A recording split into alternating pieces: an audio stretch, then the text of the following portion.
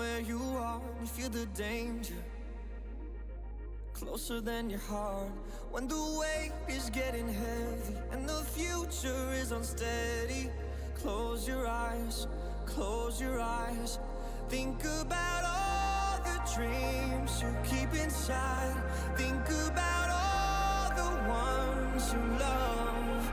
I know this beating heart will be my guide. I know that we can overcome. When the world's so cold and we're losing hope, I need her, I need her. When the darkness comes and we're overrun, yeah, I need her. That's when we need each other.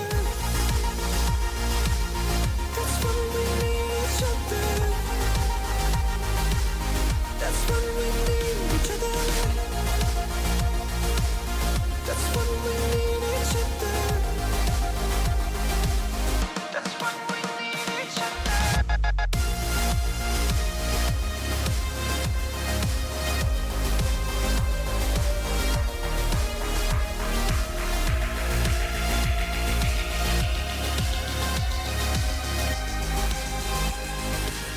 That's when we need each other.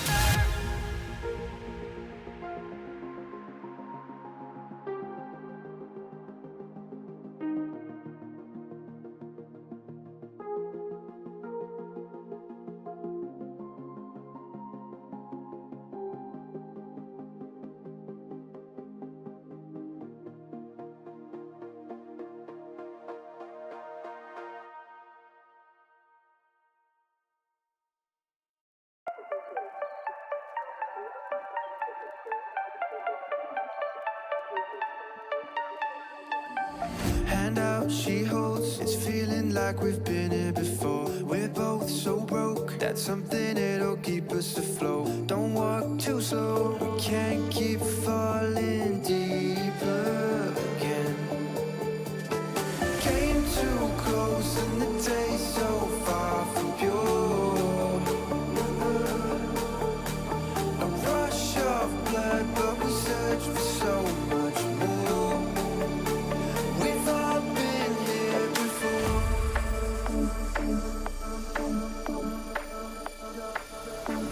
We've all been here before.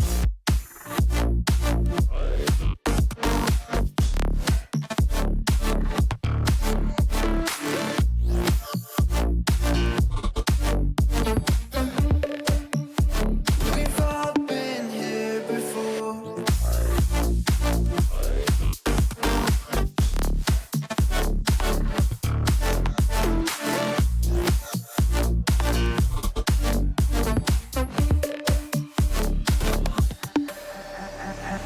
Hand out, she holds. It's feeling like we've been here before. We're both so broke. That's something that'll keep us afloat. Don't walk too slow. We can't keep falling deeper again. Came too close and the taste so far from pure. A rush of blood, but we search for so much more. We've all been here before.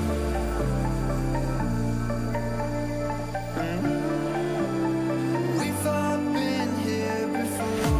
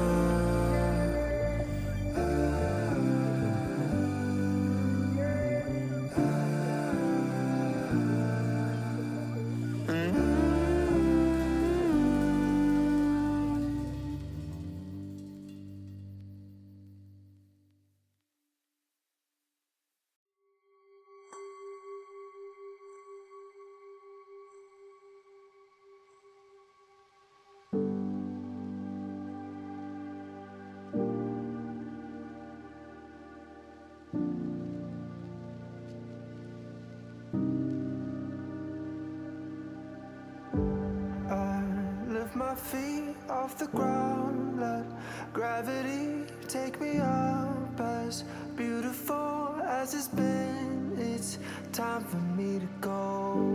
I wanna sail away, I wanna feel the weightlessness of my soul. I've gotta go all the way to eternity. I will run all the way to see you. I've gotta go all the way through time and space if I'm ever to see you. And I'll go.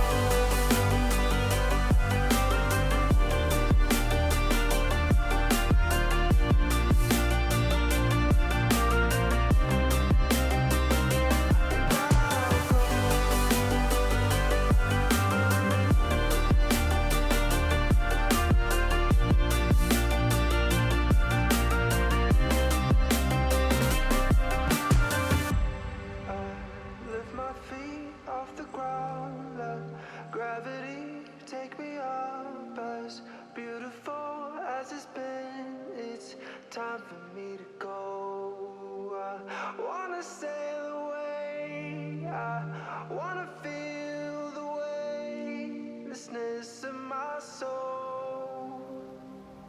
I've gotta go all the way to eternity. I will run all the way to see you. I've gotta go all the way through time and space if I'm ever to see you. And I'll go.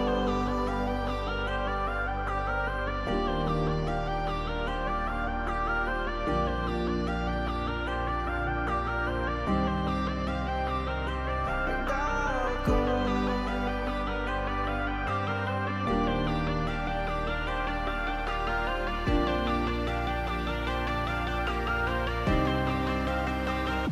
And I'll go.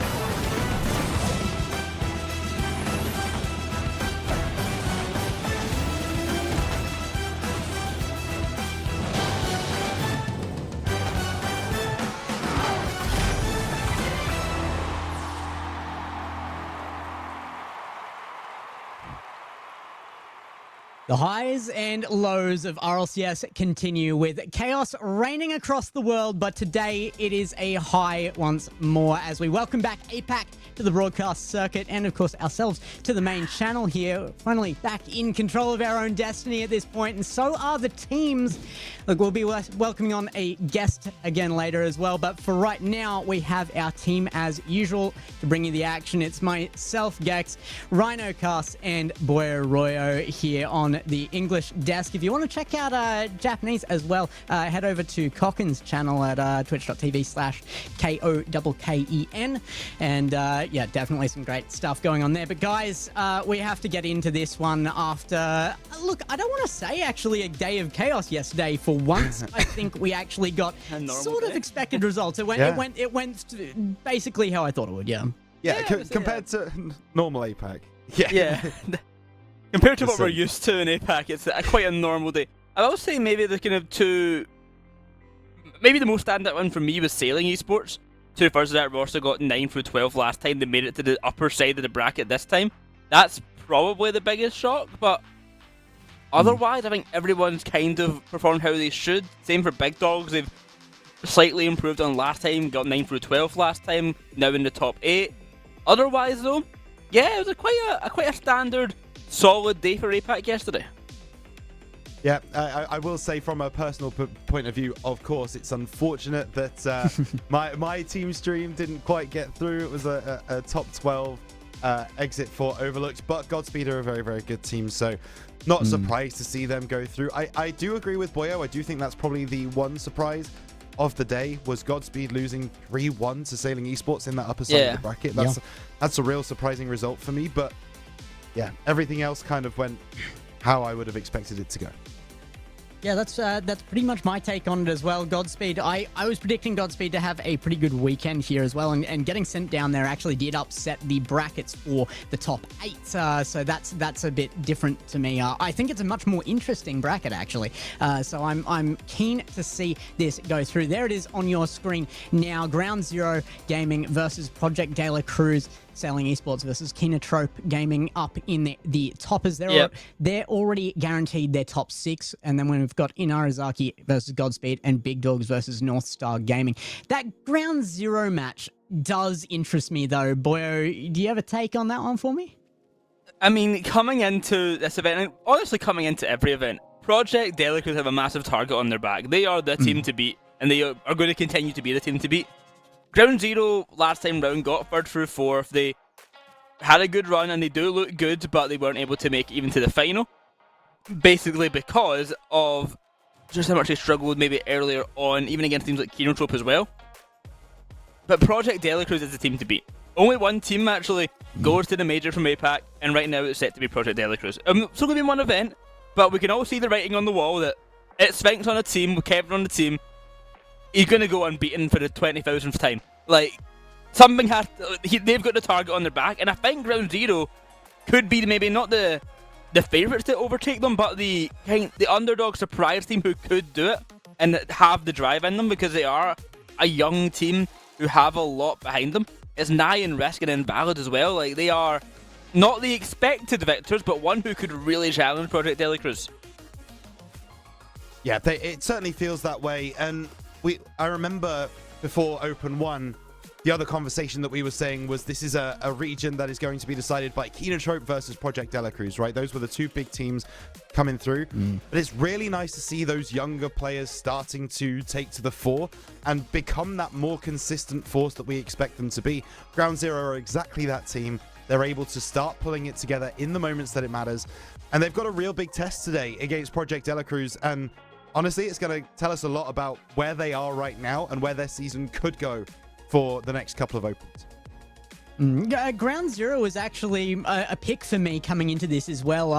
Those younger names do sport some big ones in that. I think there's real promise there, like you were talking about. But the person who really actually believed in that promise, particularly of Risk, is Sphinx. If there's anybody whose opinion I trust as far as challenges to his throne, it's him himself. So I was looking forward to Ground Zero, but they themselves have admitted they have been not scrimming at all, and that does change things for me massively in my predictions for this Risk had, event. like, homework. I could have been putting them forward, but I just don't think I can right now. You got to respect yourself enough to do that. And Risk had like homework. He had like a... That's true. He's like 13-year-old test to do to get the next. I don't know. Like, he's got a lot of stuff going on. One team we haven't actually really acknowledged yet, and it is the biggest challenger to the De La Cruz throne, is Kinotrope Gaming. They brought in probably the biggest player to come to APAC out of all players, and that is Cash, the Cannon himself, Cash the Curtis Cannon, and him joining alongside Farlash and Maxu is a really, really nice sight to see. I think also the funniest thing about Keenan Trope is they probably got the best sub in all of APAC. They've got realised as a sub. Not that it'll really come into fruition any time, but if it does, they probably got the best substitute in APAC. But Burlash, Matsu, and Cash, I think, are a team who they should be doing really well, and I think obviously they lost to Project De La Cruz last time in the final, but it wasn't a blowout game. It was a decent series. I do think that we're not going to have just a runaway 3 in a row from Project De La Cruz, and they will be pushed, especially by teams like Keenan Trope and Ground Zero. You hope so, right? Yeah. That's why you want the region to be. You want a competitive region. You don't want one at the top and then everybody else. So Exactly. If Keenatrope can put it together, I mean, they've got also one of the greatest coaches in APAC in Homie as well. So they have all of the pieces individually to try and really make a challenge. Again, here at Open 2, if Project De La Cruz win it, we saw it in 2025 that if you win 2 of the first 3 Opens, you're likely to go to that major at least. Whether Worlds is happening is another question, but that is really where you go. So Keenatrope kind of need to be able to challenge today if they have any hope of getting to the Boston Major. Well, that major is what's in sight right now. We did miss Open 1 here for the main broadcast, but now that we're really underway for that, the points are in contest. And that first spot, it's such a massive cry from second or third place.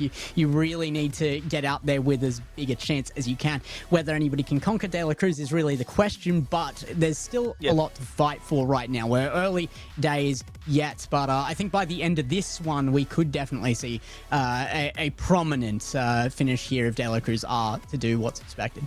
I want to touch a little bit on that lower side of the bracket. Of course, coming up is our first match of the day with Big Dogs and North Star Gaming, but that other side as well, Godspeed and I'm going to say their name and I'm going to say it wrong, and Arizaki. There we go, I think I got it right. I think that North Star being in the lower bracket, expected maybe, but a team who are certainly above a top 8 finish in every respect of the word is Balleries, LCT and Lunar.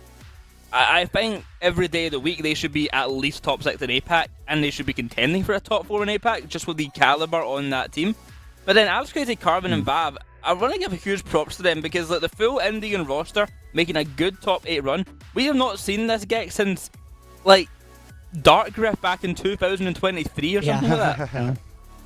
I mean, Abs Crazy is the obvious of big course. player out of India as well. Has been for a long time, but I really respect that he's taken to a full native squad for himself as well. It's a big call to do that while everybody else has been going out to the import players and everything, and they're doing well for it. I respect that. We do actually get to see a little bit more of the takes from some of those lower teams as well. Godspeed has their representative coming on as our guest today. Will be Wolfie, the owner for Godspeed, so we'll talk to him a bit more later, but it is going to be that North Star versus Big Dogs game coming up, and you've got to have an expected victor for this one, right, Rhino?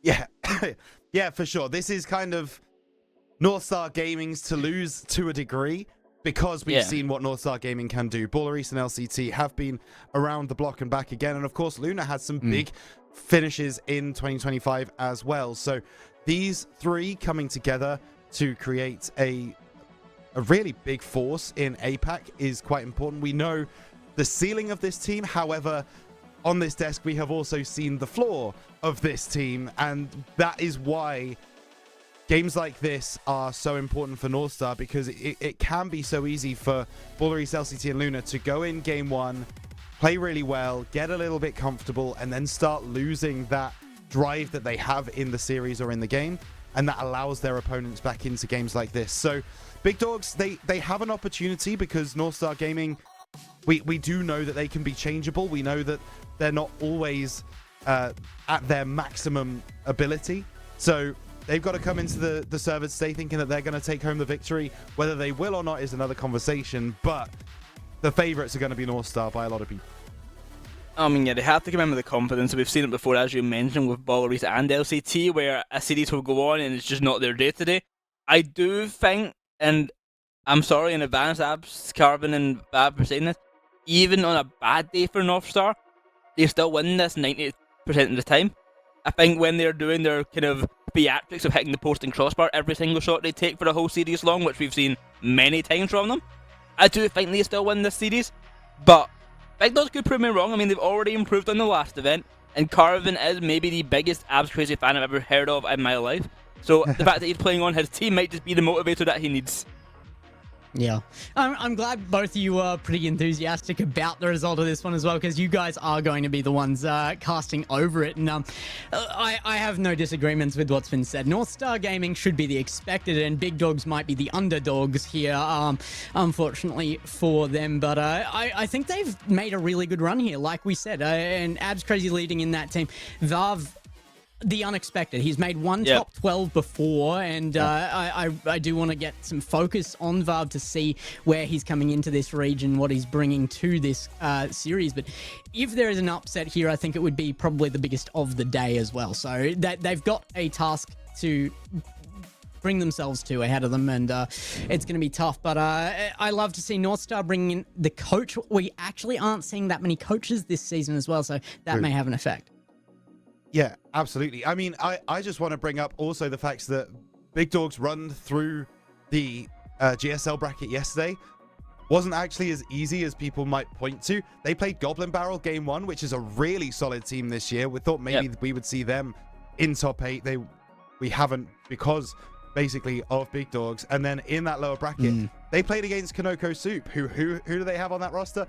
Shaolon, who's been around for goodness knows how long. He's seen the scene from start to finish pretty much. And Cannon and Mikan are very solid as well. So that full Japanese roster looks really good. As part of the Overlook team stream, we got to see them a couple of times as well over the course of this Open. And I've been impressed with what I've seen from Kanoko Soup. So they're not here off of, you know, a lucky run. They are here off of merit, and they're going to challenge North Star. I'm pretty confident. 100%. I think I want to mention as well with that Big Dogs, we were talking about Vav, Martina mentioned Carbon a little bit as well. It's really Abs Crazy and the children. Both of them, Carbon and Vav, 16 years old, young players, and maybe not in the context of APAC Rocket League at this point, thanks to risk kind of bringing our young age down to astronomical lows, but generally, very young players, Carbon and Vav, and Abs Crazy, but double their age at this point, but being around for so long in the APAC scene brings such a pedigree to it. I think he is going to be a great kind of mentor and leader for this team, and if they can kind of take that on and take that in their stride and kind of use that to their advantage, even if this isn't the kind of highs that they want to reach just yet, I think they've got a really good future ahead of them, both Carbon and Vav, thanks to the leadership of Abs Crazy.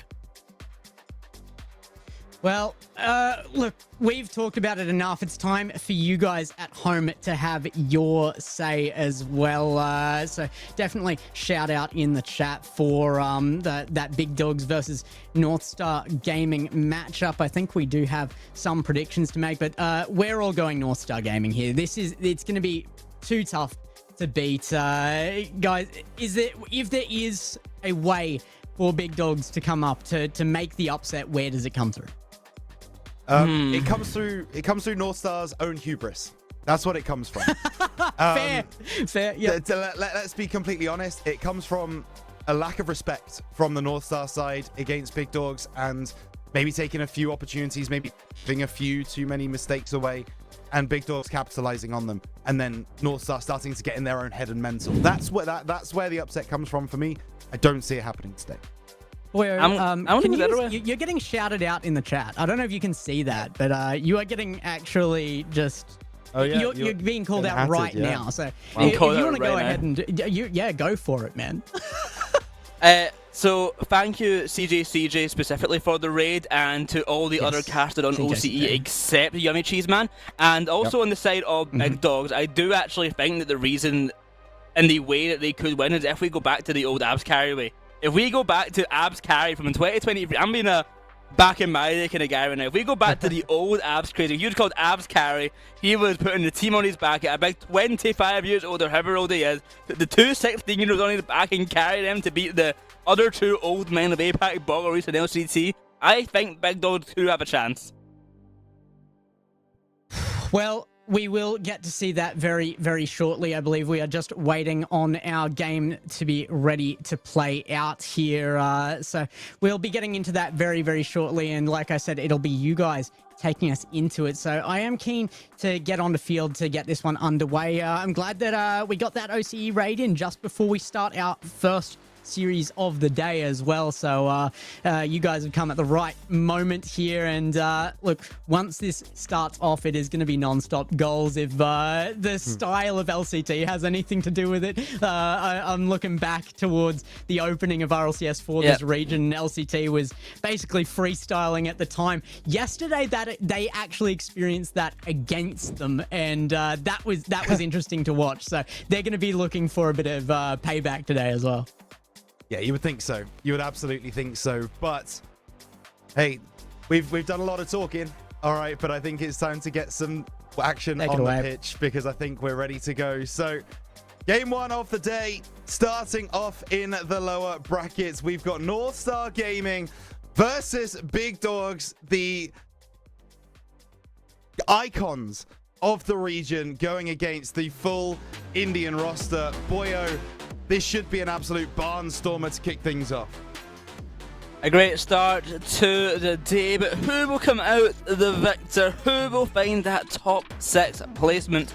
And who will fall short at an 8th place finish? We've got our expectations here, especially on the side of North Star Gaming. The only team they lost to was that Kenotrope side in a 3-0 sweep. Not much chance of beating them, I'll be totally honest. It's a hard team to beat. And they come in with only 2 seconds needed for Reese to get the first goal of the series. Well, that didn't take long, did it? Gex promised you goals, and North Star Gaming deliver within 2 seconds of the ball being kicked. Goodness gracious me. Big Dogs, they needed to catch North Star by surprise. They needed to get in front early. They have not been able to do that. Luna over the top of the crossbar, doubles the lead with 10 seconds gone. Well, if the game keeps up with this, we could be in for a long one. 10 seconds, 2 goals already for North Star. Carvin off the bar, couldn't hit the touch. Backflips at the wrong time, and another goal for North Star. Certainly is. And now Abs Crazy gonna get on ball. We know what he can do. There's a demo on the goal line. There's a chance at the near post. Will be sent away. Vav won't get the better of LCT. Picked up by Carvin. Down that right-hand side. Trying to get the 50 on his man, and actually wins the 50, but Luna given time. Not that much time.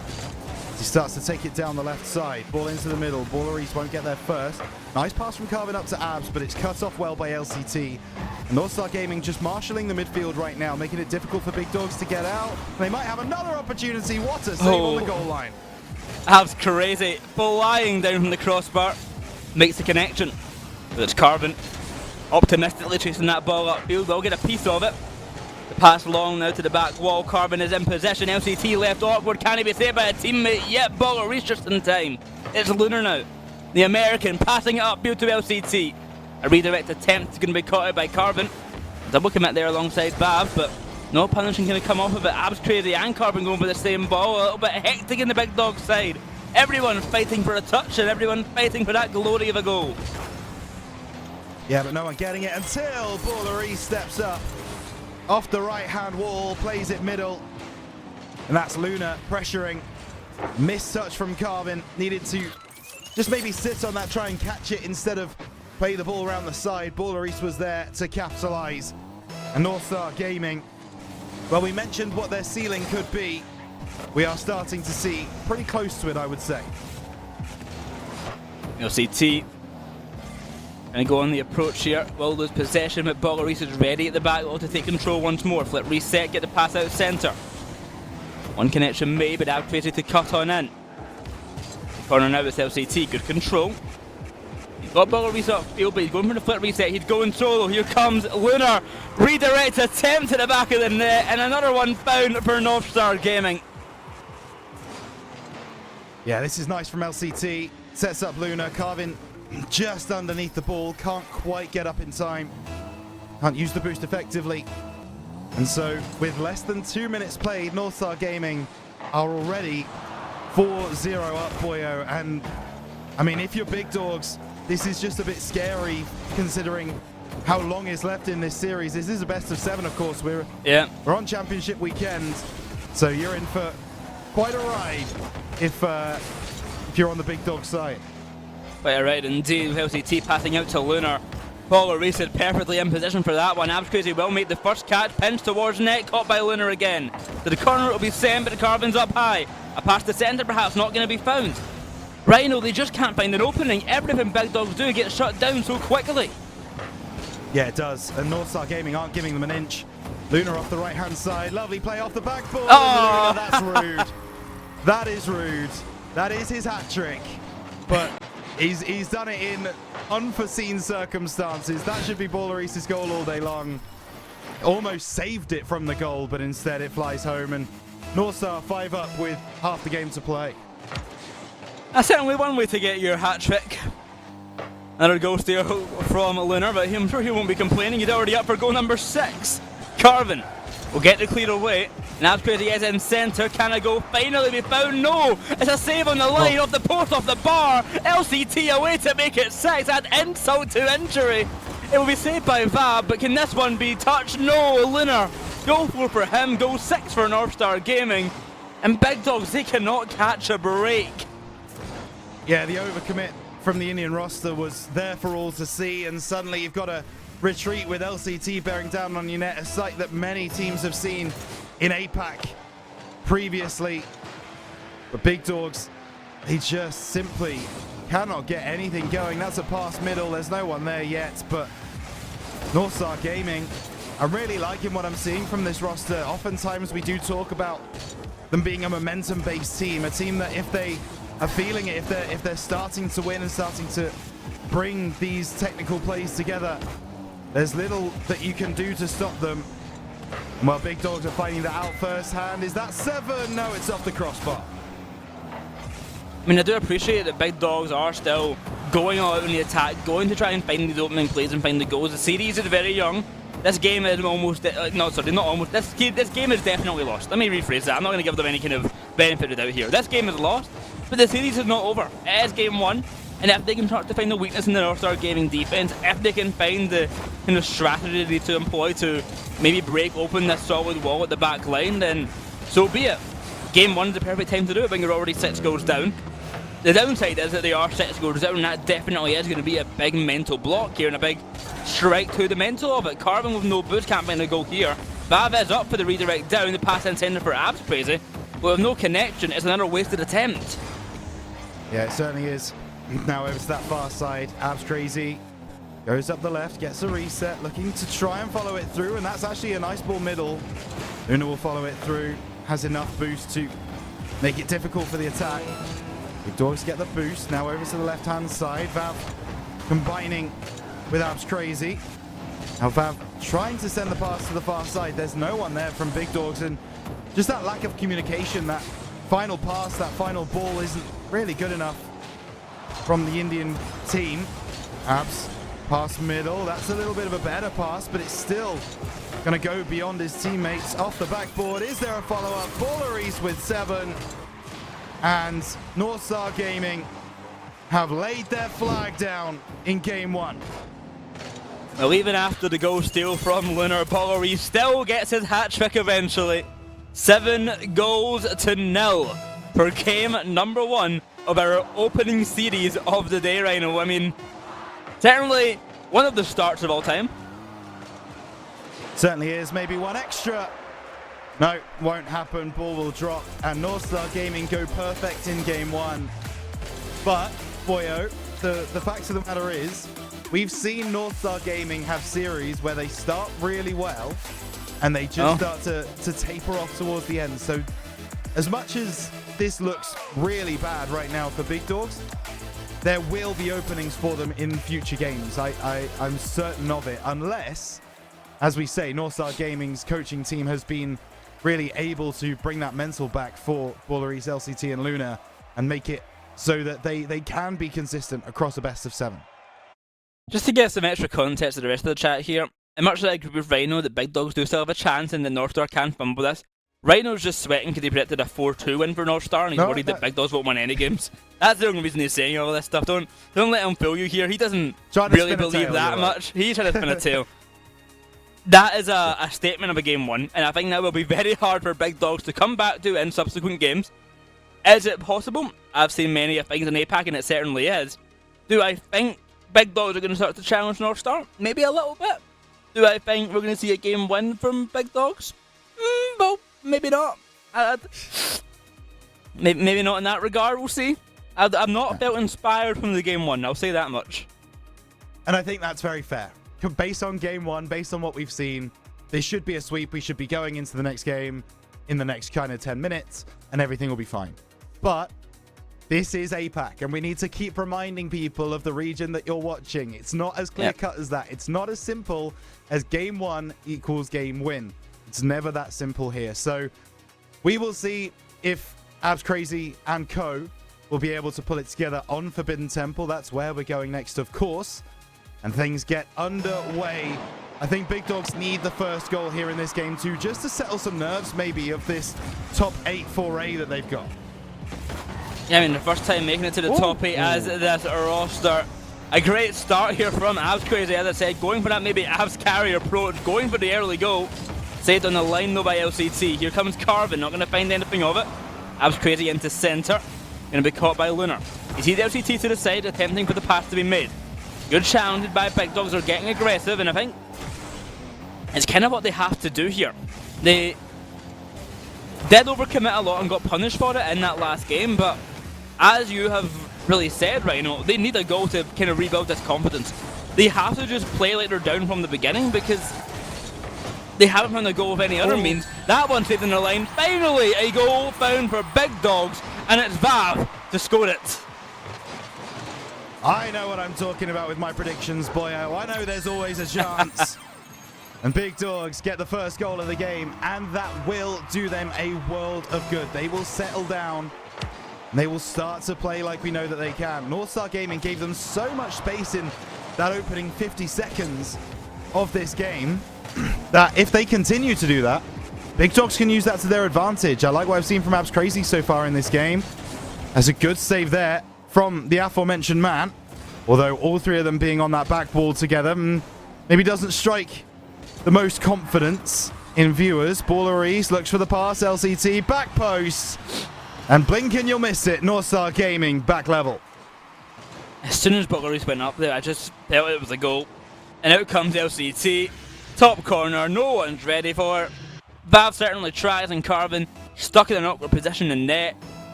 Big Dogs at Leeds did not last very long. Very quickly, a 1-1 game. Certainly is. Maybe North Star looking for the lead. LCT can't convert. Big pinch from Balleries. LCT has backed away from the play though, so there won't be anyone at the back post. And now a demo through from LCT keeps the pressure on for North Star. Vav plays it over to the far side. And out of the corner, North Star Gaming just trying to collect themselves a little bit. Vav with a big boost steal. Could that be important in this attack from Big Dogs? It's away by Balleries. Collected by Abs Crazy. Gets past one. Can he get the beat of the second? Yes-ish. Backflip from Carvin. Not going to happen for him, though. And LCT can bring it away. An attempt to be made, but an attempt to be failed. Balleries in the mid, holding this ball, waiting for a teammate to come and give him a hand.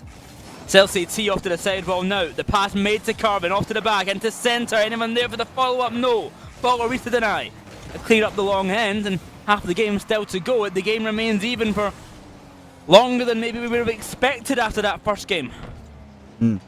Absolutely. North Star Gaming haven't come with the same intensity what on earth was that we saw in game one, and sometimes you just simply don't need to. Boyo said it best. What on earth was that? I think that is just unlucky. I'm scared they thought it was back on LCT's team from 2023 or something, whatever year it was. I mean, a perfect setup there, a beautiful goal, but unfortunately it was Abs Crazy making the touch to LCT instead. Lunar to LCT now, top corner attempt here. Balleries to finish it off, saving a line by Vav. An attempted clear. Carvin up for it. Lunar will beat him to the approach. Oh. Not going to find a goal just yet, but the lead still stays for North Star's favour. And I think in this game number 2, you can see a little bit of a difference in quality from both of these rosters. Big Dogs just not quite mechanically at the level of North Star at this moment, though they are making it difficult for them, and there's a double commit in the corner from North Star. Carvin trying to get that reset and just actually trying to block Luna off from being able to go downfield. Ballerise not quite going to touch the ceiling. Abs drops it down. Carvin takes out LCT. Luna goes by, and now all of a sudden the counter-attack could spark. Carvin off the left side just lets that one go a bit too far. And LCT, with the control that we know he brings, able to get it back to midfield. Abs crazy off the left-hand side. Will be stuffed.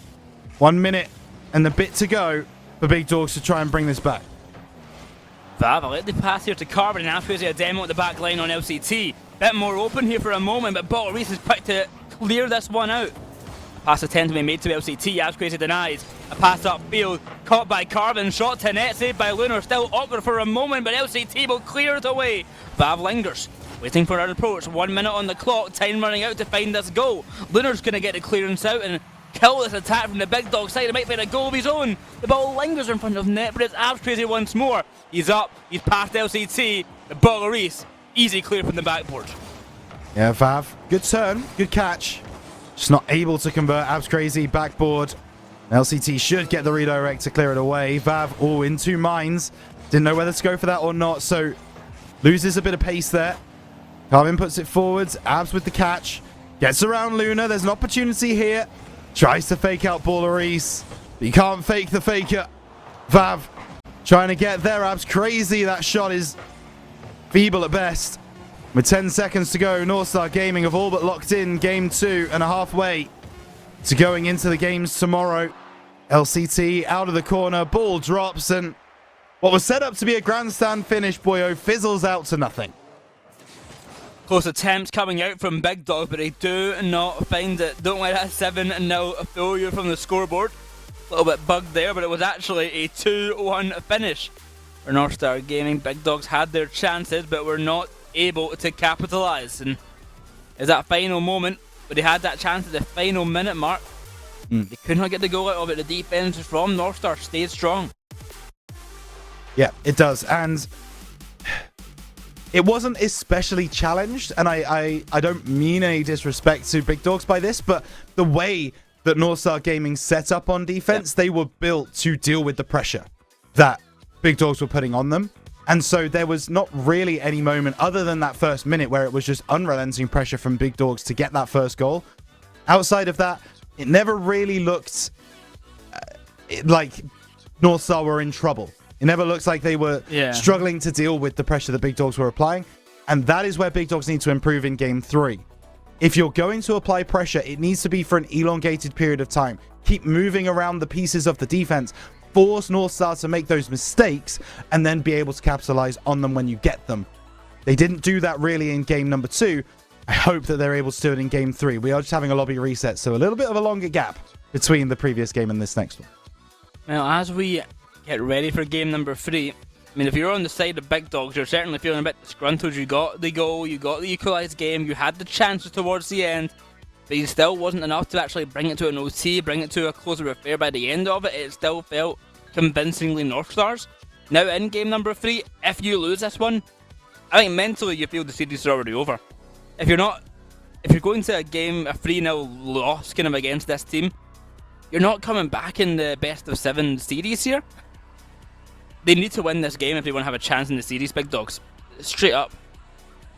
Yep, I think you're right. And as far as we know, I believe I've not seen a timeout graphic or a timeout being called, so I think we are just going to be getting back into this game as soon as it's ready, which maybe is an indication of Big Dog's mentality right now, of even with the timeout that we could call, maybe it's not kind of, maybe they feel like it's not their day, which I don't like to see that mentality, but by the same token, based on games 1 and 2, it's difficult to get out of that mental when you've seen what you've seen. I mean, a big reason maybe for no timeout as well as we get into game number 3 is the fact that they don't have a coach. The best they could do is just talk to each other a little bit longer, but I mean, they can already kind of just do that in the game time. All that really does, them calling a timeout, is giving Northstar Gaming more time to talk to their coach, who they have.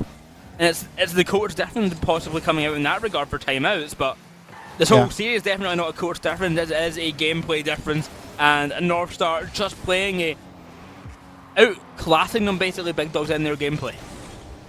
Yeah, for sure. Carvin will send that one over the top, but who's waiting? LCT. Abs off that right side. Has the ball removed from his grasp by Northstar. As they start to move down that right side, Abs just puts a shot on net, and I don't mind that. Force Northstar to make a play, force them to make a save, and they spark their counter, but Carvin has possession of the ball and can bring it away for Big Dogs. Carvin lets it past LCT, but a catch at the back here from Lunar. Pushing it long upfield, flip reset attempt and be caught by Vab, but here comes the follow-on now, LCT to the side. Into centre now, it's Boggle Reese. The pass made to Lunar, the shot under the bar. I mean, Lunar, what a strike.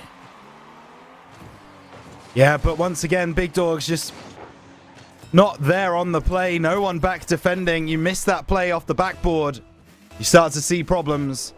That's exactly what happens. So, not ideal from Big Dogs. The defense shaky at best. As Balleries now tries to take advantage of it one more time, and Abs Crazy gets caught up on the corner.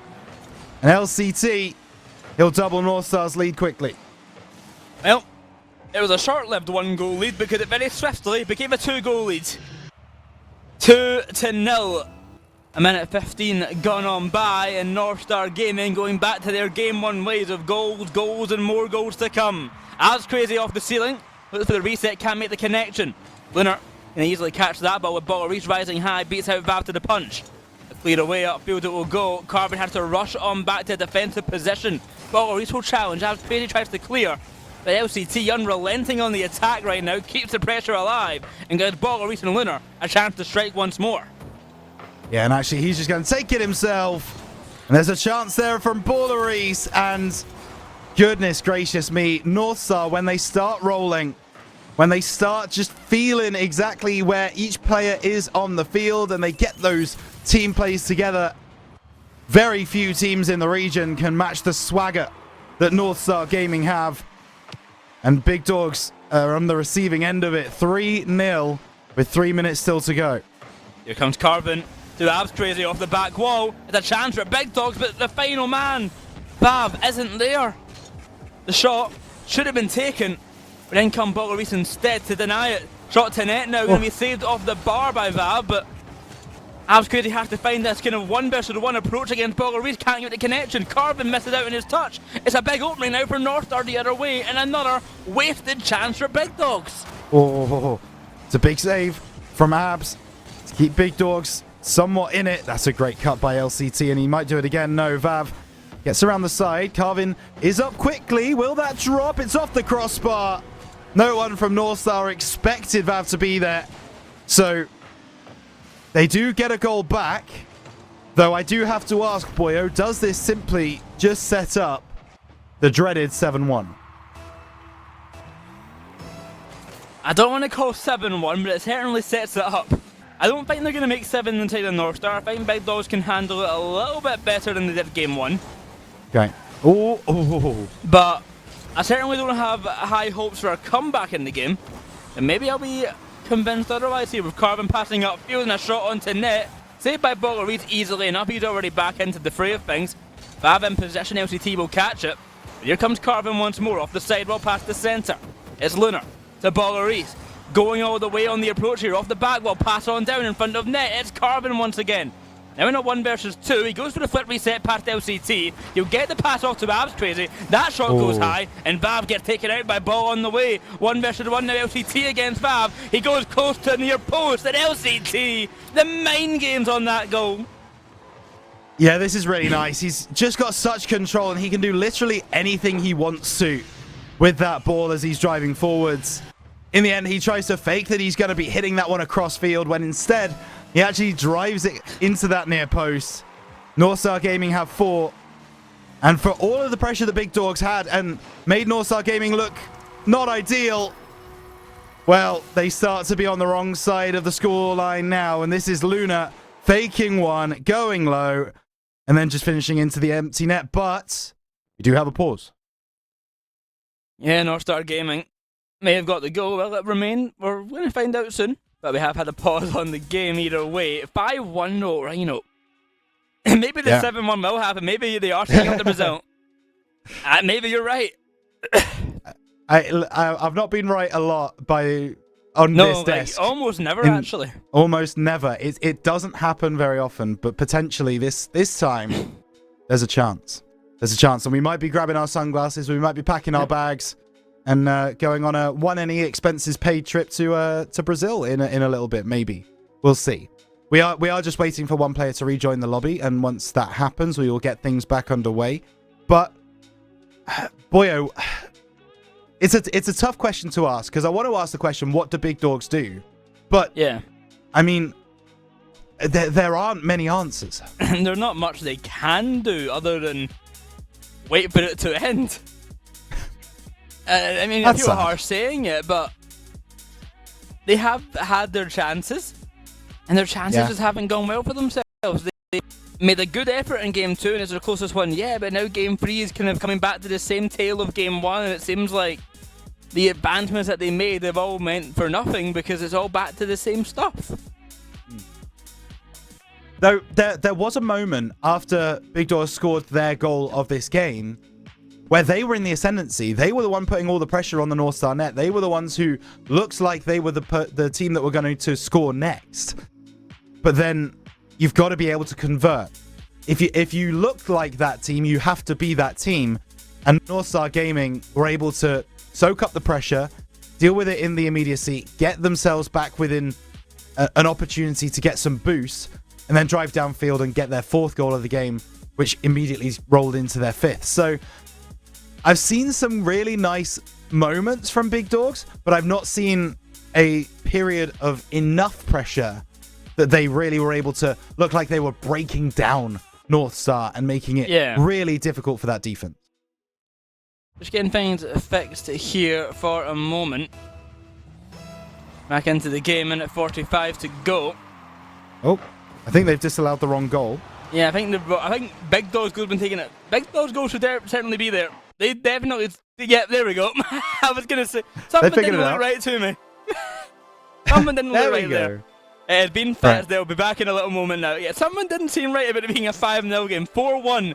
The Northstar Gaming goal will be disallowed. They had some issues for a moment, but everything resumed very, very shortly as we fixed out some issues with lag for the players and in the game back in play. But yes, 4-1 for Northstar Gaming after that previous goal being disallowed. Not 5-0. They didn't get gifted an extra goal and taken one away from their opponents, but 4-1 as we get back into this game very, very shortly.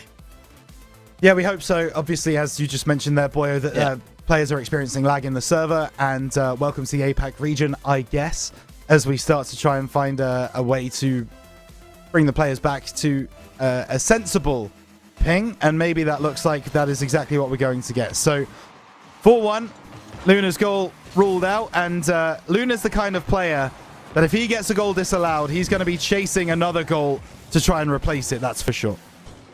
I mean, 100%, hunting that goal down, making it 5-1 once again as Northstar Gaming. Here comes Ballarese to whip it into centre. Oh, another pause.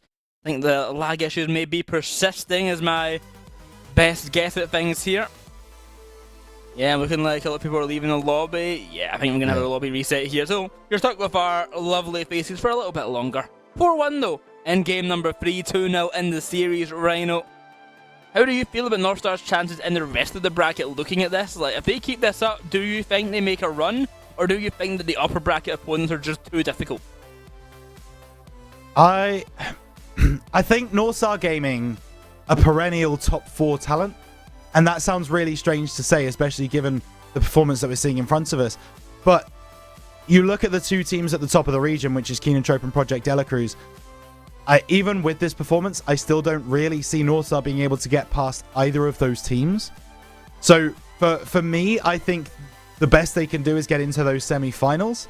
And I think they will. I genuinely think there is a run in this team that is able to get through into that moment. However, there's always a non-zero chance of North Star doing better than that, because we know how well they can play and how good they can be. So I'd love to see them in the final. I'd love to see them get there, and I'd love to see them prove me wrong. Yep, top 4 finish had already been an improvement of last time. Top 6 was their best placement in regional number 1. Top 12 for Big Dogs as well, so already an improvement for them, making it here to top 8.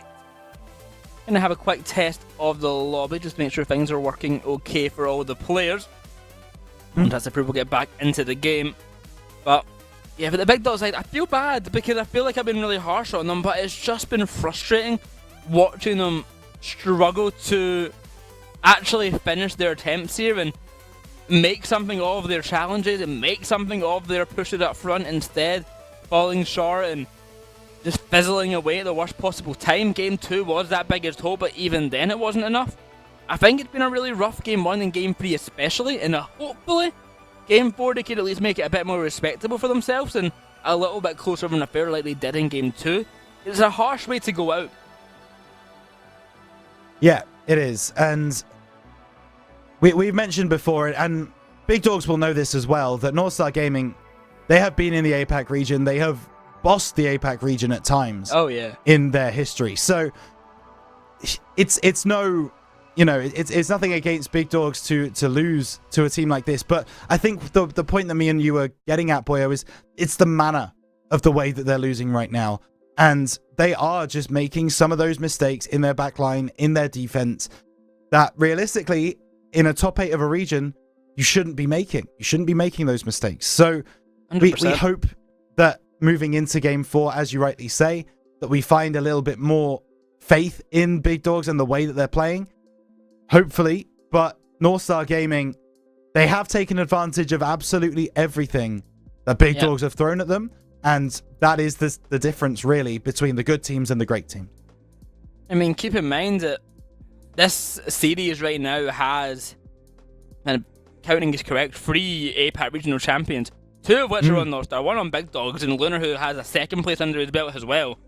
Like, but the other 2 players on Big Dogs, Vav and Carvin, certainly out of their element in comparison to the accolades behind these players here. Ashkady's got that regional win. So too did LCT and Baller Reason and Lunar of that 2nd place. Vav and Carvin are just young new players. They haven't had that so much experience, especially playing on stream, especially playing this far into a bracket. So yeah, it's maybe an experience difference in a sense as well.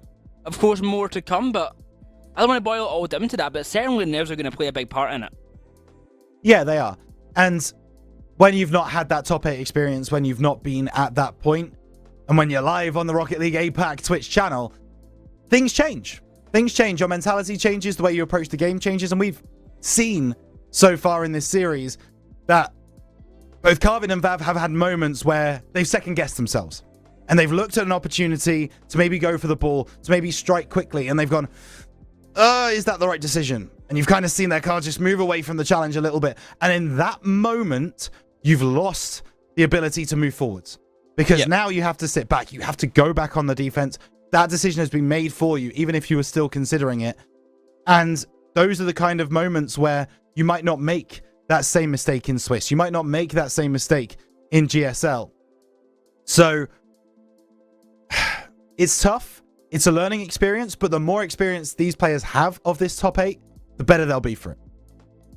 Well, the lobby should be back going in just a moment now. Just getting the final a little bit set up. Back to that same state we were at about a minute 45, I believe it was, a 4-1 for North Star Gaming. We'll let this game 3 come to a conclusion. We'll see if North Star Gaming can close things out and send themselves to match point. At the moment now, Rhino, Big Dogs, what can they do? That's the question. They've been given some time to think about it, that's for sure. Yep. They might have been able to talk among themselves as we start to get back into the lobby, into the game. And we're very, very excited about this, about to see North Star Gaming, if they're able to bring things through. And, well, Oh no, it didn't. I'm not sure. I don't know whether it was communicated or not that the game would be restarting, but apparently the players weren't ready. So we'll re-rack one more time. We'll try again. And we'll try again. And we'll be back into this game now, hopefully. Oh, okay. Hopefully. I'm watching What the is game happening? feed. We can see it on our other sides here. We're trying again for the 25th time at this point. I think the players are ready. I think things are working. But who knows? No promises. The game might happen, the game might not. Okay. Might happen, might... Even our honestly, producer's confused. Oh flip my a coin goodness. and we'll see if the game restarts or not. I don't know if the players weren't ready for it. I don't know what happened. Maybe they lagged again. I'm sure we'll figure it out eventually. Okay. We've been given a 5-second countdown, so maybe, just maybe, there is a game to be played. Okay, here we go. We're getting back into it. The Part countdown is on. Will there be an actual kickoff? It looks like there will. We're back on the way! Yeah, baby. Welcome back to APAC. And that was Prime APAC right there. 10 million lobby resets to get back into the game at 4-1, a minute 30 left to go. Into centre now to make it 5 already. It's Lunar, saved by Vav on the line. A follow-up touch from LCT. Off to the side, Lunar will try the demo. Onto Lunar there from Carbon. Gives Vav an opening. Send this ball high, a very heavy touch, loses control. Off to the side, it's Lunar. To LCT, denied for just a moment. Oh, Reese will try and keep control of this one, get it away from his net. Doesn't want to let any stray go slip in, wants to keep the stat line looking as nice as possible. Yeah, now it's Carvin off that right-hand side. And Big Dog starting to move forwards. That's a boost still in the corner as well, but LCT still has plenty in the tank. Gets stuffed by Vav, and he gets over the backline as well.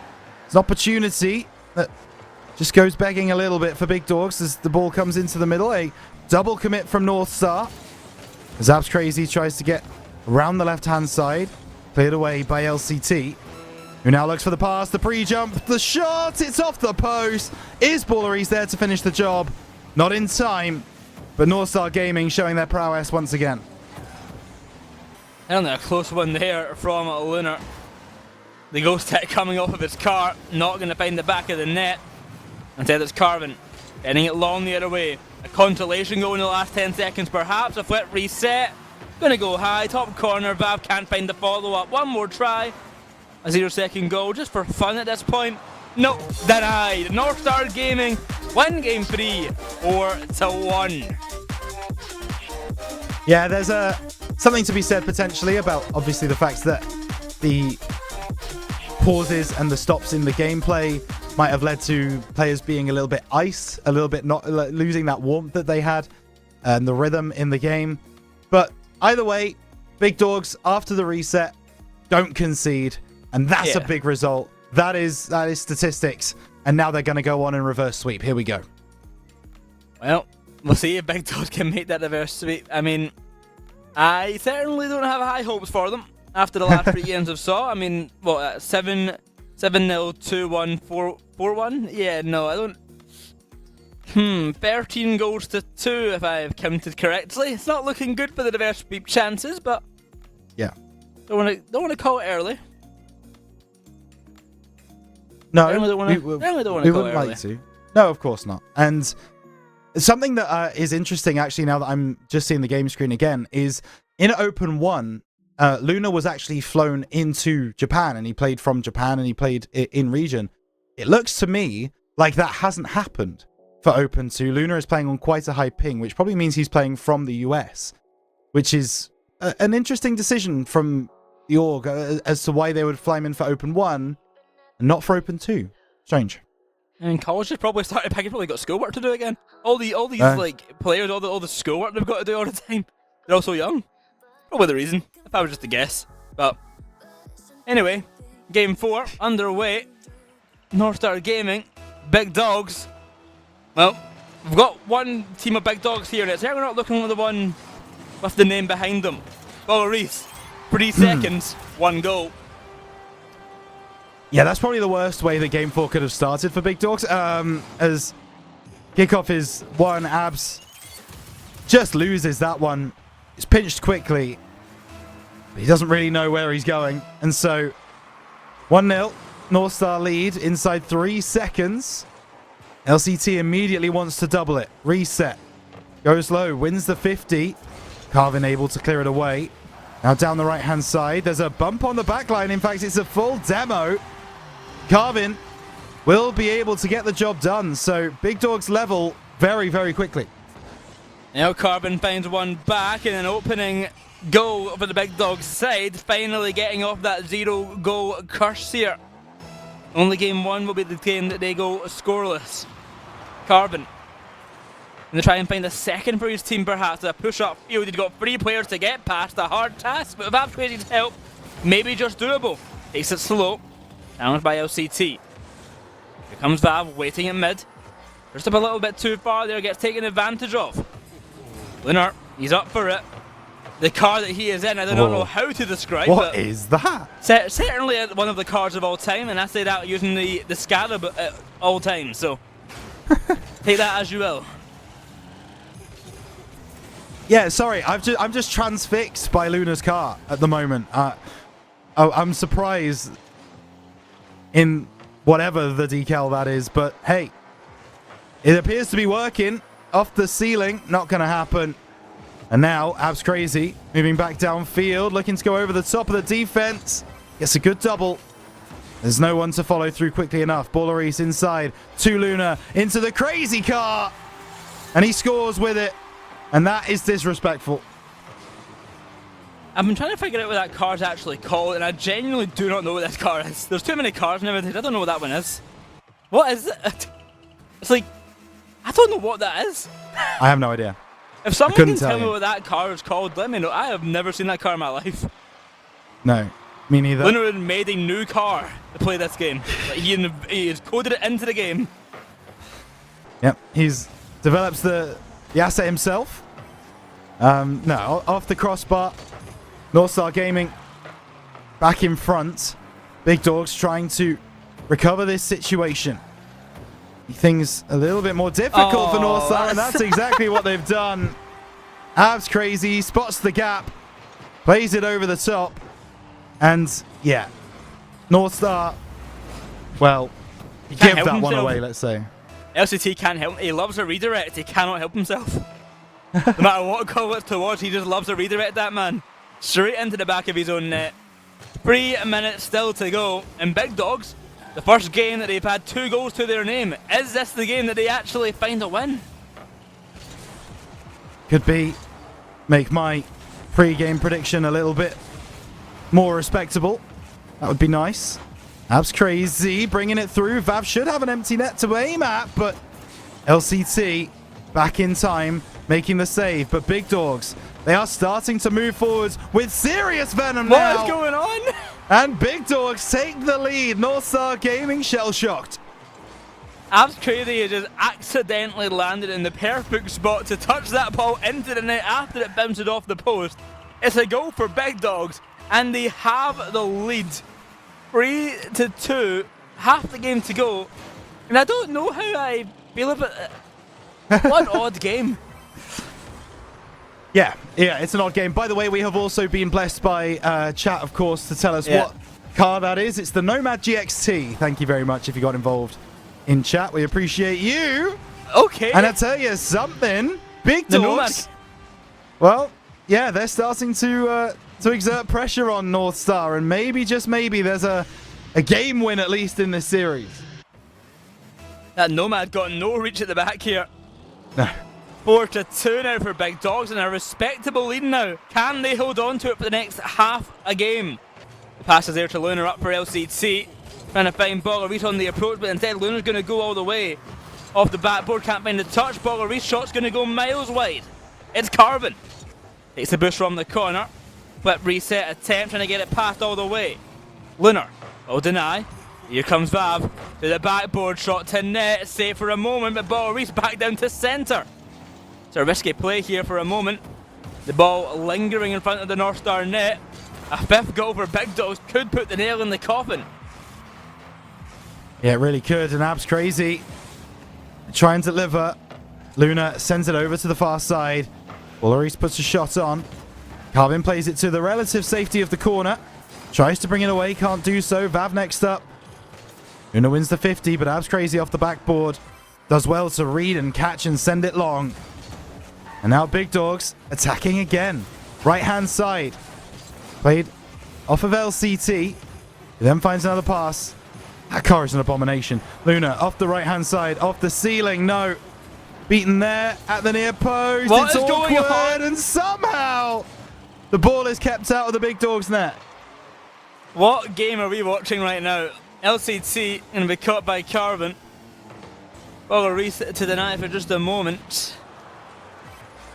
Here's LCT sent it along, a minute to go, and Big Dogs still hold their lead. Baller Reese to the backboard, Babs Crazy can catch it. Follow up touch here, Lunar. Into the ball by Vav. Time running out for North Star Gaming to find their 4-0 sweep to the crossbar, bounce it away. LCT off to the side. Baller Reese to catch the ball. Once again going to be sent to centre. A chance off the post denied. LCT will keep the pressure alive, but can he get the ball to centre? No, Vav will quickly deny. Great work from Vav there to read that one as it came off that right side. Carvin taking too much time. Abs Crazy there to cover. LCT playing it forwards, but Carvin getting the better of him. Luna makes a save, though it wasn't convincing. Vav off the left side, cleared away by North Star, and Big Dogs just making sure that they cut off those big clearances, those big booms that North Star want to get. Being stopped in their tracks. Maybe one for the road. No.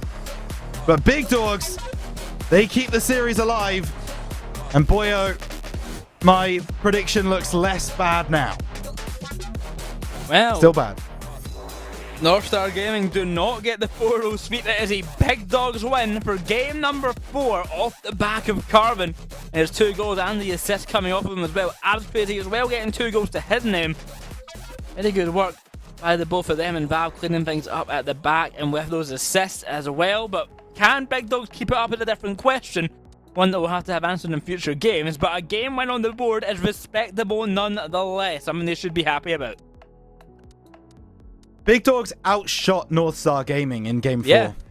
That's a statistic right there. 11 shots. Sorry, 12 shots to 9. There we go. Good counting. So, trained maths teacher right here, folks. But we do now have a game number 5, and that is just going to settle Big Dogs a little bit again. They win a game. Is there a chance that they get a second game win on the board, or the North Star go away, they change all their presets, they come back, and they actually take game 5 seriously? That's the question I need the answer to. Well, we're heading to Paris for game number 5. A place where many players may want to end up by the end of the season, perhaps. North Star Gaming against Big Dogs, game 5. If North Star win any more games this series, they move on to top 6 and eliminate Big Dogs here. Big Dogs have a long run ahead of them if they want to make this reverse sweep. 3 more games in a row to win if they want a chance. Moving on. Yeah, can we just talk for a moment about how gorgeous this map is? How it's great. pretty this stadium is. Absolutely love it. As now Carvin across from the right-hand side will be picked up by Baller East. Now North Star Gaming trying to get some attack going. Luna, left side, redirects, no. Now Abs Crazy can bring it away, and has he got the better of Baller East? Not quite. Baller East able to respond. But immediately I thought that I was going to say Big Dogs were looking better in this game 5, and then that team bump happened, and now I'm sad. And Castle Curse is real. I'm really liking the demos coming out from Big Dogs already in game 5, though. I mean, I've only seen about 2 players of North Star on the pitch at once for most of this game so far. They've been constantly going for bumps and demos, which I do like. I think they need this kind of disruptive play to find these openings here. And Big Dogs, back against the wall. They've already won 1 game. Can they do more? LCT will find the first, though. Put a dampening in their plans. Yeah, this bump on the goal line is really nice. I think it's Luna who's able to just take out the player at the near post. That's Carvin. That means Vav is not really ready for that ball to go near post. So LCT converts. North Star Gaming 1 up. But we have played a fair amount of time already. But Baller Reese Talk about shot placement. That is the picture that you'd see if you searched it online. Brilliantly, but I mean, it's perfectly top corner right there. 2-0 for North Star Gaming. 3 minutes 48 to go. To give credit to the big dogs, they came back from a 2-0 deficit last game. And already, 2-1. Yeah, we've already kind of said before about what on earth are we watching. Yeah, this is very similar. Unfortunate there, Lunar too busy typing in Twitch chat to hit the ball on kickoff. North Star Gaming will get a go back. I did see that. And, well, that just goes to show you how Lunar is feeling in this game. He's going to take this one into the corner and clear the ball long. Gets the better of one, but actually there's a demo on the back line for Big Dogs. Baller East has to come across and make the block, and does. Lunar off the left side, past middle. Abs Crazy plays it off the backboard, but Baller East won't be able to send that shot with any venom. So Big Dogs clear their lines. Lunar collects on his own backboard, wants to go coast to coast, sees space ahead of him. Vav gets back. Is it enough? It certainly is. North Star close to going 3-1 up, but not quite. Abs Crazy. Over to Carbon. Lunar's up for this one. The Vav going to beat him to the punch. Carbon. Away he'll send it out to the corner. LCT bumped away. It's Baller Reese now with a heavy touch on now. Over to Lunar. Catch once more. And I get the pass to Abs Crazy, but to no success. A push up field. It's Baller Reese to the side. LCT with a pinch attempt away. Not going to find it. Vav is up. Vav with a shot. Vav with a goal. Big Dogs make it 2. Now everybody just hold on a moment. Vav able to beat out everybody in the air. And suddenly Big Dogs have something to say about not just this game, but potentially the series. Vav sends it over to that far side. Luna off the right. Carving cuts him off. Baller East leaving that one for LCT, and it's a good decision as well. LCT following through. Good save by Vav, who I have to say in this game 5 has really stepped up for my liking. He felt like Vav wasn't having the best series up to this point. Luna trying to get a reset. Not going to happen. But yeah, I love what I'm seeing from Vav right now from Big Dogs, and they're stepping up. They're level. 2 minutes to play. Team bump on the respawn there. North Star Gaming will not be punished, instead making some ground. LCT off the touch at the back line is going to find the goal, going to find the opening, and makes it 3-2. Yeah, and just as I'm singing Vav's praises, that happens. Welcome to the Caster Curse. It's alive and well in the big 2026. Yeah. Just under 2 minutes to go. And North Star are 1 goal up now, but Big Dogs have been pressuring. They have been showing life. And they need to show a little bit more if they are going to bring this game 5 back in their favor. LCT off that side.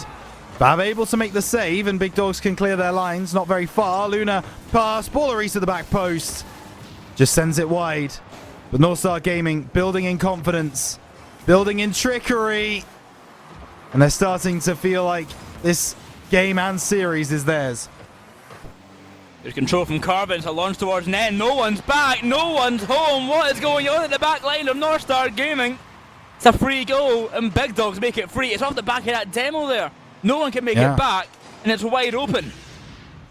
Yeah, LCT's respawn just didn't quite come through in time. So, all level again. 1 minute 18.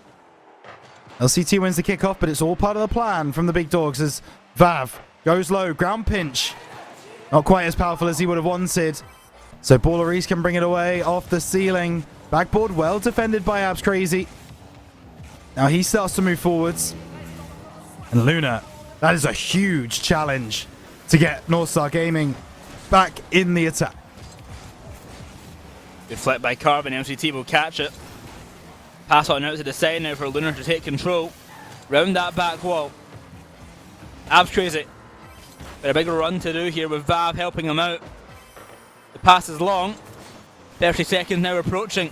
Time running out in an even game. 3 apiece. If North Star Gaming find this lead, the series is almost undoubtedly theirs. Baller needs to get the ball upfield and attempts once again, but Abcrazy plays it safe. Almost disaster, but he barely avoids it. Carbon to the back wall, going to be caught by Lunar. Already up as Vav beats out LCT. The pass is there, made to Carbon. What can he do on the back wall? Not find the goal this time. No, not yet. Abs Crazy looking for the pass. There's a chance. Oh. LCT gets up really well. Vav into the middle. Carvin won't get there before Luna. The ball will stay up. Abs Crazy, you've got to keep this alive. Out of the corner. Has a pass middle. LCT clears away. Is that the end of the game? No, Vav keeps it alive, but there's no one inside. And so we go to overtime in Game 5. Game 5, OT. To keep Big Dogs alive in the series, it's a must-win one. Abs Crazy 50-50 in front of net. Follow-up shot going to be saved by Lunar on the line. Another attempt, he keeps it going round the corner. Pressure persists. Val with a little love tap on Abs Crazy to send him flying forward off the ball. Into centre, Abs Crazy to Carbon off the back wall. He beats out the defender, but the ball just goes high above the net. Vav to keep it going. The pressure non-stop for the Big Dog side. But can they find the goal out of it, or will it all be for nothing? We're starting to see a little bit more ingenuity from Big Dogs, and I love to see that creativity in front of goal. Really nice to see. Baller looking for Luna. It's not on target. Carvin brings it away, flicks it over the top of Baller, tries to follow through, doesn't get the block. Vav off the right hand side, out of the corner. Needs a teammate middle, isn't one, and Luna can send it away. Baller down the right. Big 50 out of the corner. Chance! Great save, Carvin, to keep OT rolling. Baller to the corner. The shot gonna go high here. A bit of pressure coming out the way of North Star Gaming, but nothing too threatening just yet. It's a big clearance away and a bit of peace for Big Dogs for just a moment. Not gonna last long though, with Lunar back on the front. Vav trying to find this clearance out, trying to find this opening, trying to get this ball away. It's a great play from Lunar, a fantastic bump, but a better save by Vav. Yeah, the bump was excellent. Exactly what North Star needed, but the save is spectacular. And now Carvin down the left side, has some space, gets the dunk out in the middle. Vav won't get there first, that's LCT, but Abs Crazy making it difficult, though he doesn't have any boost. Vav takes out LCT, but that could be all for naught. Baller off the backboard! And they convert defense into offense so beautifully quickly. Yeah. And with just over 2 minutes played in OT, boyo, this series is over. 4-3, the game ends for North Star Gaming. 2 minutes of overtime later. And North Star Gaming win the series 4-1. Big Dogs, they certainly played a good one. Played a very strong game at the last two here. And if they came in swinging like that from the beginning, we may have had a different series in our hands. I'll be honest, Ryan, it could have been a lot closer if they just started like that. Yeah, for sure. I mean, game number 1 was a million miles away from the Big Dogs that we saw in game 5. They started to warm up into the series. They started to feel a little bit better as you went along, which I like to see, because that means that in the future, when Big Dogs come back to this position, back to the top 8, they know what they need to do. They know that they need to be here. Those nerves might have just been shaken up a little bit by their experience here playing against North Star. Now, North Star still are the team that we know that they can be, and they still probably were the technically better side in the game. But that doesn't mean Big Dogs didn't make it difficult for them. That doesn't mean it wasn't a challenge.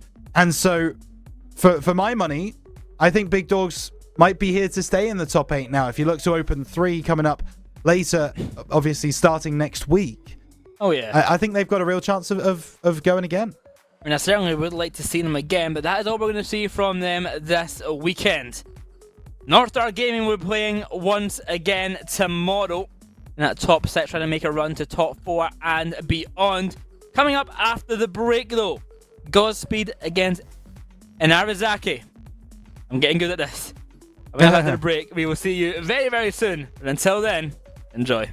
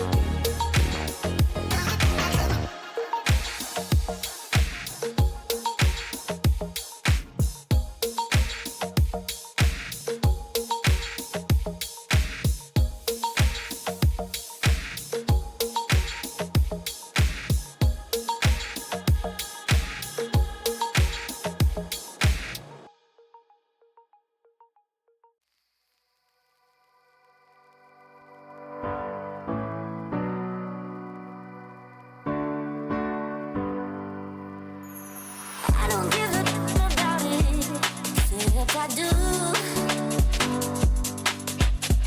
I don't wanna hear about it unless it's from you.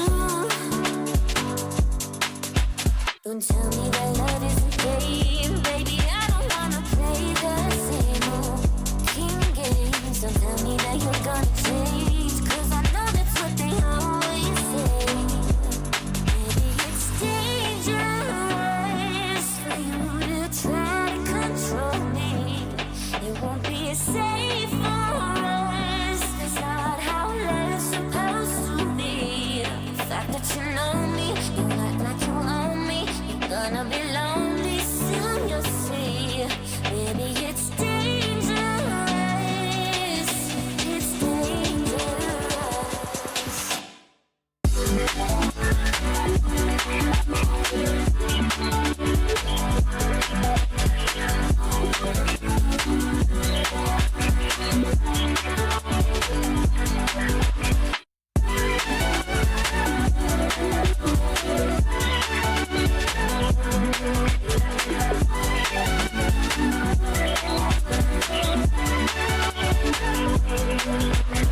You don't even care about it.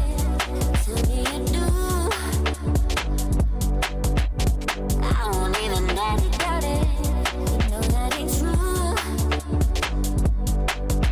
Don't tell me that love is a game, baby. I don't wanna play the same old king games. Don't tell me that you're gonna change, 'cause I know that's what they always say. Maybe it's dangerous for you to try to control me. It won't be as safe for us. That's not how love's supposed to be. The fact that you know me, you act like you own me. You're gonna be lonely soon, you'll see. Maybe it's dangerous. It's dangerous.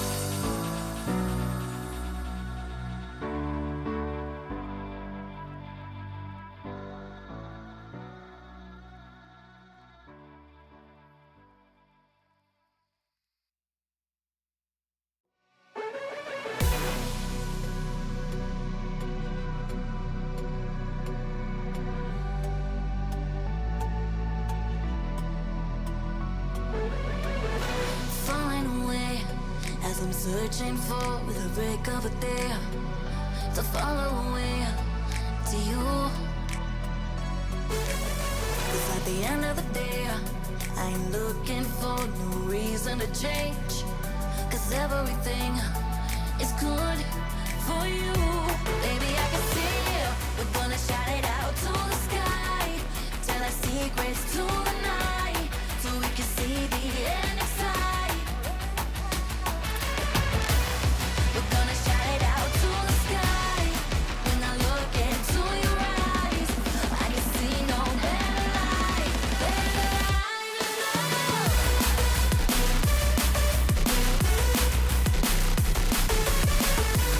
We're gonna shout it out to the sky.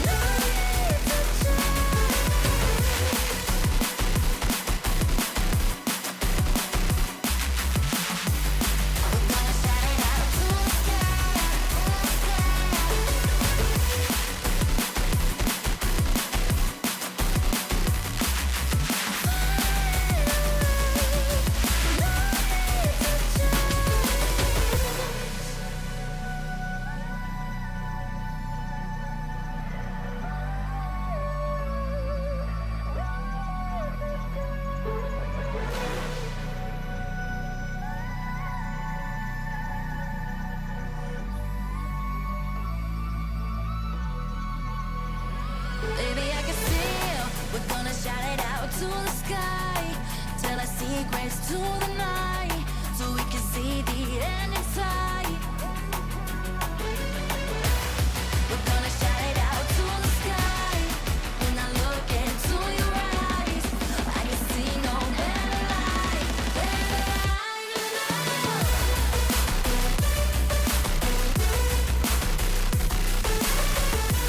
We're gonna shout it out to the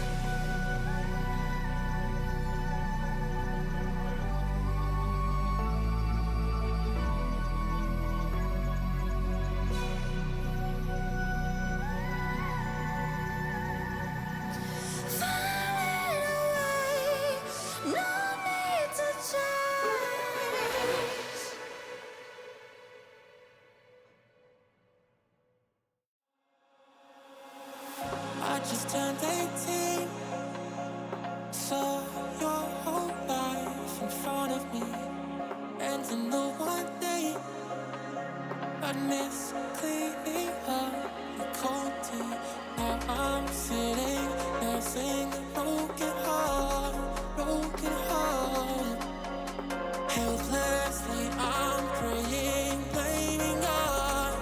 Ooh, she told me don't worry, we've been apart before. The words of heaven will be waiting for you once more. She told me don't worry, told me don't worry now, told me don't worry, told me don't.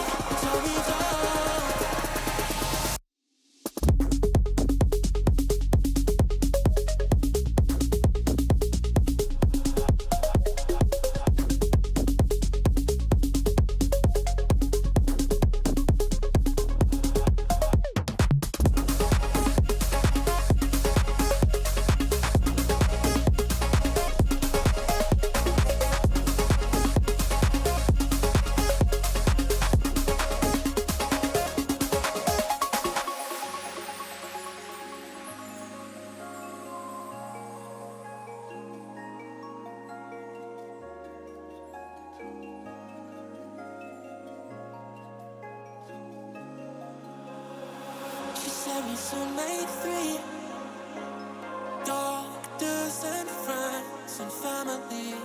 When it was time to leave, there was only one, and it was me. Got so good at waking next to you, next to you. Couldn't bear the thought of something new. Ooh, she told me don't worry,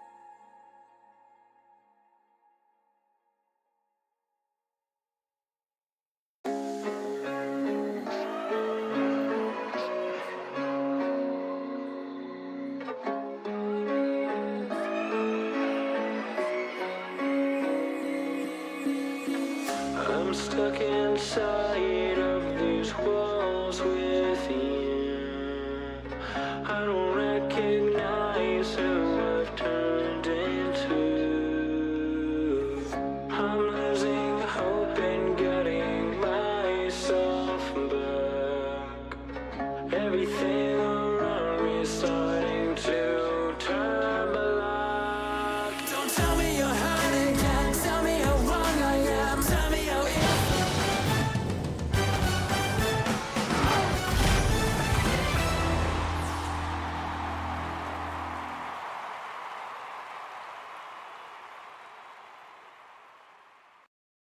Hello and welcome back, everybody, to APAC RLCS after our first and quite an entertaining series of the day. Guys, you got to hammer that one out, but it did take us some doing to get to the end of it. Quite the unexpected way to end it as well, I would say. To a degree. Yeah. To a degree. I think...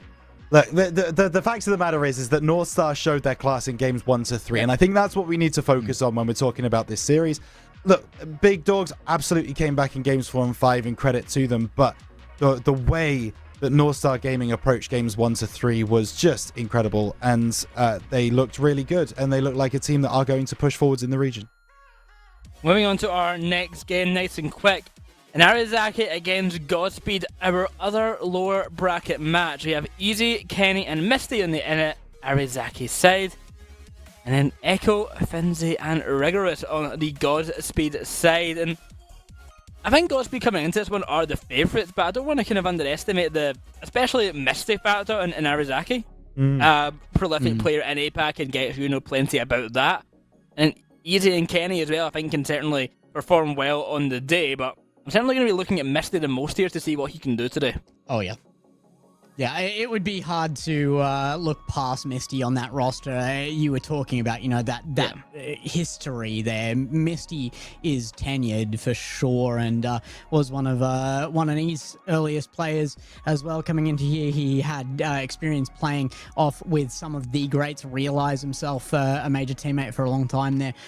Misty has been a mentor to most of the players in this region, so he is coming in to represent well. He did better than I was expecting as well. Coming into this, so I am hopeful for them. I gave them 4-3 in my predictions before today, but look, we have to make our predictions here on desk, and it's the here and now, and I think I might be the odd one out here. I'm actually going to go the way of Inarizaki. It's a shot in the dark, but I think they've got the chance for the outplay. I think of the games today, I think this is the one where it could go either way. I don't think there's many other games today where we're going to be debating too much on stream about who we think is likely to win or who is certainly the favorites. Whereas Godspeed, I mean, they came through in Swiss and they looked absolutely outrageous. They looked like they were one of the better teams in the region. And then GSL, things kind of slowed down for them a little bit. So I'm still looking towards Godspeed to match up to what they showed us in Swiss, but there is, of course, the Misty factor over on the other side. I mean, having Godspeed in here, 2/3 of this team of Rapier got 5th through 6th in the last event, and Arizaki didn't really have any coherent kind of full squads who were in that last one who kind of made a big run, but Godspeed certainly had that upper advantage, and coming into this one, I do think they're the favourites for good reason, but I do think that Arizaki do have an opportunity to take this one. Let's just see what comes on the pitch. We'll be hopefully in the future of the stream getting you guys to put in your predictions as well. But for today, that is it on screen from us. And we're going to be heading into this one. Rhino, thank you for your work on the last one. We're going to take this one away from you for a bit and go on what might be our most entertaining one of the day. We have a lot lined up for tomorrow, but this one, like Rhino said, I think this is the best chance we have for that up. Set to be waited for, an upset will be granted. Our second best of 7 of the day as we get ready for game number 1 in Arizaki against Godspeed. 5 minutes on the clock, game number 1. What can we find from the Godspeed side? I have to quickly shout out a big thank you to North Star Gaming for allowing that one game across to Big Dogs. Makes my First prediction of the day, a perfect one. So There you go. I'm looking for a 4-3 for Godspeed here if I'm going to do the same. But I did make my prediction on Desk for Narazaki. So I'm a little split here. I'm hoping for the upset. But Godspeed have earned a really good weekend here, I think. And I think they're going to be cautious about their entry into this one. Already seeing this little slower pace than I think we will see very shortly. Well, with Echo passing over to Rigorous here, it's Misty at the back line. Lindsay's up. Shot off to the post and away it will go. Clearance long. Back to Echo here with the help of Rigorous. Has to be made into centre, denied for just a moment. A whip into centre. Nothing to be found of it just yet. It's easy going to come out long. There's a shot on target. Oh, it might not be saved as well. Rigorous going to get the first one away for Godspeed here. And Finzi, what a challenge on Easy to make that happen. A goal found for Godspeed early on as the back of Rigorous from the pass from Finzi. A minute gone. And Godspeed find themselves in the leading position. Again, they keep up with it. Ball sent long. Out to the corner is where Misty awaits. A pass attempted to be made to centre, not going to find it just yet. A demo on the goal line. Easy tries to whip it in through. No follow-up touch there means that Echo gets a free clear upfield. Another shot onto net here. A good save at first for Easy, and a clear away for just a moment. The Misty needs a big pounce up, but cannot find it. Sends it back towards the Inarizaki half. It is kind of that slow start that I was expecting, but the downside of that for Narazaki is that rarely does that benefit the underdog. You want the chaos. You want speed to push everything through, but as it is, Echo putting another one through just because they can take things calm and collected right now, put together the work that they've been putting in the background, and Godspeed up by 2. 2-0. But a minute and a half, just over that, gone on by. For Narizaki, yet to find the goal. They got to find some more attacking opportunities. Here's Misty now, but reset, tries to get it past, no success just yet. Here's Easy. Off the ceiling, the ball will bounce. Approaching centre, but to no avail. A clearance on out. Kenny will leave this one for just a moment, lives it up for Misty. Kenny on the ball, on the approach now, Gex.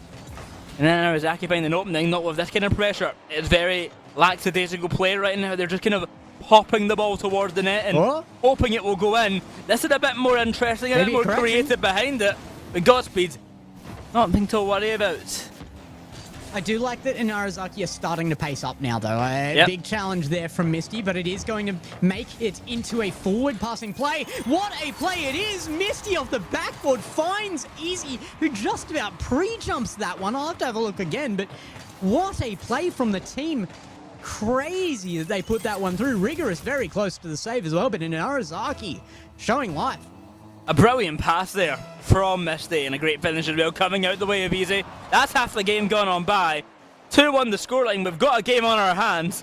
It's Rigorous though, down to Finzi, going to be caught by Easy. Another chance on net here, going to be saved, cleared away by Echo. Out to the corner, it's Misty once more. Rolling around the back wall, trying to find the goal once again. Equaliser in sight. An equaliser found. Oh! Easy absolutely making it look like that, and pops it right under the crossbar. Like you said, an equalizer, and I think getting that in relatively early is crucial here. Not just on the scoreboard, but on the field. I think Inarizaki getting their pace up early here is massive. If they want a chance against Godspeed as the predicted for this match, they are going to need that advantage as early as possible. And with 2 minutes to go and a 2-2 scoreline, Nets go pivotal for both of these teams. It's Misty. Pass in centre over to Easy. Shot onto net to the back where it will go. Follow-up touch from Kenny. And then Narizaki have found the lead. Not only that, they have absolutely glued Godspeed to their own net at this rate. It's going to be brutal for them. Godspeed, they've got to get some confidence in behind them, pick up into the team that we expect to see, because they're not really functioning as that right now. Godspeed getting absolutely bullied into goal. 3-2, and Narizaki holding this game for now. Can they finish it off in the leading position? Still 90 seconds to go, still time for Godspeed. An opening for just a moment, easily saved by Kenny. That's a great first touch. Moving forward is Misty. He's out there. Finzi off the backboard though. Godspeed now able to get a little bit of control out of their own half maybe. They are going to have to use it well. Echo as well to get control of that, but it was past a teammate and now they have to get it again. Finzi can't get in behind it after first touch and it gets stuck on that midfield defense that Inarizaki are doing so well with right now. Catch here by Finzi. Pass on down to Rigorous. Kenny. On the back wall, easy touch, easy control. A pass out to Misty, and Rigorous tries to get this attack going, but not able to find the touch he was looking for. It's a fine clear here for Kenny. Rigorous does get in the way of it, but a teammate to pass to not to be found. Easy. Sends this ball away to the corner, demoed on the approach. But Kenny will keep this play going in Arizaki. Not going to slow down on this one, not going to give Godspeed a moment to breathe. I think Echo, Finzi and Rigorous, one of the more interesting rosters as far as nationalities coming through here as well. They want to rep well, especially since the owner of Godspeed will be coming on later for a bit of a chat. Narazaki right now, though, are the ones to talk about. And they're doing very, very well to be not only holding a lead, but extending it here. And with only 15 seconds left, you'd have to say Narazaki have done enough to take game one. I mean, yeah, with 10 seconds left and a 2-goal lead, that is assuredly the game here. Misty will whip it into centre, Echo clear away. As the clock ticks on down, although Godspeed started strong, it is Narazaki who close out the game in a 4-2 fashion. Unexpected with the early kind of awkwardness we saw. Probably only lasted really about the first 45 seconds of the game before they paced up. Godspeed, I don't know if they ever got past that kind of point in the game though. They're going to have to take a little bit of a moment between games 1 and 2 here to try and get themselves sorted into the team that we are expecting to pace up to Inarizaki. But like I said, I think Inarizaki, they came in as the underdog here, in my opinion, and now they can kind of try and just hold a lead, and that's so crucial. Starting strong, so big as the underdog. Well, a 4-2 win for Inarizaki is certainly a statement game, especially coming off a 2-0 deficit to start things off. They came back 4 goals unanswered in a row.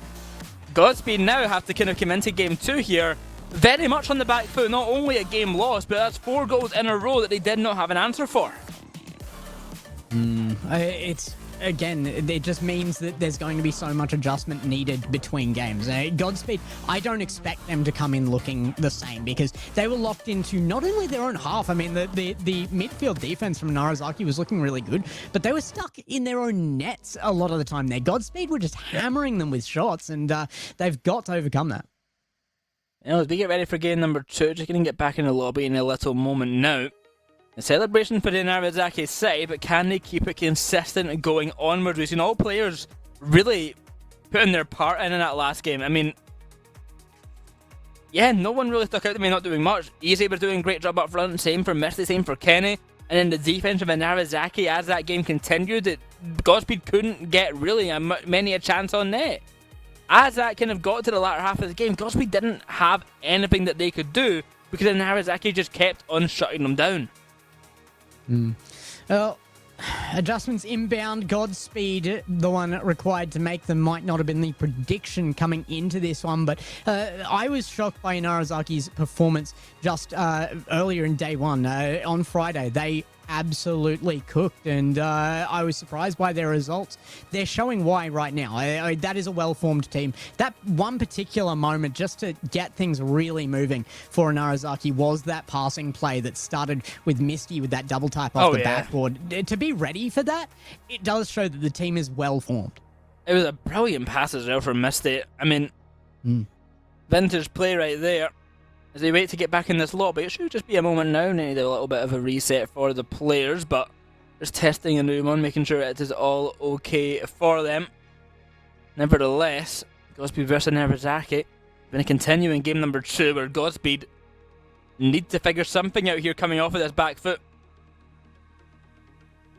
Don't they just? Inarizaki looking really, really good right now. I think Godspeed just need to kind of show the same thing. They are a well-formed squad. They've had the scrims. They're pushing in. It's going to be really, really tough to overcome that kind of teamwork that Inarizaki showed, but I feel like Godspeed is up to the task. They've shown it before. They've been great in Open number 1. They have the chance to do it again here, and like I said, I predicted a good weekend for them, and they don't really get as easy a run as I was expecting them to have because of yesterday's results, but they can make it for themselves here. It's just it's the tougher route they have to take. Well, tough run to take, and it won't get any easier if they so continue in the bracket. If Keenantrope or Sailing to end up facing in that lower bracket side. So, yeah, it doesn't get much easier for them. But, you got to make top 6 first. And Narazaki looking for this upset win and on the right track to do so. Is it much of an upset they'll get? That's what I'm actually going to ask you. Yeah, I mean, stating that on a purely fact basis that we made more of a prediction towards Godspeed, yes, so on paper, but I don't know. It's a tough question to answer. Inarizaki coming in and largely untested, I think, as well. Both of these rosters have had some changes, so it's hard to say. We did say that this was going to be the closest of the day, and I think it deserves to be given that respect. Yeah, I mean, I think this game will be a close one. The series will be a close one. I do think we have some other contenders for close with it. I won't spoil yet what I think could have some challenges there. But, yeah, I don't know if I feel good calling this an upset for Narazaki here, because I don't want to discredit their, I guess, achievements. But Godspeed do have that top 6 from last event. Obviously only 2/3 of the team, but yeah, they have that kind of pedigree behind them where I do think that they should be in the driver's seat here. But so to tell, as Game 2 gets underway now in just a moment. And Narazaki versus Godspeed, game number 2. A lobby reset had been made, everyone. Happy with the lobby once again. Let's see what we can find of it. Godspeed starting off with a strong kickoff there. The demo allowing them through as well. Rigorous is going to have to head back on that, and has made the right choice. Comes right back to them. Back to midfield defense. Kenny trying to meet up with Easy. That's a great fake. They're learning from KC in EU apparently on these plays, but a huge commit forward to the bomb. It works out. Echo gets given a freebie with the open net. Fantastic bump there. The foresight from Rigorous. He knows there's no point in going for the ball. Just take out Kenny and the goal is secured. Exactly what he does. 1-0. Not even 30 seconds gone. And Godspeed find the lead. That's absolutely crucial for Godspeed to get goal number 1 here, I think. Of course, they did so in game number 1 as well, but almost a response immediately. And Narazaki back on the front foot, looking for their first here in game 2. And 4 minutes 20 on the clock. It's not going to show anything on the scoreboard for them. Off the sides. It's Misty. Caught by Echo. Rigorous up, not much can be done with it. Here's Finzi now. To the side wall, past the centre. Oh, Echo. I really Soft thought touch. there was something makeable of that. I know. That was such a big pre-jump for the corner skim, but Godspeed unable to capitalise on it. Still holding that 1-goal lead, but I'm sure they'd like to stretch it. And the back wall, nothing to come off it once again. Rigorous trying to get the clear away, trying to find goal number 2 for Godspeed. It's a lot of misses on the field, but no punishment to be made. Echo will try and throw that ball down, but saved on the line once again. Back into the corner, Finzi looking for another read here. I mean, Finzi, you want to talk about tenure in the region. It's short-lived from Finzi, but did come in one of those big Finnish squads last season, and a bit of a fan base built for themselves there. Very likable player, and lost a teammate over to SSA as well, but has continued on with APAC and is looking very good for it, especially right now. Still holding that lead shot on target. Demo to stop him getting the second as well. Echo in behind it, looking for a pass off. Does pop one. Is anybody there? No. Kenny can get it back past that midfield line, and the attack starts for Narazaki. In it. Out to the back wall. Our teammate awaits for a clear away. Easy and Misty working together to send that ball along. Off the ceiling, it's Echo now. Backboard. Anyone to follow? Not just yet. Benzie avoids the bump. And Redwood turns on this ball. He'll get it past one, but taken out and demoed. It's Misty. And I get the pass to Kenny. No success. Rolling on round once again. Benzie will deny. The pressure. Eyes out for just a moment. Really starting to look like the series I was expecting, though. I mean, this is close between the two teams right now. That 1-goal lead is all that's holding Godspeed in here, and they have been pushing for that since the first minute of gameplay, and it's looking insurmountable at this point. And Narazaki pushing back here. Easy gets the shot on target. We've got an even ball game and less than half the game to make that difference from Godspeed once more. 1-1. Godspeed facing a familiar situation. Had a lead early on, but can it last? Not like this time. It seems like it's... Now Izaki got more work to do to find the leading possession. Not gonna just slip on in. Rigorous has been gifted a goal. I don't know how they made this work, but it does. I mean, look at the boost top left there. Absolutely out for everybody there. A moment before it went in, it was actual 0 on every single player. So one penny nearly got them to a defense, but get in the air, and you are absolutely going to be done if that ball's slow, and exactly what happened. Godspeed get one off the right play. Certainly an interesting one. But a goal nonetheless for Godspeed. They find the lead once more. Missed it. Easy and Kenny got some work to do to find an equaliser once again. The ball rolls high up to Misty now in the midfield. He'll get the pass out to the side. It's Kenny trying to find the pass over to Easy. No connection. Easy's up. A turn on the ball here and a launch away. It's Echo into centre, denied. Kenny. Easy save to be found a minute to go. Echo will try but beat to the ball once again. Here comes Finzi. The Finnish player trying to make something happen here in APAC. Not going to make the connection just yet, though. Wouldn't be the first time Finzi did so. He was a bit of a star player on that team as well. And he's certainly coming in to look for wins this season again. Godspeed leading back towards that evener now, but game 2 not over yet. 37 seconds, long clear from Easy. Finzi will get that clear now, looking for Echo, beaten massively by Misty, who had some control there, but it's going to come out of corner awkwardly. Doesn't look like the chance is there for a shot. Rigorous beats again. It's an open net. Is it going to be found? Rigorous the length of the field for a 2-goal lead, and with 22 seconds left on the board, I think we might see an even series at the end of this game too. It might just be the game. Echo tries to get the goal steal on that one, tries to secure it, I will say. Nevertheless, he could not get the touch, and it's a Godspeed 3-1. Rigorous gets another goal on the board for himself. Generally pleased about that one. Misty tries for the clear away. Here comes Kenny. Beaten by Echo. Easy. Not going to find anything of it in the game. It ticks on down. A 4th goal will slip on by. This time for Finzi. 4-1. The game will go to Godspeed. It's a little bit of a dead time goal there. Godspeed sending one on target while Inarizaki is pushing everything to try and get the remote chance of the kickoff goals to come back, but not going to be allowed. 7 seconds on the board, and Godspeed up by 3 here in game 2. It's a dominant win. Inarizaki looked like they had basically the entire match covered in game number 1, but Godspeed, like I said, between games changed something there. Came back in, finding each other, finding demos as well. I think that was a big change coming into game 2, the physical play, and really did make a difference into it. Well, a game 2 win in a 1-1 series. Godspeed have certainly bounced back well after that first loss. A timeout has been called for Godspeed. We've just been let know after that game win something didn't feel right possibly for them still, and they're calling a timeout.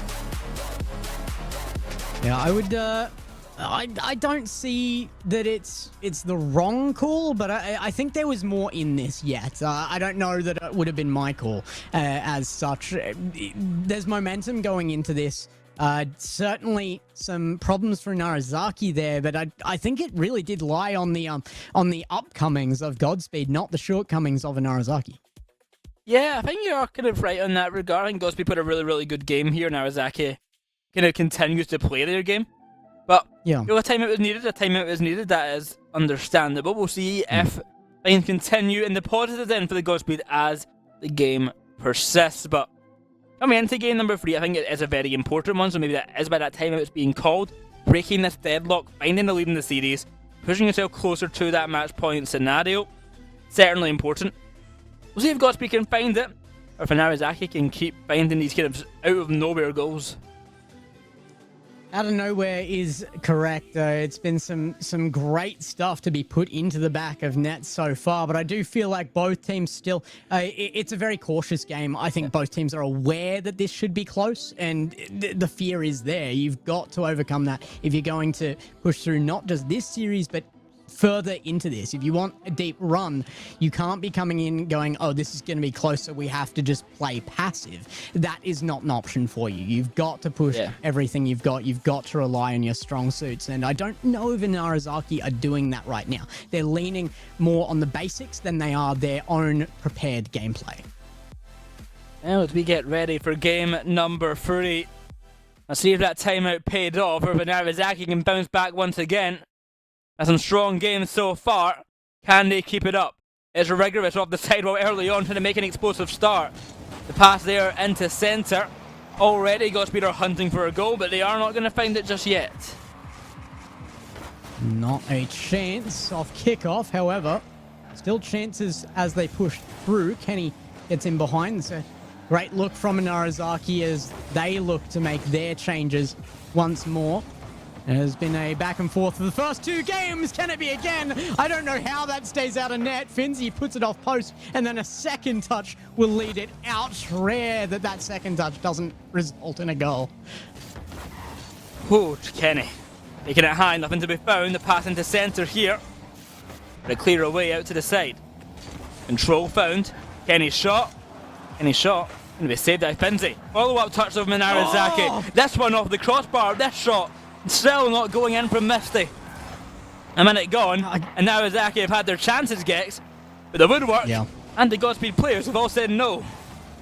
I mean, I asked for Narazaki to actually rely on their peaks, go for the plays that they're set up for. That's what it looks like right now. Narazaki, just a blast of speed out the gates from the first kickoff, and we're able to maintain that pressure for a long time, but Godspeed have exchanged it now, and will again. Finzi up, looking for the play. The redirect are not found by Rigorous as it comes back the other way.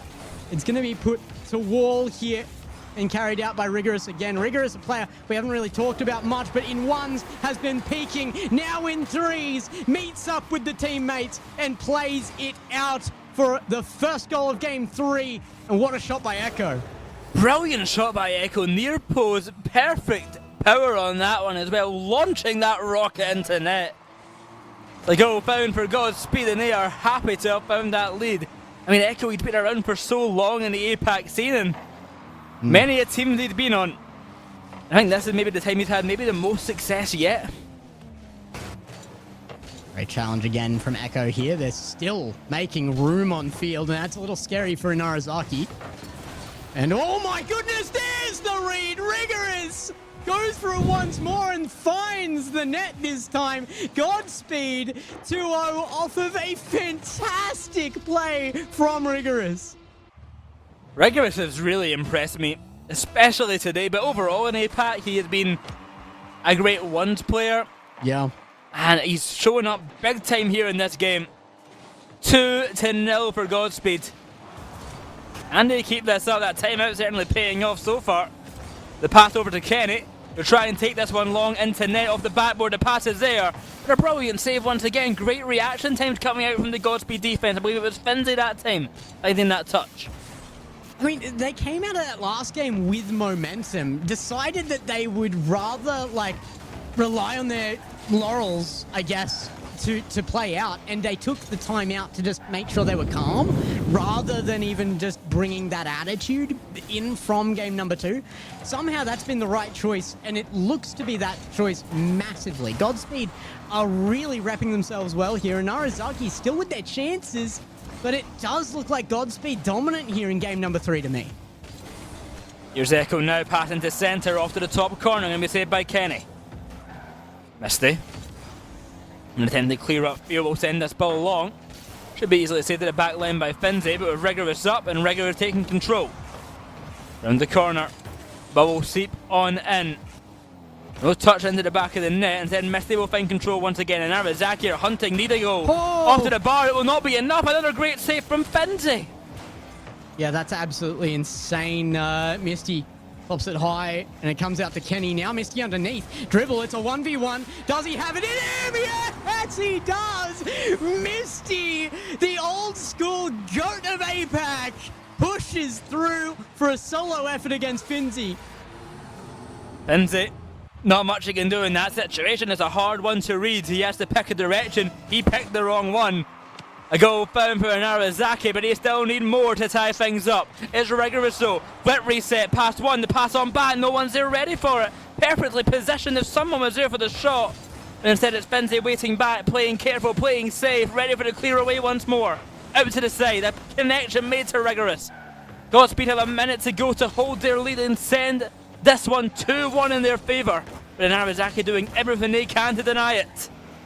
You have the opportunity when you're only 1 goal down to take a fluke goal, to just capitalize on the mistake of an opponent or anything. I'm just so glad that even if they got that opportunity, and Narazaki have already proven right now in this game that they do have what it takes to overcome Godspeed. I mean, that was an excellent effort from Misty, but he was supported so well by the team. And now with that last 40 seconds left, they just need that one chance to be back into this again. And this game 3 starts to look really conquerable. Off to the back wall now. Nothing to be found of it. Cleared out to the side. It's Misty. Into centre. Easy's there. Shot towards net. Will be saved. Echo. Denied for a moment. Rigorous will catch. A flick up high. Past 1. 20 seconds to go now. That's a big pinch. A position and perfect for Kenny. He's perfectly placed off the pinch away. And a beautiful goal for Narazaki. Out of nowhere, Kenny's gifted. 2-2. And with only 13 seconds left on the board, we're promised overtime here. Can anybody deny us? Godspeed, they've been good on kickoffs. Can they find another? Finzi through, Echo to chase. 10 seconds on the clock. Misty underneath. He's beaten. Rigorous now with the chance. Can he get it past? No. Easy back to the midfield, and you'd have to assume that means we have that overtime, and there it is on screen. And Narazaki, they do not go down without a fight. 2-2, we head to OT. This is only to win game number 3. Easy's up. The backboard will be saved. Misty looks for the clear away. He's not got much boost in the tank. Needs a little bit of help from a teammate. Past one, it will go. Rigorous can't make the connection. Here comes Easy. And they will catch it. And Misty keeps on going. A tank going forwards here will get stopped for a moment. The help of his teammates will keep the pressure alive. It's Kenny. Too easy. Denied for a moment, but a catch had made to Misty once more. Here comes Kenny. Shot to net. Denied. You look at the first half of this game and you would think that there's no chance we're in overtime here, but in Narazaki, not only do they bring us here, they're pushing for the win. Easy towards net. It's an awkward touch high. It's going to have to be a good challenge here, and it is brought out long by Finzi. Downfield, once more, across the net, chance there. Godspeed will not take. Missed it. And they try and push it through, no success. Easy has to leave that ball for a moment. Shot to net from Kenny, top corner! It just sinks in! A minute 10 of OT later, and an Narazaki, I want to say steal the game, but out of divine intervention, they win it.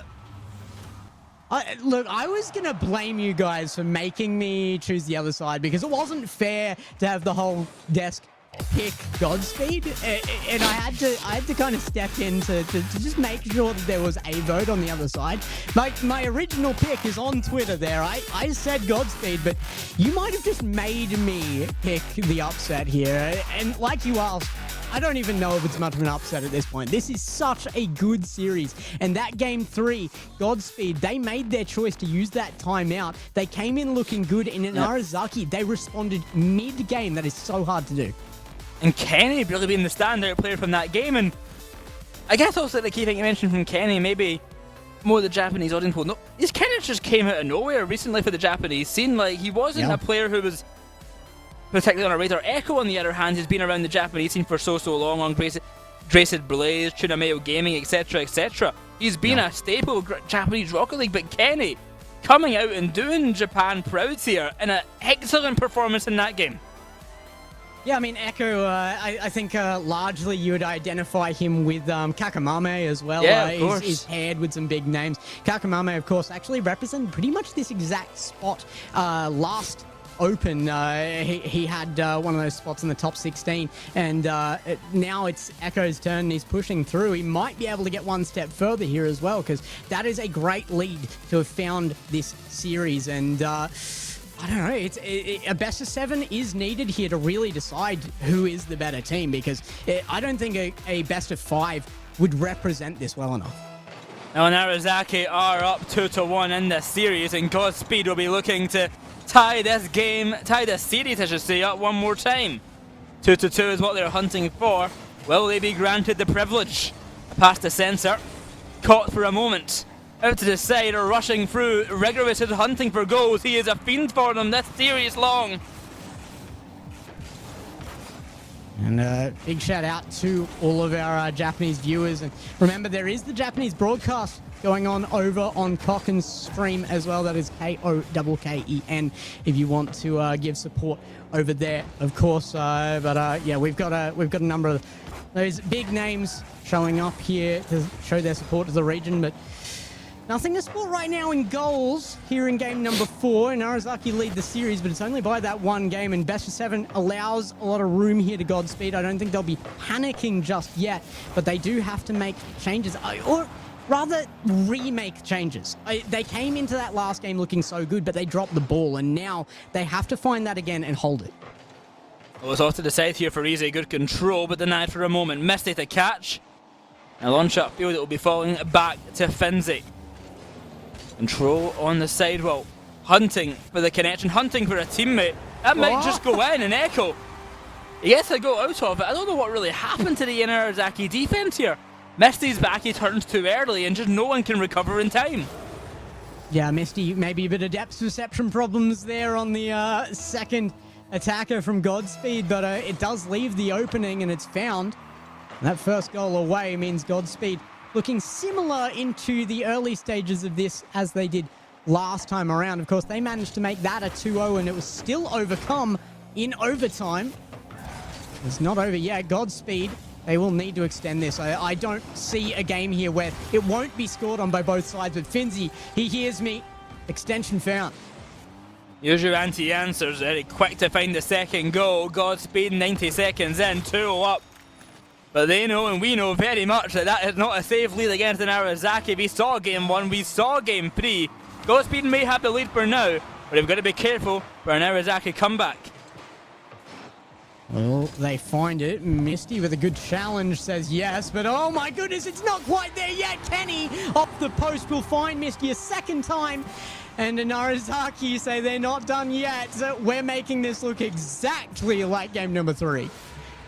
Well, Godspeed, I told you it wasn't safe, and good thing you got that second goal. A little bit more wheelie, but still more to be done. Echo and try and get this ball away, denying Narazaki a chance to equalise. A pass to sender over to Rigorous. He's great at scoring, but Misty and Easy and Kenny are great at denying. This time it's Easy on the defensive line to get that save away.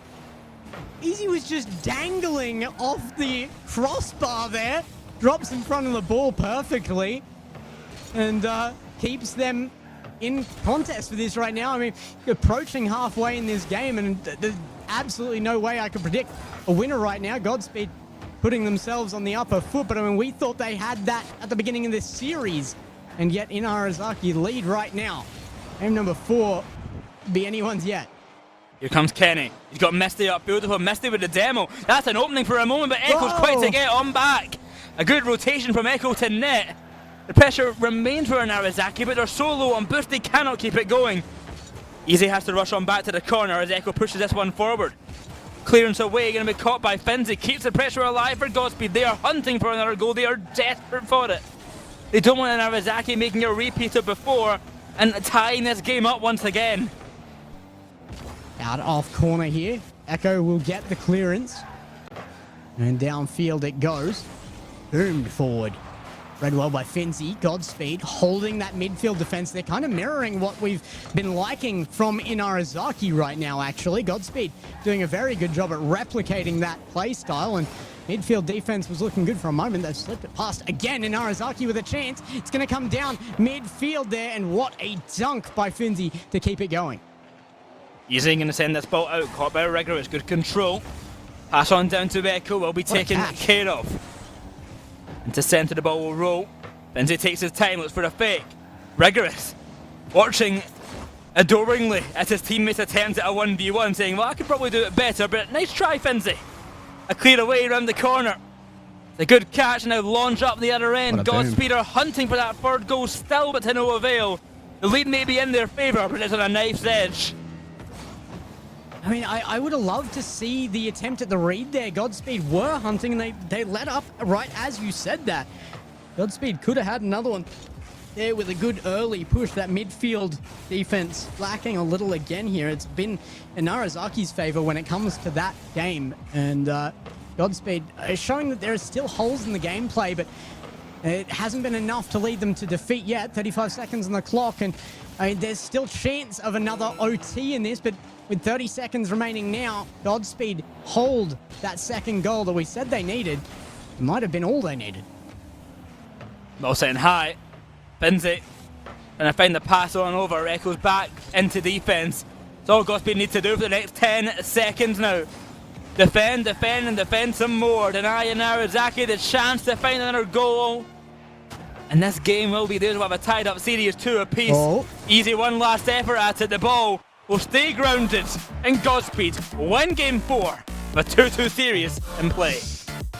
Well, I'm glad I was proven correct on the call out that there's not going to be a game where both sides aren't scoring. So far, that's been correct, and we are going to game 5 with that stat intact. But Godspeed, they did need that second. They were able to hold out with that, but it was a bit of a nerve-wracking game. I do think that it's going to come down to their corrections in that midfield defense sector to really secure these, because it didn't look safe, even in the dying moments of game number 4.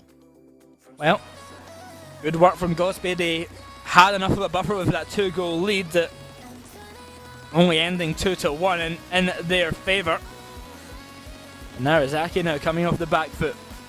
What can they do in game number 5? Keep in mind that this game win will send the winner to match point, 1 game away from the series victory. Match point, a very series defining place to be at. I think it means a lot more to be there than to kind of be at any other kind of game winning stance. It's 1 game away from victory. Whoever wins this one is going to have serious momentum on their side. And I can't really call what way it's going to go. It's been so close every game so far. Yeah, it's been playstyle versus playstyle here as well. I mean, you look at that, it's been shockingly, I think, to me, a defensive game from Godspeed largely. They only actually had the 2 shots that they scored that game, and that is coming from the fact that once they lose that possession, they immediately start to retreat. They're not bringing a huge pressure game right now, and that's why that shot counter is not going up. But in Narazaki, they've got their chances, and when they get them, they tend to be able to take them. So Godspeed, I don't know if they're safe on that defensive line. Well, safe or not, we're going to have to find on out. The work is still to be done for both of these sides to try and get themselves to match point. Godspeed, of course, coming on the stronger foot here, having that last game win. As we head to Paris once again. Oh, An early chance here for Godspeed. And it will continue from Echo. They've just had such dominant kickoff game, and I think that's been very, very heavy in their early game leads in this series so far. I mean, just about every game. I think Inarizaki winning game 1 was the only one where there wasn't a dominant start for Godspeed, but that's because there wasn't really a dominant anything from either side. It was very awkward first minute of play. As soon as that got out, though, that's when we saw Godspeed just start to win those kickoff games, start to win early games, and then just kind of hold on. It is defensive gameplay, and I think we might see different gameplay from them if they're on a losing position here, but when they're defending their front foot, they tend to draw back, even if it's only a 1-goal lead. Well, a minute gone, no goals found just yet. Very swift to change, I would imagine. And Arizaki hunting for that first goal to be theirs. It's missed it. The pass is there to Kenny, going to be caught by Benji for a moment, and Rigorous can keep this one going off the backboard. Touchdown. Almost going to find the angle, but just going to be denied. I thought it was enough for a minute there, Godspeed. The flick over one, it's still looking good. Rigorous should be able to get through this. Bump means that the touch isn't what they were looking for, though. Might be able to keep possession. Finally looking for that pressure that I was talking about them lacking. Godspeed will again let it back to their half, though. Finzi eventually challenges here. And that first man challenge really needs to be that little bit earlier to get Godspeed out of the tougher positions. Great pass off. And Arizaki with a chance here, but now they're lacking that pressure. And a try onto net, denied for just a moment. A bit of a miss on the clear here from Echo, will recover it well. A pass is there over to Rigorous. Trying to find this opening is not going to be as easy as one would hope. Finzi, pass out to centre, no boost on the attacking side.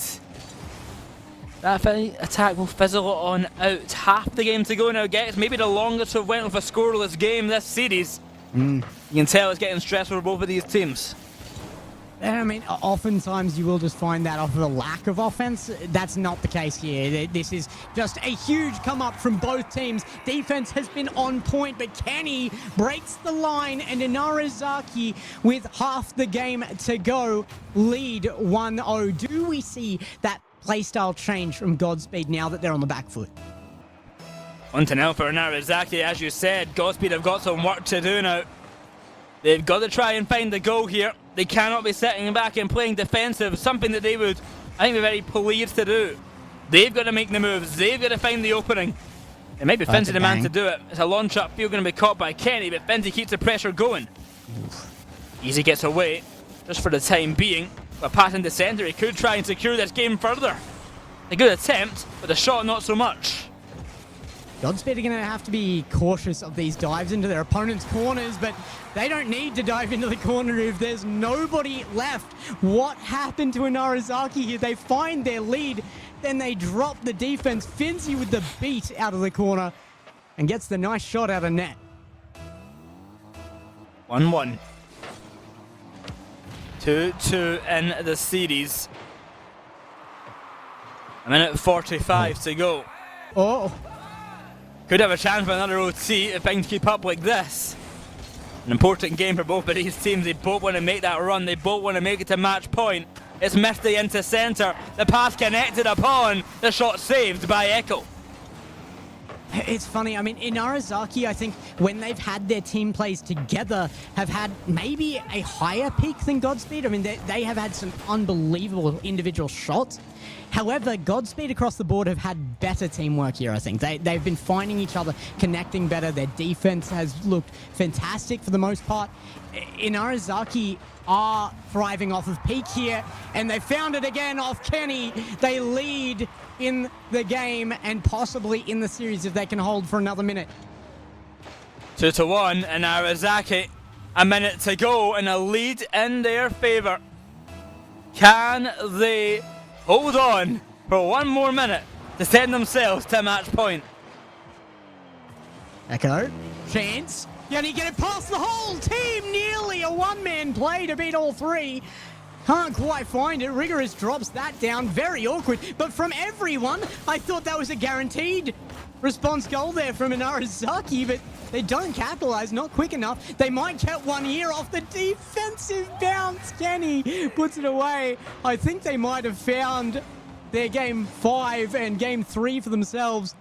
It's a 1-game lead if they have, and Godspeed still have their chance, but a game 7's been earned in my book. A game 7 has certainly been in, but Inarizaki might say otherwise. They may try and end it in 6. 3-1 in their favour, looking to be 3-2 for the series score. A catch by Kenny and a pass out to the side. Godspeed have work to do, and they've got to do it fast, Gex. They're trying. I mean, the push is good. There's a lot of effort on the line, and Godspeed absolutely doing everything they can. 18 seconds on the clock. They need one and then a kickoff goal at this rate. They have been dominant on kickoff, so I believe that they are likely to get their chance at that, but only if they can get that first goal, and it looks like that time has now gone. Godspeed will drop the game number 5 here and be down 1 in the series. They need one more here to take us to game 7 and another back-to-back to win it now. And Narazaki first to make it to match point. If you're Godspeed, you're kind of wishing you had that timeout now to call. It seems like the perfect time for it. Kenny, again, doing the most for his team here. 3 goals to his name. Absolutely incredible performance from Kenny today. I've been so impressed. Yeah, I gotta agree. It's a shocker for me because I don't really know much from either Easy or Kenny before this season. And, I mean, Misty is known for picking his teams well. He's definitely got some great teammates online here with him. And Misty's been talking about retiring for what feels like forever. And he's back in here looking like he's looking for titles now. This is a great game from Narazaki. They've had awkward moments, but if they can clean that up, I feel like this is a team that could take just about anyone. One more game needed for Narazaki to win the series. Godspeed need to win this next one if they want to go the distance to game 7. The hard ask for Godspeed here, can they deal with the pressure? They've traded games back and forth so far. Can they keep it up? It's a tough question, and the only ones with the answers, I suppose, are on the field. But it would shock me if we didn't see a best of 7 go to game 7 here with these two teams. They've been per game so competitive with each other, and I mean, Godspeed has had no short form of impression on me here, but Inarizaki, with even more of a question mark for me, is answering those questions so much faster. And we head to Neo Tokyo. With a chance early on, several of them I should say, coming out for Narazaki. Godspeed have done a good job at saving it for now, but they can't let these chances keep coming like that. And correct choice to boom there. Godspeed nearly conquered by a good kickoff there. And Narazaki, it's few and far between that they've been able to win those kickoffs, and that was crucial to make sure that they have the confidence in those situations, I think. It was a very promising kickoff. Hopefully that does really put that back into their mind as part of their bag of tricks. And now Narazaki back to defense, look to be able to hold here. Back to midfield, and it's broken here. Godspeed again with a chance, but they can't lock into that pressurizing situation. Sending it high. Good control from the Godspeed side. It's Echo. Goes low, tries to get it past one with the flip reset, can't find the connection. Binzi, back to centre. We've got Regulars waiting behind him. Off to the corner, Regulars will send it. Needs a help here from a teammate. Perhaps Echo can slip on in. Yes, he can. Easy may beat him to the ball, though. Wins the 50-50, wins the challenge. Missed it. With good control, can get this ball away into centre. And Kenny, he's been the goal scorer for Narazaki. He tries to find another one. There's no end to attack here. Both sides really pushing more aggression than we've seen as well. And Narazaki seem revved up after that last win. They're looking for demos as well. No second on that means it's going to be very hard to continue the attack dominantly from Narazaki. They should find a clear here, but a quick challenge from Kenny keeps them pressurized. More and more Godspeed might fall to this midfield defense. It is time and time again the biggest advantage Narazaki have had over the team. There's a pass. Connection not to be made by Narazaki. They're keeping the pressure going though, but they cannot find the goal just yet. But Godspeed are the one who need this game win more. Desperate for it, they need to attack, but they cannot find the openings. Kenny, all the way. Now? Oh. It's so close. Back the other end, Godspeed find their clear, but I can't believe nothing broke the line of scrimmage there. I mean, Godspeed looked like they were on their last legs, but now they get the pass off. Oh, the block comes through, and Narazaki now escaping a certain fate. Oh, what a clutch! Echo put that on target, and Misty says no. Shot after shot, save after save. Both of these teams are keeping this game at deadlock. Binzi gonna let this one roll back. A quick touch past one. And a pass over to Echo. He doesn't get the boost and he can't get it away. Misty misses his touch. It's Kenny to take control. The ball falls back to Echo's hands. He's got low boost. He has to be careful. Easy comes barreling downfield. Rigorous is in position to cause some damage here. Misty tries to get this ball past him and he will succeed. But it's Finzi now, beaten by Easy. Off the sidewall, into centre. Can he find a teammate to help him out? No, not quite yet. It's not over. Kenny picks it up. Oh, that's a good beat, though. Godspeed breaking the line again. It feels like every single moment of this could have broken the line on either side, but a minute 30 on the clock. And suddenly, 90 seconds doesn't feel like enough. Godspeed, nothing. And Narazaki, another nothing, save! But they are being shot on right now. They still manage to hold. How are these lines there time and time again? Defense, masterclass for APAC. Save after save again and again. A minute to go now. We still remain goalless. The next goal, pivotal for the whole series. Mind the game. Finzi. And I get this center to Rigorous, no success. It's Kenny past one. That ball's going long. That's a dangerous position. Easy with the angle. And he finds the leading goal for Narazaki. Oh my goodness. The play upfield from Kenny. He looks for the demo there as well as it comes across back. It may have been the save without that demo, but Easy, look at this hot rodder. Shoots it straight into the back of net, and with less than a minute on screen now, Godspeed have to make a move. Do they have it? No, and Narazaki are locking them out. This is it. Misty peeking. Godspeed need a goal, and Narazaki, so you need two. A kickoff is all it takes for a second goal to come on by. 2-0 for Narazaki, and Godspeed need to do so much more. A clear out to the side early on, but no one's there to receive from kickoff. It's Easy. Round the back wall over to Finzi now. 30 second approaching. Godspeed need a goal yesterday. Rigorous can't make the connection. Echo will certainly try. Off the ceiling, caught by Kenny.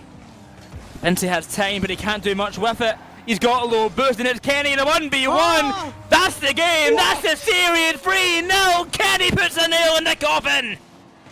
Chalk it up. Godspeed are going down in Narazaki out of nowhere. I don't think anybody expected them to make it out of the top 16, let alone be moving on in the top 8 here. We called it a close one, but Godspeed will not hold to the master class that they are seeing against them. In Narazaki, they started up right in game number 1. Godspeed took their time to rev it back up, but with this closing 5 seconds, you are seeing a new team emerge in Narazaki. APAC, look out! And Narazaki, what a way to end it, and what a statement from Kenny. The final goal of the series is Kenny beating Rigorous in a 1-versus-1 scenario in front of net to find that third and final goal. But the whole team, Easy, Kenny and Misty, take down Godspeed 4-2. They avoid the game 7 and they move on to top 6. 9 shots versus 4 there, and Narazaki turned up the heat to make it happen. I mean, realistically, it comes down to that first goal they got. That pushed Godspeed into a purely offensive position as soon as the defense opened up, and it did take to those last dying moments of this game, of this series, for that to happen. That's when Narazaki really got a hold on it. That is a beautifully played out series. They did exactly what was needed. They answered their opponent, and that is so hard to do per game, not just responding between them. Every single game they made those changes on the fly to look at Godspeed, see what they were doing best, and answer it. It was a really, really great display, but I don't know how we're going to beat that one today. Tomorrow we've definitely got some more on the line, but it's going to be tough today, boy. Excellent series. Keep in mind as well, guys, this is a team who went 3-0 in Swiss, against a team who went 3-2, barely scraping by. And Narazaki just looked great at the end. Props to Godspeed for giving us a great series. Still, they did play really, really well. But Narazaki just took it up a notch and really closed that one out well. They move on to top 6. Godspeed, we say goodbye to them for this weekend, a top 8 finish. But guys, now we're getting into the big guns. Coming up after the break, we have Kinotrope versus Sailing Esports. Sailing making I would say a surprise upper bracket appearance here. Can they make something of it? What do you think? I think it's doable. I think if we're going to see it, that's the one to see it on. But it's yet to be seen. We'll have to go and talk about it, of course, with Rhino when we get back from that break. While we're gone, please, guys, on that bathroom break, give us the bathroom code. What's that line again? I think Beppis is in the chat. He's got the number plate for it. I'm sure he can answer. We'll see you after this quick break, and we'll see you after 9914.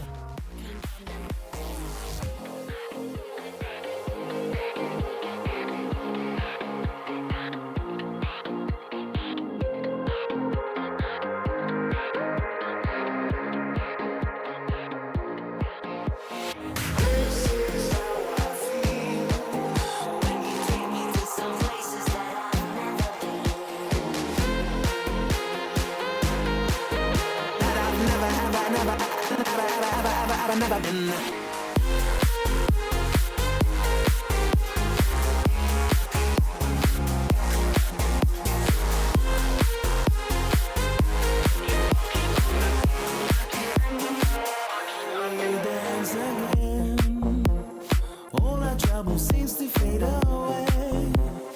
This is how I feel when you take me to some levels that I've never been.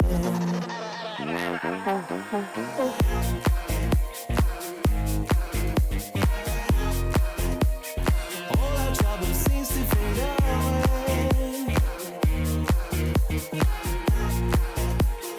When we dance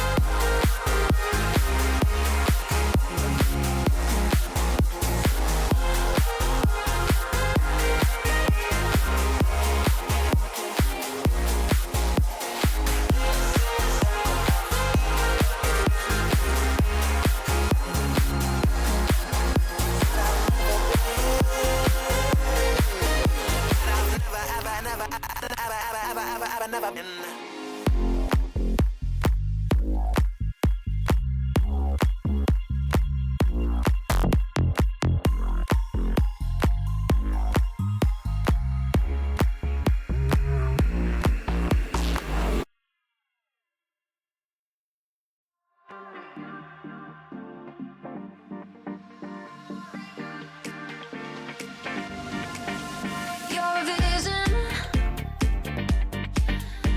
when like in my digest dropped. Can't catch my breath. The sand in the hourglass has stopped. You light up my world in ways I can't explain. Your electricity's running through my veins.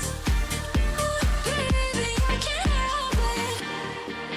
I've never felt like this. Only you can do what you do. Only you give me that deja vu.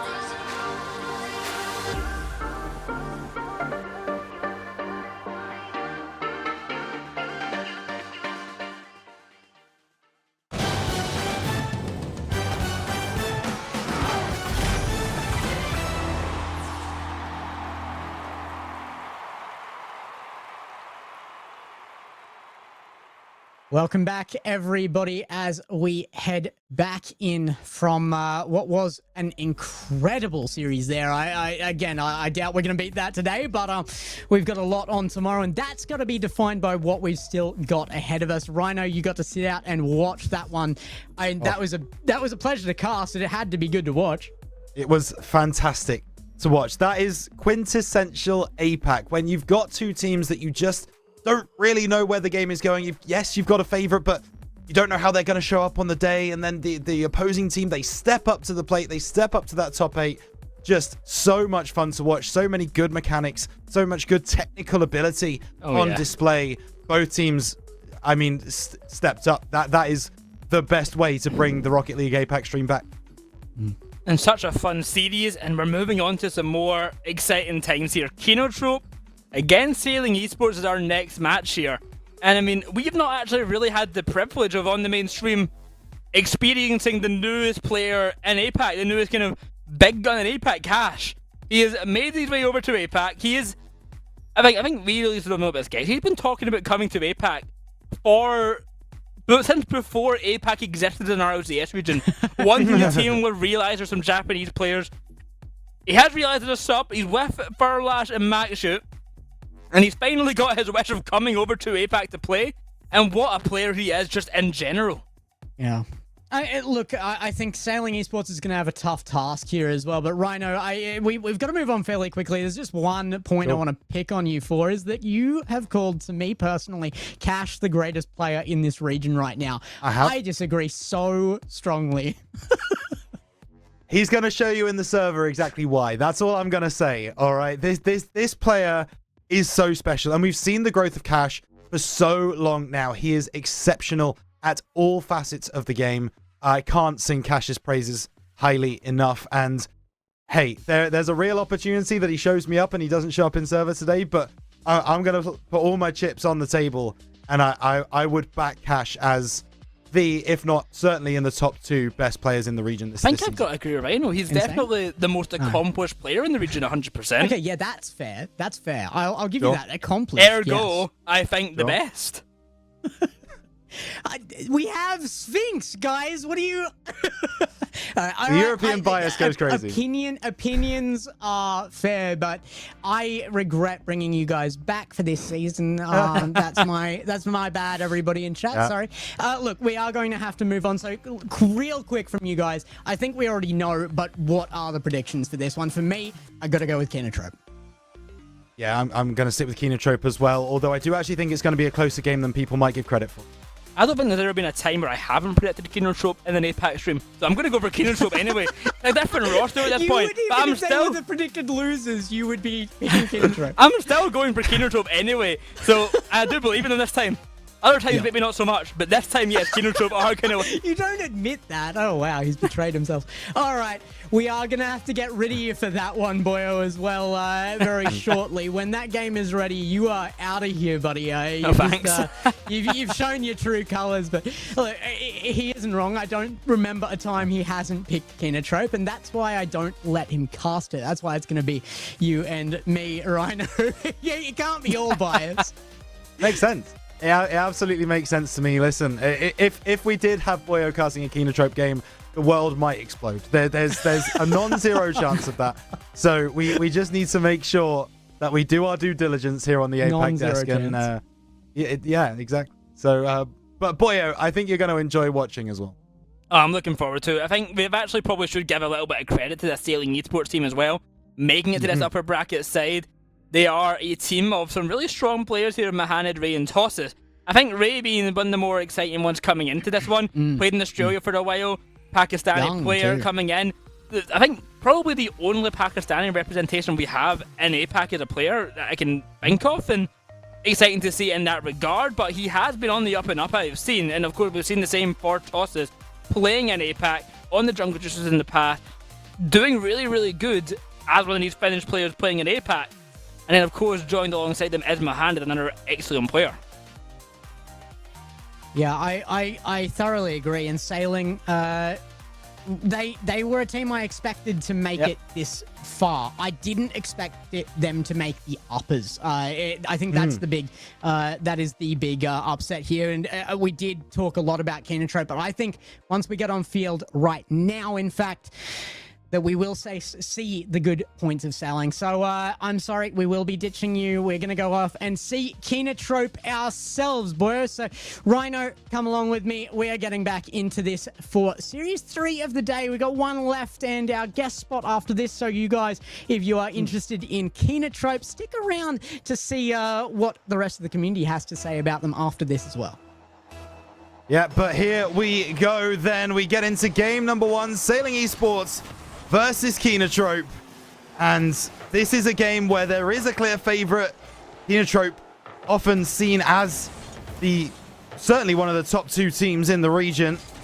Sailing Esports, they want to try and unsettle, try and confuse, try and get the upper hand against their opposition today. And if they can do that, and Kenotrope feel a little bit concerned and you start to see the mental fade, who knows where we could get to, Gex. But for now, you just want to see Sailing start a little bit better than what they have done there.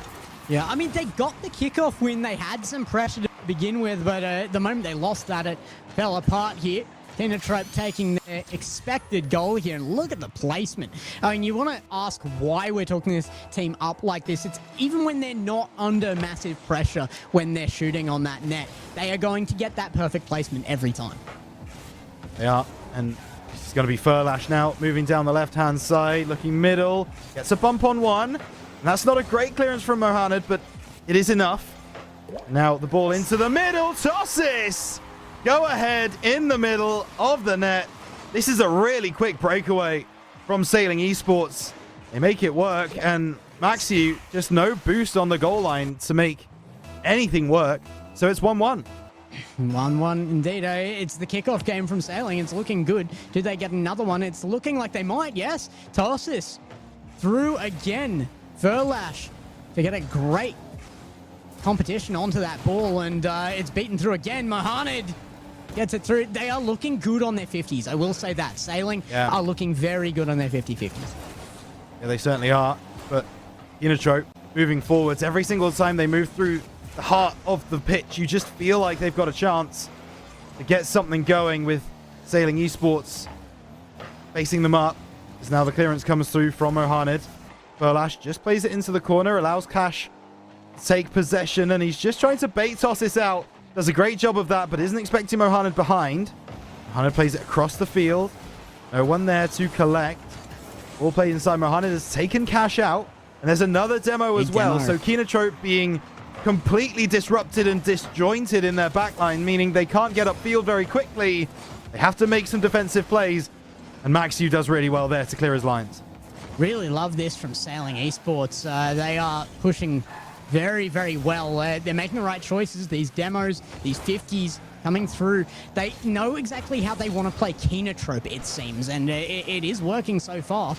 Not a game win out of it yet, but as we approach that midway, I don't think you or I were probably expecting this to be such an even match.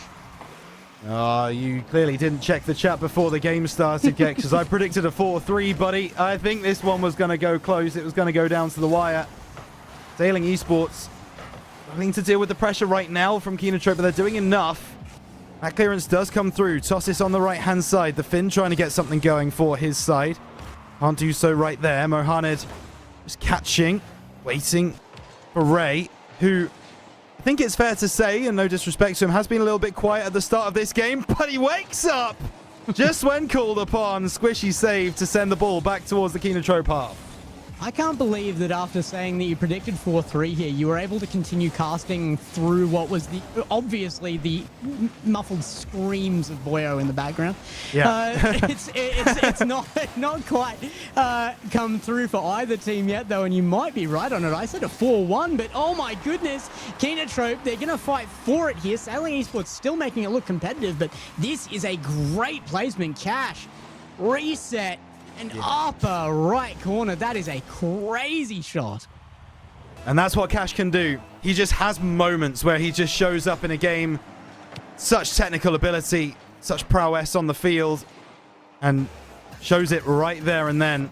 Kenotrope sometimes do feel like they rely on his ability a little bit too much in some games and ask him to kind of go through the entire other team 1v3. It doesn't always happen for him. But when he gets the opportunity to show off his class, he almost always delivers. And there was another opportunity. There's a lovely flick into the middle there from Sailing. It doesn't quite get what they wanted, but more proof that Sailing Esports are sticking right here with Kinotrope. Goes back to Sailing's corner here, and they are starting to get desperate, and they will be if it keeps coming back at their defensive line there. In net, Ray going to go under this one as well. A lot of time left in midfield, and the Kinotrope seem very happy to let that time pass. Leading by 1 here and looking quite confident with control of ball and just dragging that timer. But oh my goodness, Tosis! My goodness, he pushes this through off of, again, it's the 50-50 wins. That is an audacious challenge. There is no way that if it's any other time in the game, you weren't down in scoreline, you would go for that challenge. Yeah. That is ludicrous. But he still is able to get up in time. By the way, 2 Sailing Esports players went for that challenge. 2 of them. It was a double commit, not just one of them. That shows confidence. That shows poise. That shows that they're ready to do anything to get the victory against Kinotrope and try to just confuse them. Try and really make it clear that Sailing Esports aren't scared of you. And that's half the battle when you play against some of the big names in APAC. Maybe the first time I've heard that a double commit means confidence, but I do agree. Sailing look fairly confident in their ability to handle their opponents here, and they might have to do it in overtime here. 5 seconds left in this game 1, and they are defending well. They've got control out to midfield, and to ground it goes. Game 1, we find overtime. Kinotrope have a tendency to come in a little bit slow. They heat up over time, but I don't even know if that's what's happening here right now. Sailing Esports, genuinely hugely respectable game right now. Yeah, just playing well. And sometimes that's all you need. Sailing Esports matching Kinotrope every step of the way. Tosis looking for a teammate, and Ray just knocks it middle, but again, the touch is a little bit wide. Now the pass in field, no one's challenging for it. Furlash with an opportunity. The save does come through, but Sailing Esports just starting to struggle as OT ticks down. And the class of Cash comes through once more. Maxiu's pass inside. Low driven into the bottom left corner. Kinotrope take game 1. I mean, look, if I'm going to prove you wrong about Cash being the top player in this region, it's not going to happen today. It'll be tomorrow. But certainly the top player in this lobby right now. 527 points on the board. Furlash lagging behind on that 118, but he had plenty to say in that match with 3 shots himself. It's just absolutely huge. Ray, the only one there with 0 shots. Tosis got 5 individually, and both the goals for Sailing Esports. He was the one to force that to overtime. Kinotrope seem just that little bit more put together as a team. They do. Yeah, the rotations and the communication amongst when they're moving forwards, when they're going backwards, Kinotrope do seem to have that on lock, which is something that we come to expect from the trio of Furlash, Cash, and Maxiu. But that being said, pure ability, pure technical kind of prowess on the field, I think Sailing Esports have actually matched Kinotrope most of the game outside of 2 pretty special Cash moments, which you are just going to get in these kinds of games, right? He is just going to take over at moments. Sailing Esports right there with Kinotrope, and that game 1 is going to give them full confidence. They just took 2nd place in Open 1 right the way to overtime in a game, and that's huge. And I'm not wrong in saying that this is a newer roster from Sailing as well. It changed even from Open 1, correct? So I think there's definitely work to be done in just getting the players to mesh, where there's already been a full Open played out by their opponents. So they're going to be more comfortable. These are players who have had that time in the background, even in off-season, probably prepping for all of this. And you've already come up to answer them for some of this. Maybe not the win in game 1, but the promise is there from Sailing. Yeah, it certainly is. And Sailing didn't have the best Open 1. It was pretty rough for them. They were able, they actually got top 12, being knocked out by North Star in the lower bracket of the GSL. And that was with Tosis, Ray, and Machi rather than Mohaned. So you are absolutely right. The changes come through. Mohaned has taken the place of Machi, and I mean, it seems to be working for them. They're getting results and they're looking good on the field. So a good decision, I guess, from Sailing Esports in the end. However, you can tell they're a newer team. You can tell that they are still trying to find their feet, trying to get that communication up to scratch.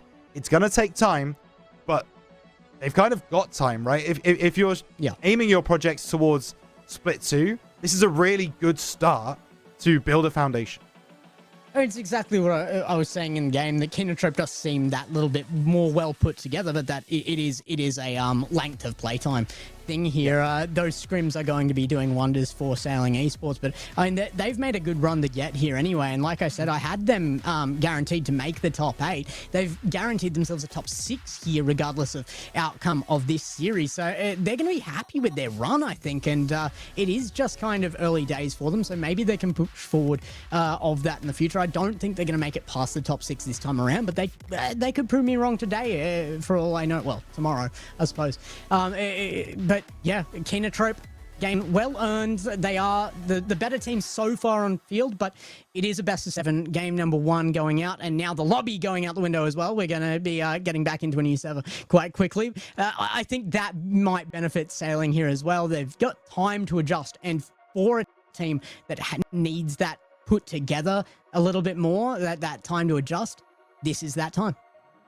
Yeah, but you also have to bear in mind what Boyo said in the first game of the day, which was the fact that Sailing Esports, as far as we know, don't have a coach, whereas Kinotrope do. So Homie very much could have been, you know, on the VC talking to the team, trying to settle them down after game 1, which probably was a bit closer than they were expecting. Whereas Sailing Esports, they're just talking amongst themselves. They're just trying to work things out between their own team. Oh my goodness, Maxiu does convert. It looks very awkward on defense for Sailing Esports. And this is kind of what I'm saying, right? Kinotrope get their feet from under them. It's wonderful, isn't it, from Kinotrope? And they get the first goal. But Sailing Esports, they've proved that they can fight back in this game. So let's see how things progress. I remember being so excited when I saw Maxiu get on this Kinotrope squad, and it was with Realize originally as well. But Maxiu has earned his spot in this region to be on one of these major teams, and look, Sailing Esports want to make themselves one of these big teams as well. From what you just said before, that the coaches could be making a difference, all I'm saying is that it's Coach Diff, not Cash Diff, and Sailing Esports are making that diff. They are, and it's all off those kickoffs, but that one's gone wrong. Oh. That one's gone very wrong. That feels unfair, doesn't it? Yeah, it really does. And Cash, when he smells blood in the water, he is going to take advantage. And, I mean, that cheat, it's clearly part of the plan, but yeah, you kind of look at it on the replay and you go, well, Sailing looks silly. But actually, they had no reason to expect that the man coming in from the angle was going to fake out the play. It was the full commit cheat up and that fake on the first. It is going to be really, really tough to beat. I don't know if so much Cash got the scent of blood in the water. I don't think he even had time to.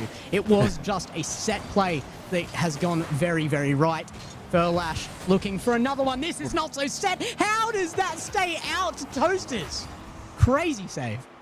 Great work, but Cash, time and possession, not quite able to convert after a good save from Mohanad. He scrambles across the goal line. I mean, at that point, Cash definitely was a shark circling his prey. But on this occasion, they swam away to safety. Furlash into the middle, blocked away by Mohanad. This midfield battle proving to be difficult for Kinotrope to win, but as soon as they do break it down, they always get a chance. There it is. No one at the back post quickly enough. Furlash will go away and collects the ball in the corner. Cleared long by Sailing Esports, but Gex, it really does feel like Sailing are actually set up quite well on defense, and some of the saves they're getting are really impressive. Feels like across the field, really, Sailing Esports have plans. They've got play style. They are working together as a team. It's just going to take that little bit more time, maybe, for them to come up to Kinotrope's level. And I didn't expect to really be saying that. Kinotrope should be basically unconquerable in this, in my opinion, and it's not really showing that way. Kinotrope, certainly, though, with the consistency to just hold their lead. Yeah. And there is and extended. a cut from Cash. There he is. As this is just a misplaced touch from Mohanad in the midfield. He looks for the pass across to Tossis, but it's nowhere near strong enough. And Cash will pick your pocket on that one every single time. And it's if the game continues, if the series continues in this vein, it will be one of those where the series score doesn't tell the whole story. And it certainly doesn't already, with Sailing going to OT in game number 1. And they actually don't look bad in this game number 2 either. There are just moments of magic and arguably moments of madness as well from Sailing Esports that are capitalized on by Keenatrope. There's another one, and they add to the tally. Maxiu holds it low and puts that one into the net. And Maxiu, again, just fitting into any role he's given so well. He might be one of the most adaptable players in this region. He's been forced into so many rosters, into so many different roles in those rosters. He just seems to be able to do it all. And he's certainly coming up to live to that reputation right now. Ray, though, gets another one in the bank for Sailing. It's still a 2-goal lead from Keenatrope, but there's life yet. Yeah, a bit of a confidence booster for the Sailing Esports side. Still just under half of the game to play. Still time on the side of Sailing. They can find another goal. It might be a really interesting grandstand finish to game number 2 here on Forbidden Temple. Ray goes by, but I think he was expecting Furlash to hit it, so just gets faked out there a little bit. On that side wall, Furlash comes across, has the pass. Cash can't get there before Mohamed, who now needs to clear the ball away, but he doesn't pick up the boost. That's stolen from him, which means Keenatrope can start sightening around the neck of Sailing Esports. Ball into the middle. Chance here, but Furlash sends it away. And now, Sailing Esports trying to clear their lines on limited boost amounts. Cash off the left side. Doesn't quite win the 50, and Maxiu has to clean up. Max in behind again. 50 from Mohamed there. Coming off the backboard now. Sailing still stuck in defense and not where they want to be with 1:40 left on this and down by 2. Mohamed picking it up, trying to lead them back into something here. Their third goal waiting, but it's not going to be found now. The pass across. Tosis gets 50. And it's back to the backboard again. They're straight back to their own defense. Yeah, they are. Tosis off that right-hand side. It'll be Mohamed following through, looking for Tosis again. Maxiu does well. There is a demo. Comes through. It might not matter. Cash takes it forwards. Needs the boost. Finds it too. Pass back. Maxiu looks for the shot. Triple commit on the goal line from Sailing Esports. They wanted to make sure that ball stayed out of net. It might not stay out for long, though. Good read by Ray. Excellent read indeed. That's a huge touch out to mid. Furlash strikes again. A 3-goal lead secured. And Furlash coming to play now. I believe everybody on the board. Furlash doing such great stuff there to pick that up. Yeah, nice pass middle coming through from Keenatrope, and Furlash there with the finish. He was favourite to win that ball for the entire time that it was played there. And so 5-2 goes the scoreline. Keenatrope looking maybe for another one. They might get one too. No, Furlash wide. Cash to try and recover the situation. Whoa. Gives Furlash another chance. And again, turned away by Sailing Esports. Demo in the play. All moving forwards. Cash eventually takes charge. Pinch towards the middle, but Cash will be able to just calm things down, get control as he does so beautifully well. Furlash ball off the backboard, but won't follow through. No double touch. Maxiu going to try something here, but Ray sends it away. Now it's Tosis in behind it. Flick forward. Maybe Cash to feature on the ball there. And a 3-goal lead looks like it might end game 2 here as well, as they continue to just have control of that ball. Keenatrope taking the game in a dominant fashion this time. I feel like a lot less showing from Sailing Esports. They just weren't allowed it. Yeah, it felt that way. That felt like Keenatrope had just drawn a line in the sand on the halfway line and said, you're not crossing. You are not going beyond this halfway mark. And they did a really good job of rotating around, getting boost, making sure they're in the right positions to keep Sailing Esports penned into their half. And eventually, when you apply that much pressure to a team like Sailing, they are going to buckle. They are going to struggle to get out of that half. I do hope Sailing are now having a discussion about how to break that press, how to break beyond that halfway line, because they really need to figure out a solution sooner rather than later if they have anything to say about this series at all. Well, Keenatrope looking kind of how I expected them. I think Sailing, they are going to need to make those changes, and it's a tough ask. You come in here into that top bracket, and I feel like those top two teams in the region, it's a continuing story out for many of these developing regions, and APAC is no stranger to it either, that domination does come out here. Right now it is Keenatrope as one of those top two teams, so I'm looking for more, but I don't know if Sailing's going to have it in the bag today. The future does hold more for these guys though, I think. Oh, it does. Absolutely. And when we do talk about the future, whoever does lose this series, remember, will be going down to play North Star in the top 6 games tomorrow, and you don't want to be in that situation. Gex, you don't want to be having to play North Star for your tournament lives, because we've already seen how quality that team is. I know. It's going to be a tough one. That drop down could be disastrous for Sailing. I feel like they've got the quality to at least form games there, but Keenatrope, they might be able to even make a sweep out of that if they can keep up this level of consistency. And I feel like that is the key word for this squad right now, is that consistency. Cash nearly gets that one through. Maxu just bulldozes his way through that last defender though. Does not matter that they're there. Yep, absolutely. Oh. Tells the last player back, I think it was Mohamed, to get on the weights, get in the gym, pal. You're not strong enough to deal with what Maxu has. And with the score now at 1-0. Opportunity for a second. Maxu backboard needs some help. Might go alone, actually. Plays it off the backboard. Is there someone there to follow? No. Justice puts it into the corner, but Maxu maintains possession. Here comes Cash. One of his mazy runs. Backboard, but really well defended by Tossis to make sure that Cash doesn't have a freebie. Out of corner it comes. Still chances here for Keenatrope. Looking for their second already. And just missing those margins. Cash will get awarded a shot, but it feels unfair there. No chance that was going in, and Sailing Esports collected on its way out. It will be Keenatrope trying to break out of their half now, and Cash doing so beautifully.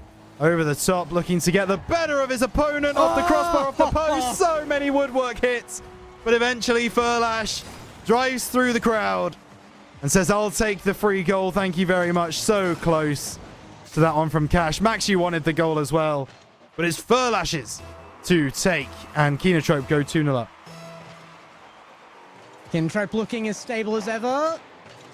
Comes back to Furlash. Kickoff goes seemingly as planned there, and Furlash trying to take advantage of it himself. Goes long.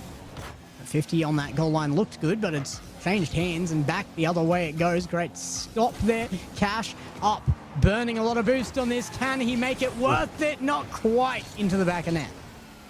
No, not yet. And Sailing Esports once again being stopped at the halfway mark. Look how early Furlash is challenging that, and that's going to convert. Just as I was talking about it, it's the Keenatrope way of just keeping you in your own half. It's a pre-jump from Furlash. Crazy. Just behave yourself, pal. There's no reason to go up for that one. And Keenatrope convert off the back of that one. It's a 3-0, 3 minutes still to play. And after a very close game one, Gex, it has felt like Keenatrope have started pulling away afterwards. And there we go again. I mean, you just told Furlash to sit down. Why not have a go at Max as well? I feel like you're trying to get that storyline of Cash here. It's looking good for the whole team. Furlash and Max, you participating. I'm just saying, Cash definitely has looked that good, but Furlash and Max, you coming up to meet that is such a good look for this Keenatrope squad. It's good looking. It's scary. It's scary for anybody in the region to watch this Keenatrope side play as well as they are. And as you say, all three of them at the level that they need to be. That's a huge demo. Yeah, you're right. As this play into the middle, no one's really there. Tossis looking for the go-ahead, but Furlash cuts it off as he has been doing so well in this game specifically, making sure that Sailing Esports, any downfield passes are stopped at source. That's a rule one break. Seeing you, Mohamed, not good enough for me, pal. I don't know. That didn't seat. I'll leave that up to chat. Oh my goodness! Left up to nothing. Furlash will say that is mine. And a cherry picker from the wrong side of ball will go straight into net. Kinotrope are freestyling in duos right now. Yeah, that's pretty crazy. That's just great work from Furlash, isn't it? Yeah, absolutely. As Ray off the corner, Maxiu takes it through, looking for the pass middle. Furlash won't get there. Ohana clears away, now down the left-hand side. Ball will be won back by Furlash, who recovers beautifully on the right wall and just can't catch up to it. Ray allowed Furlash the space and time to try and go for that ball. It's a really nice clearance. Mohane, that might just drop in. No, Cash is back in time. Another one across net. Not going to find its target. Sailing desperate to get something here, even if just to show themselves well. Ray with no boost is actually going to win that 50 and the dunk. It eventually makes its way back to Cash, who takes control and goes to backboard. Entered again there. Demo on Tosis means that Furlash is underneath that one. He will finally win that challenge in midfield, but a second from Sailing means that there is contest on this yet, but it just feels impossible to get past Kinotrope. They look impenetrable. Oh my goodness gracious. Another multi-commit on the goal line. Difficult to tell whether it was a double or triple. A lot of bodies aiming for that ball, and now Sailing Esports, it's their turn to try and keep Kinotrope in their half, and they're doing a good job. Ray at the angle. Great block by, I think it was Furlash, and that feels like it's almost been his job this game, is to just block anything that Sailing wants to try and do forwards. And then spark the counter-attack for Kinotrope. Good fake from Tosis. Flicks it over the top. Maxi will save. And that clearance away is powerful enough to send Sailing Esports packing. And this is just not the look that I think Sailing would want. And sent packing is definitely an apt way to put it. There's one, though. Ray gets through. He's been a little quiet in the matchup as well, so good to see Ray get on the board here. Gets it from the wrong side again. Had to go far right on that to just get the flick into that. Placed it well. Done very well to reach that at all. Yeah, it does feel like there was a long period of possession and aggression there from Sailing Esports, and they made it pay, and that's the most important thing. When you have those moments in a Rocket League game like this, you need to be able to actually find pay dirt. That's exactly what they were able to do. Maxi down the right-hand side, looking maybe to play it inside, or maybe just taking seconds off the clock. Nice from Maxi. Making these opponents second-guess themselves. Sailing Esports make it somewhat respectable. They get a second, and with 0 seconds on the clock, they have lost this game 3, but it doesn't look as bad as it did 60 seconds ago. No, it does not. Sailing Esports picking those two up to just... Again, it's about the representation at this point, isn't it? Because, I mean, you have to have the matchup look good if you're going to head down into the lowers. There is, like you said, a very threatening team waiting down there for whoever drops. So Sailing Esports looking to be that team, and you got to say, looking like it quite dominantly. Kinotrope, they are giving absolutely no quarter here. No, they're not. I mean, the first half of that game certainly... and maybe even the first kind of 3 minutes, felt all Kinotrope, because they were just able to keep Sailing Esports at bay. They were able to make sure that Sailing didn't feel like they had a foothold in the match at all, because everything that they were trying to play downfield, every pass that they were trying to do, everything that Sailing Esports wanted to try from a creative standpoint was stopped at source. And that's where Kinotrope can be a scary team to play against, is when they are right in your face and everything that they're doing, every play that you're trying isn't working because they are right there on you. So worrying for Sailing Esports in this series specifically. But yeah. I towards the end of that game, the last 60 seconds, I thought were great. I thought they played really well. Yeah.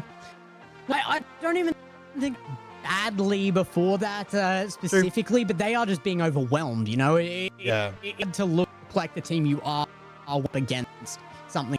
And that's really the focus here, is just that caliber, because we're looking for a team that could potentially take down the biggest team in this region. I mean, Sphinx led out his team last season massively, and he's looking to do it again here. Project De La Cruz are going to be waiting. You can almost guarantee them in a grand final, so can Kenotrope come up to that level? And judging by this series, they are looking to do so.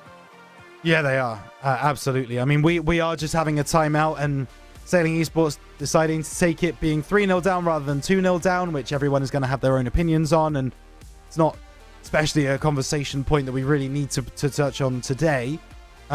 If Kenotrope decided to do this in the grand final against Project De La Cruz and being 3-0 down, taking a timeout, maybe we should about it then.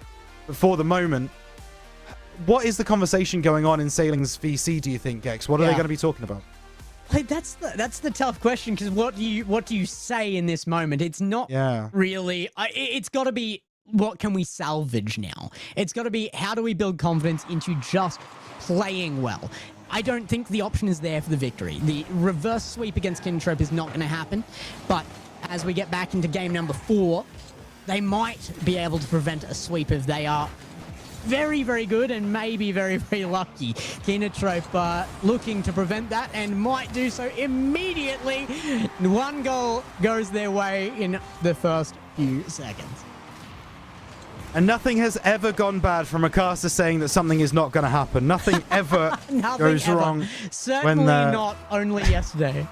No, definitely Shout not out that. Pegasus. Shout out to Pegasus, man. That is absolutely iconic. If you want to know what we're talking about, you can search him up on X. But as we move forwards, Kenotrope Gaming looking to try and double their lead already. They were not far off on that occasion. Sailing Esports putting up the wall on the goal line for now and doing a good job of staving off this Kenotrope attack and getting beyond the halfway line, starting an attack of their own. Maxiu is bumped, but the recovery is beautiful. Kenotrope should be able to bring this ball away. Decision to bump was right there, though, and they do actually get a lot of space out of it in the long run. Is touch made awkward and then Red back towards the Kenotrope net. They weren't able to score on that, but it was so close across a basically open net there. And Kenotrope get very lucky that a second wasn't available on that play. And back downfield as it goes. There's some holes being left by Kenotrope right now. Oh my goodness, yeah, all right. The Psychos are being opted for now, not quite scored. Right, now I've seen him try one. I'm not going to stop until he scores one. That's the aim here now, Cash. Come on. It has to happen. You've proven that you can do it. Well, he's proven multiple times that he can do it, but the pass middle is enough. Cash off the right-hand side, finds a way through the defense, and Kenotrope go 2 up. Maxi's just waiting patiently here. He's like, well, it's Cash. It's going to reach me, so I guess I'll just jump eventually. And it works for them. Kenotrope get that one and make it look rather easy to do. So Maxiu credited for a beautiful play. Yeah, although the go-ahead almost getting the better of the Kenotrope defense. Maxiu, the speed on rotation there was really good to see. Furlash doesn't quite get touch on the ball he was looking for, so the clearance now comes through from Tossis. Gets bumped. Can he recover? Not well enough. The clearance is in from who else? It's Cash. Maxiu down the left-hand side. Looking to play it into the middle. Tossis gets beyond his man. Mohaned into the corner, but only as far as the Kenotrope player, and it's not quite going to work as Furlash trying to clear this ball away. Cash doesn't have as much time as he thought he did. Tossis is right there on the scene. Sailing Esports trying to apply the pressure. It's ironic that despite 0 goals right now, I feel like there's a lot of life in Sailing. They've had multiple times with Kenotrope on the ropes and just been unable to find that finisher. Kenotrope do almost immediately every time. It's this speed of execution on every play that is just overwhelming. Kenotrope have no space to defend that, and it goes home for 3-0. I love that Cash realizes that he's overjumped that ball, so he then goes to try and find the bump. Doesn't just move away from the play, just immediately goes towards goal and says, well, if there's someone there to make a save, there's not anymore. And Maxiu is able to finish the job. Great work from Kenotrope as Mohaned down this right-hand side loses possession a little bit too easily for my liking, giving Kenotrope an opportunity. Furlash fakes that one out. Just trying to unseat the defense again. Cash off the right-hand side. Looking to play through. Can't catch up to the ball. Cash is starting to freestyle, though. In fact, all of Kenotrope are just starting to feel like this game is theirs to lose, and they can start trying a few different things. And that is a scary position for Sailing to be in, because one of these things is going to work. And that clip is going to be shared on Twitter a lot. One of these things is not like the other as well. I'd say that's Kinotrope right now, a real standout from any of our series today. I mean, it may not be the game to push them to their limit or anything, but if this is them playing against a team that they can take their time with, hate to see what they can do when they are put to the test. Kinotrope really pushing the limits. They are. This is now Kinotrope down the right-hand side. Musty flick into the top shelf, but Tossis makes a big save. Burlash plays it across. Mohaned knocks it middle. Tossis looking for the pass back to Mohaned, and passing plays are starting to get there, but Kinotrope are just sensing when that pass doesn't quite go their way, and that should be an easy finish. Oh my goodness. Mohaned just in the right place at the right time. Not sure he knew too much about it, but the save comes through nonetheless. Kinotrope kept it 3. Was an excellent recovery at the very least. Sailing Esports, I mean, we've seen the signs of life. We've seen what makes this team good enough to be here right now, I feel like. But Kinotrope are just overcoming it time and time again. They are a different class of player on pitch. And again, it's so good to see Maxiu back at that level. It's so good to see him put to the use and potential that I've always seen there. And it's coming through in such a big way in this series. They are going to be taking this one out in a sweep, and they've earned it. Yeah, and the Maxiu storyline is one that, you know, there he is again. Say his name and he appears. 3 goals. It's not Joe Hendry, it's Maxiu finding the top left corner and getting a hat-trick as well while we're talking about him. I mean, listen, as we say, Maxiu didn't have the best 2025, didn't reach the heights that we expected that he would be able to reach. But here in 2026, it could be the Maxiu resurgence that we've all been wanting in the region, really. That is one of the most bizarre goals you might ever see. I mean, I'm all for it. I'm glad that Sailing's getting one back in here. They've played well enough to earn their goals, but Ray certainly wasn't expecting to score that one, I don't think. Scores it backwards with no boost, bumped into it, and 4-1. Kinotrope will be happy with their results regardless. Again, it just comes down to such a good showing. It comes down to what they can bring forward in this tournament, because they're going straight up. They are not going to be even seeing that top 6. They will be going straight to the top 4. Yep, they will. And that is where Kinotrope belong in this region. Some would argue they even belong in the top 2, but that will be determined tomorrow. Sailing Esports, game 1, man. I'm going to keep going back to that game 1, because Sailing Esports were right there with them, and it looked so good for them. It looked like there was an opportunity for at least a game or 2, at least an upset or 2, something to take into tomorrow. Did not come to pass. Kinotrope too strong on the day, too strong, and they get to top 4 and look very good value for it as well. It is going to be a long, hard road for Sailing Esports. We know what they're dropping down to face, and that one's going to be no cinch either. But Sailing Esports, like you said, showed life. Kinotrope are going to be the talk of the town today, most likely, with that one. I don't think I've ever seen them play quite that well, but it doesn't seem to matter what roster Kinotrope pick up. They have that game 1 slow start, and I do think that showed its head there as well as Sailing did play. I do hope they can sort that as well, because when it comes down to that big matchup, if they can make it up, they're up against what has to be the top team in this region. Project De La Cruz will absolutely take those game 1s and put you on the back foot. Not a place you want to be in. So still corrections to be made. I'd love to see it happen between today and tomorrow, but it's a hard ask in that period of time. They have been together a short period of time. All these new rosters coming in. It is only open 2, and we have one more series left for the day. We'll see it very shortly after this break.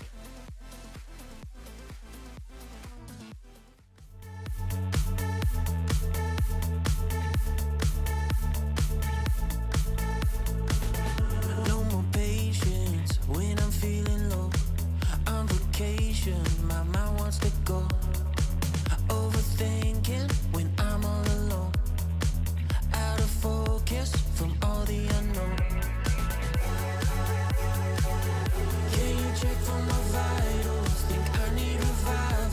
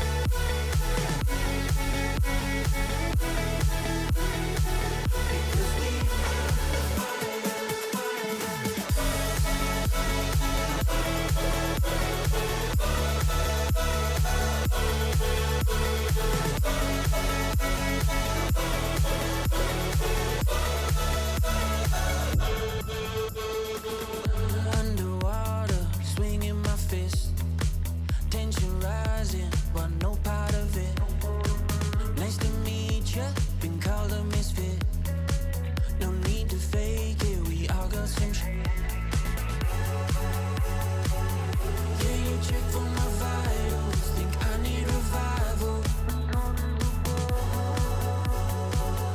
Broken down and fading, my heart keeps breaking. Caught up in the storm, but we're the survivors. Looking up for love in a little bit of darkness. Hold each other up, 'cause we're falling down. Never give it up, because we are the fighters. Caught up in the storm, but we're the survivors. Looking up for love in a little bit of darkness. Hold each other up when we're falling down. Never give it up, because we are the fighters.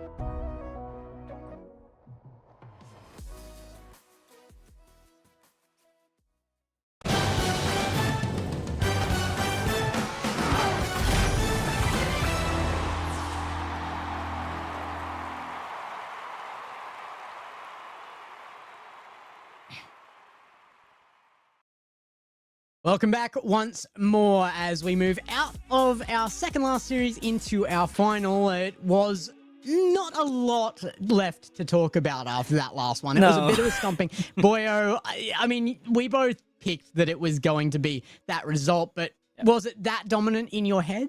Yeah. I'll be honest. Okay. I Fair enough. was very pleased when I realised that I got to have my lunch during that series and got to just kind of watch on the side. Because I knew that that was going to be I'm sorry, Sailing. You're not beating Cash, Matishu, and Furlash in that series. I'm sorry. The EU bias, just even ordering it that way. Oh, boyo, go ahead. You're going to be passing this on to Rhino, and he's going to have the same thing to say. It's I get it. A minute. Yeah. I call it EU bias when they have tosses on the team. They have as many EU players on Sailing as they do. Wait a minute. That's actually so real. That's so real. It's UK bias, boy. It's UK bias. That's where the problem is. But no, honestly, Kenotrope looks like the finished package, right? All three players looked exceptional across the entire series. And that really excites me for tomorrow because Kenotrope, you just feel like when they were trying to get that team together before Open 1, maybe they didn't quite have that same level of, I don't want to say experience, but they didn't have the same team cohesion that a team like Project De La Cruz did. However, as we now move into Open 2, as they're starting to get more and more actual games under their belt, they are starting to look like the finished article. And I'm very, very excited to see Kenotrope push this region all the way as far as it can go. Well, you're going to get to see that opportunity. Kenotrope definitely moving forward in a strong fashion. I like that I'm acting like the bias was all on you guys when I was definitely picking Kenotrope there as well. I think I was just about as strongly convinced that would be the showing we would see. We have to move on though. It is our final one. I know I promised a little bit of a interview here. Well, not an interview. We're just going to have a guest on to chat up the region stuff. We will be continuing that throughout the Open. But unfortunately today we haven't been able to get a hold of our guests, so we are going to have to leave it alone for this one. We've got a number of changes moving forward. We've got plans in the works. We've got everything happening in the background, so keep on watching, especially as we move into this next one. I think a huge crowd drawer, this one, as we move on to see Project De La Cruz. It was a huge showing last season from Sphinx and Catalysm. They're bringing in Kevin and they're bringing on the coach Trill. They're going up against Ground Zero in Nye, Risk, and Valid. It's an exciting team here on the Project De La Cruz side, as you said. The Catalysm Sphinx duo, bringing along Kevin, a former teammate of Sphinx as well, and then Coach Trill to go alongside them. But the team I am honestly more excited about in terms of the actual composition of the team is this Ground Zero gaming team. Nye and Risk being put together, waiting for that for a long time, and I'm wanting to see how they can really fare and seeing Risk really make a push to the top. And then Valid as well has been excellent. Nye has made his runs to top 2 before. Risk had also made some incredible runs, and then Valid on the up and up as well. I'm so excited for this Ground Zero roster. I really think they can make waves. Yeah, and I think they absolutely should be able to with the quality that they've got on the roster. Nye, Risk, and Valid. You just get excited by each of those names. All of them have technical ability. All of them have mech. Any given moment is exactly what you would expect from a team like this. So I'm really interested to see how they fare today. It's going to be a really big test for them. Can they stand up to it? Yeah, I agree with both of you there. Ground Zero exciting me so much right now, and but I think they're yet to really get started. I know there's been things preventing them from it, but absolutely no scrims to this point. They haven't been developing as a team so far. Still, even then, I'm giving them 2 games in this. If we're going to go to predictions here, I would say Project De La Cruz is definitely going to take this, but I can see this being a 4-2. I think Ground Zero have it in them still. I mean, yeah, they're the favourites. Project De La Cruz are definitely the favourite. Whoa. Oh, yeah, Whoa, wait a minute, they've been flipped. They've been flipped around. Whoa. I was going to say, I am going for Ground Zero Gaming. You know, you two are going for Project De La Cruz. Here we go. I think that although Project De La Cruz are the favourites, although they are the most likely team to win, Ground Zero Gaming are going to win this series and take down this top dog. This group of young players are going to take down the young player of APAC Sphinx and one-up them. Yeah, you're off your head. You are absolutely off your head. There's absolutely no way. Absolutely not. Just you wait and see. How many is times insane. do we have to have this conversation? Boyo does not have brain cells. It's Just not- you wait and see. it's not Just that you hard. wait.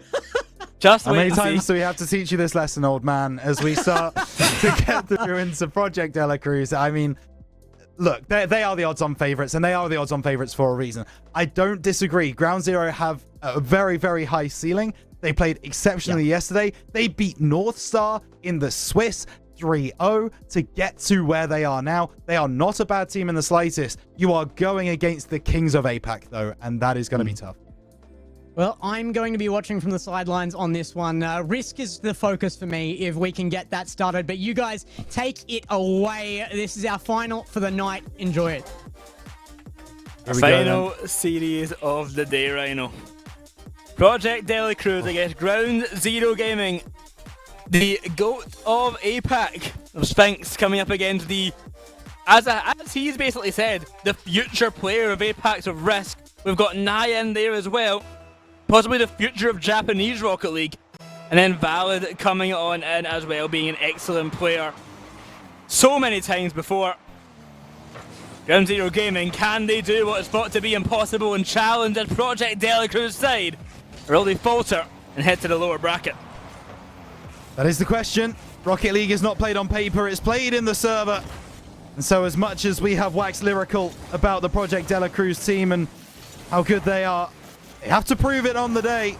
If they have an off day, Ground Zero will be right there to make them pay. As this is going to be Kevin off the right-hand side, back post, chance. Kata's just looking for some help. Gets the bump away. Ground Zero try to break free. Difficult to do against Project De La Cruz, but they do cross the halfway line. And that's a miss from Sphinx. That's not very common to see Sphinx make a mistake like that. And I'd argue that one of the biggest kind of advantages Ground Zero have is they have one of the only players in all of APAC who could probably challenge Sphinx in a 1v1 scenario, and that is Risk. Although Sphinx does often win in these kind of 1v1s, Risk is the next best. Risk had actually coached a lot of the APAC players at getting better at ones. I mean, I'm pretty sure he used to coach Nye in ones while he was 12 years old playing in his like no headset and stuff like that. Like, I remember hearing the stories of Risk basically coaching everyone in APAC in ones. He is the ones guy, but it's Kevin early on who takes this ball low and slaps it under, saying, remember who I am. I am still here to play. I was the best player in APAC, and I'm still in contention. Certainly is. Kevin has got a new lease of life this year being part of Project Delacruz, playing with Sphinx and Catalysm. And why not? You can see it there. He's playing with such freedom and able to get the better of GZ defense. Project Delacruz take the lead, and Boyo starts shaking in his boots about what that means for the rest of this series. Catalysm tries to snipe the top corner. It's a double commit on the goal line. What a save that is. Goodness gracious. Risk able to get in front of the ball. Project Delacruz thought they had a second goal. Risk said no. And to centre, no one connection. Sphinx, lead away. Gonna be caught by Catalysm on the side. A pass into centre, our challenge upfield. Off the back wall, it'll bounce on away. Valid tries, but to no avail, it's Nye. Getting chased away here, demoed on the approach. Valid tries to make the catch, instead it'll be Risk taking this ball away.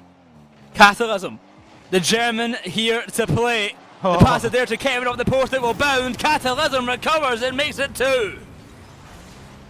Pressure gets goals in Rocket League, and Catalysm and Kevin continue to put pressure on the Ground Zero Gaming backline, and they get the goal that gives them a little bit of a cushion, a little bit of daylight, a little bit of a feeling that they can play a bit more free. Kevin now towards the back wall, looking for a second. No. Nice, sends it away. Sphinx makes no...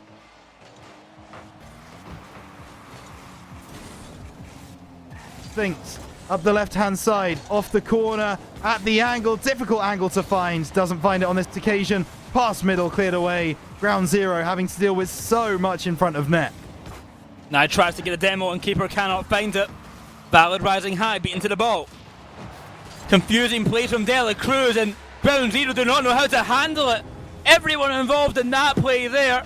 With the first touch from Catalysm into the follow-up bump and demo play to the pass from Sphinx into Kevin. It is absolute beauty from Delacruz. Certainly is. 3 to the good now. 2 minutes 7 to go. As Kevin now looks to the far side. Passing plays from Project Delacruz are what we look to notice how good they are. And they're so difficult to pull off in Rocket League. But they managed to make them look easy most of the time. Kevin just knocks that into the corner, gives Catalysm a little bit of time to gather his thoughts, gather some boost. Catalysm at the angle, left-hand side, double no. Is the finish there? No, he sends it away. Out of the corner. Catalysm knows he has a man back post. Will he try and find him? Yes, he will. Good clearance once again from GZ. Defense is okay, but it's the attack they really need to find. Attack needs to be found, but it's not been connected upon just yet. Chances made for Ground Zero, but none have really flowered into anything. It's Valid. And I get the pass in centre over to Risk. Another touch there for Nye. Takes it slow, but Catalysm. Great challenge to deny the chance again. It's Risk in centre. Looks for the bum, can't find it. And we've had a pause of the game. I don't think there was going to be a goal coming out of it. I think the DC had occurred. A quick fix here of the server. What is going on? 3-0. Project Delacruz not letting anything come by.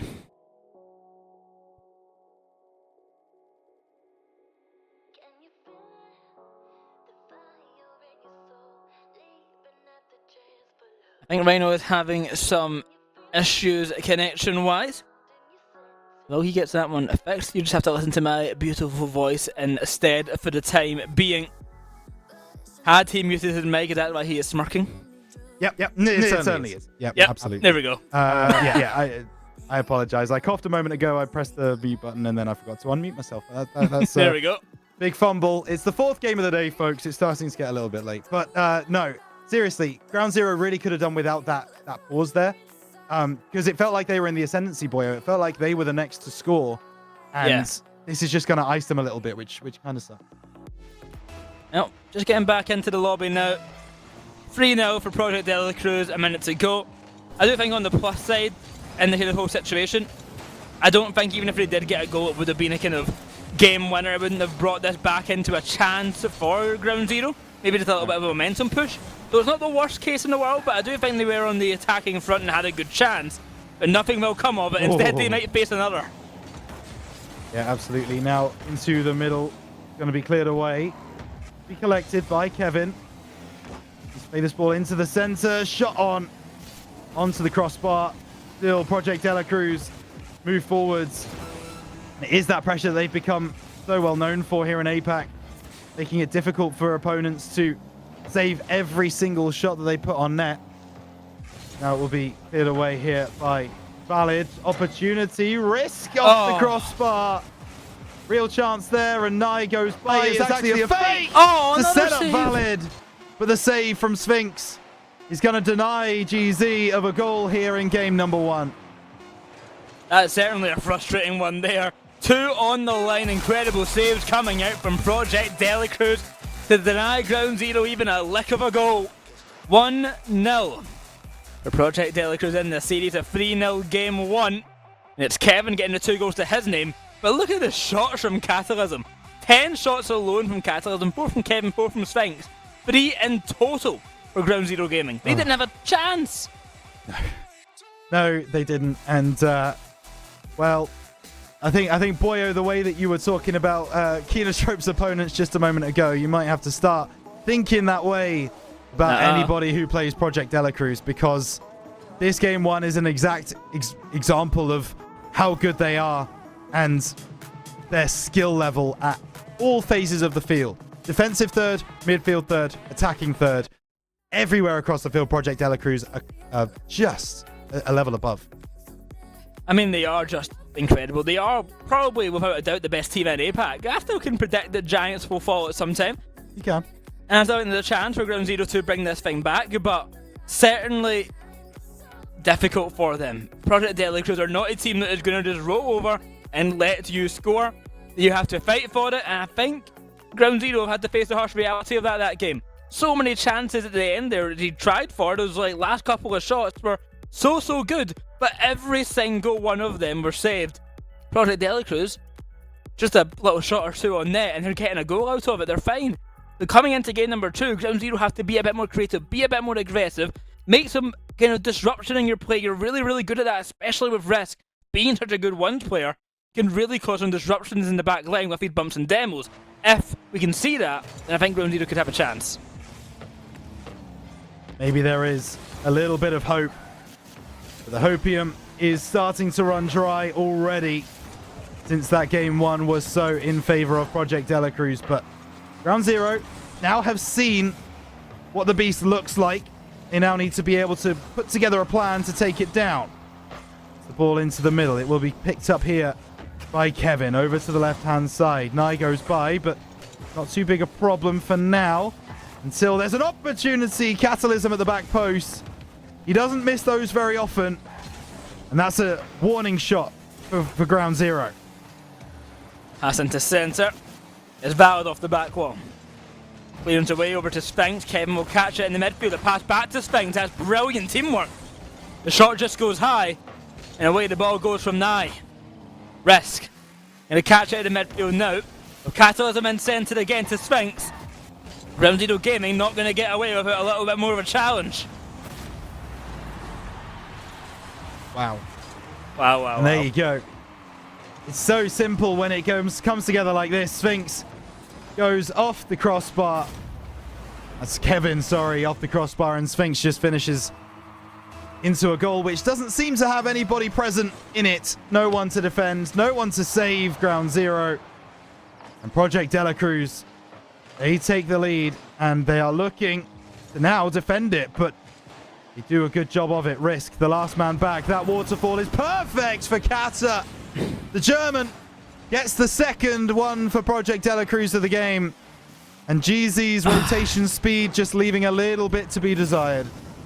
Risk has got to be hitting better touches than that. He has given that ball away to Sphinx, and a Catalysm goal was easy to come by after that one.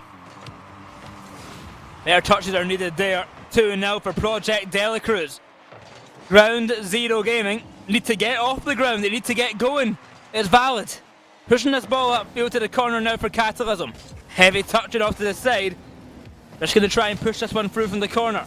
Round the back wall into centre. Nye lurks around but can't make the approach.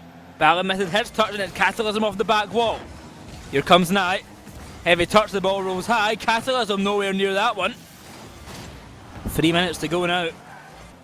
Risk can't make his connection. It's flailing all over the round right now. Fakes out the approach onto Kevin. They can't get it past them just yet. Bit of a double commit there from Project Delacruz, but it was all planned. It was all communicated. Risk moving forwards. Blocked by Sphinx. And another block there by Kevin. Sends the ball over to that right side. Risk. Bounce touch from Valid. To go off the ceiling. Gets a reset. Looking for time. That's all he really needed there. And gets absolutely none of it. Project Delacruz close the gap quickly. Nye. Over to the right wall for himself. Gets a demo, which might stop Project Delacruz attacking for the moment. Although GZ feeling like it's a time to go and get boost and recover. Project Delacruz are knocking on your door. You've not got time to go and get any resource. That's a nice bump though. Sphinx is back to cover. Good chances developing for Ground Zero, I think. Honestly, going for the boost might have been the right shout, and now they have so much to play with, so much control of the game, but they've just got to make that final touch. The pass is there, Valid into centre, the shot from Risk will be saved on the line. Nye to turn it around, keep the ball high and in pressure. Sphinx needs to clear away with Kevin to his side, he's got options here. He goes straight ahead, Valid, that is a bad touch, but he makes do of it. Nye upfield, he's got Valid to help him out. That's two demos, make it free, why don't you? He cannot find the third, but the pass is there to centre. The recovery just in time for Kevin to deny the shot. It's a brilliant idea from Ground Zero, taking out all their opponents, but he still can't find anything of it. And this is a professional performance right now from Project Delacruz. And they will goal, get the third. There it is, Catalysm, his second of the game. And that's just from a pretty standard demo coming through on that far side. Meant that Ground Zero didn't have anybody to send that ball clear. And Project Delacruz go 3-0. And this is an interesting discussion point, is the fact that there are no goals that are too many for Project Delacruz. They will continue scoring in your face.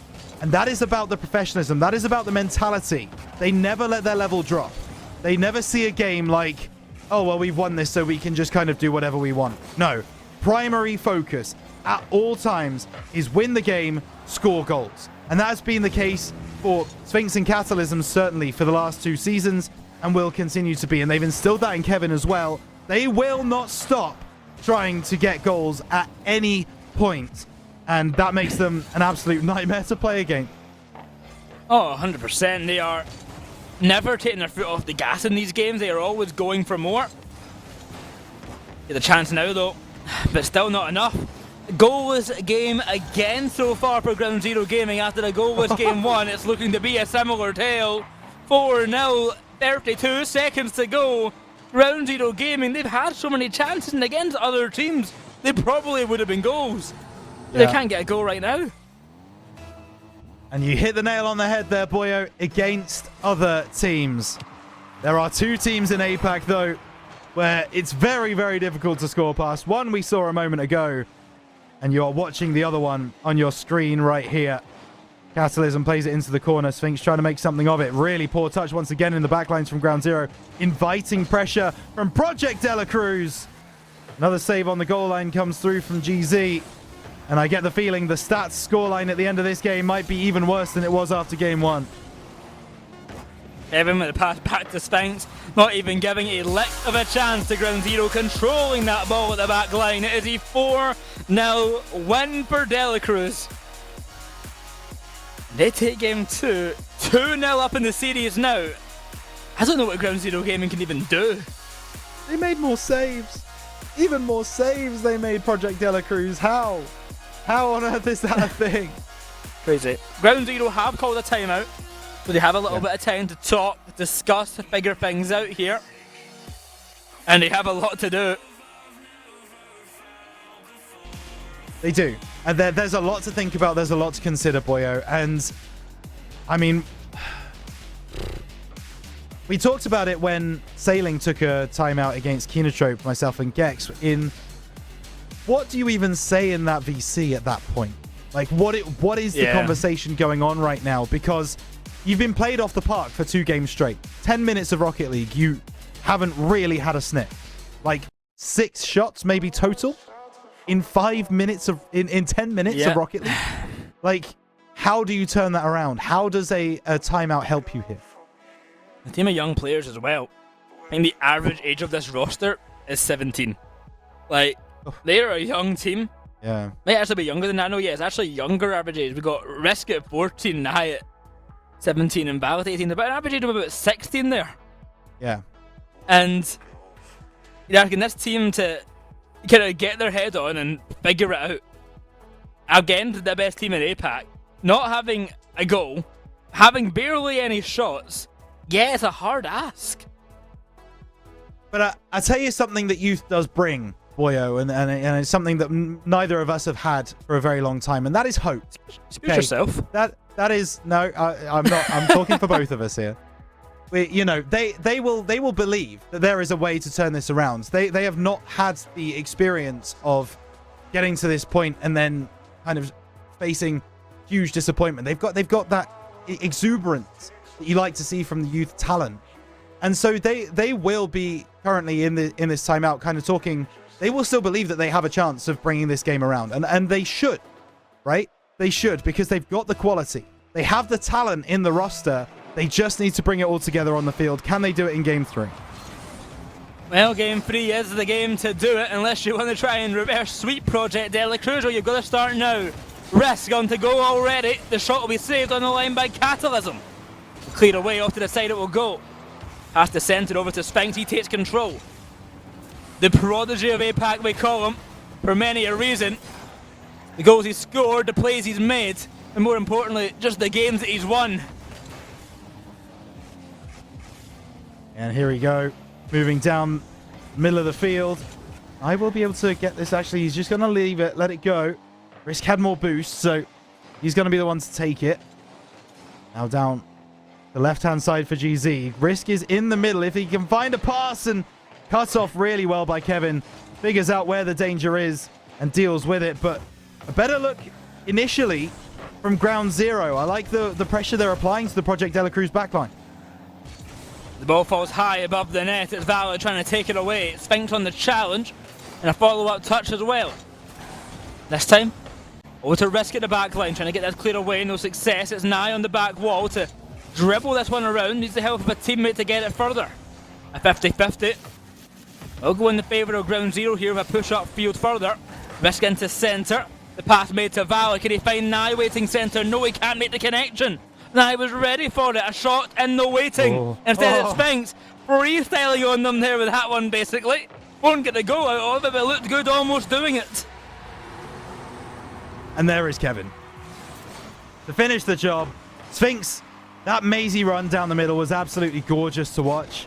And in the end, Ground Zero just put all their resources in the clearance off the backboard. They weren't expecting Kevin. And so Project De La Cruz, as they have done twice already in this series, they do it one more time. Take the lead in game number 3. As Ground Zero have shown a better look so far in the first 2 minutes, though.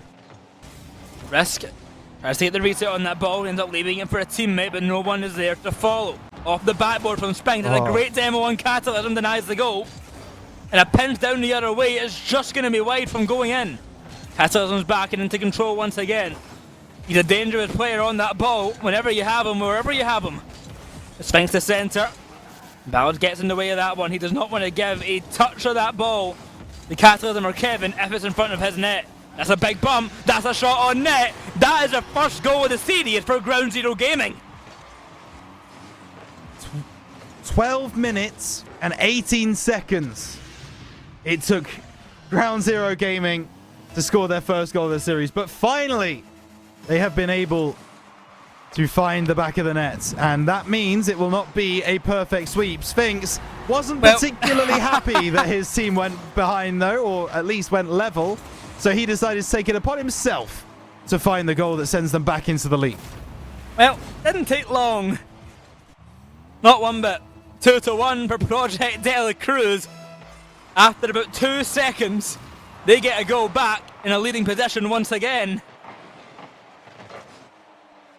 Yep, they sure do.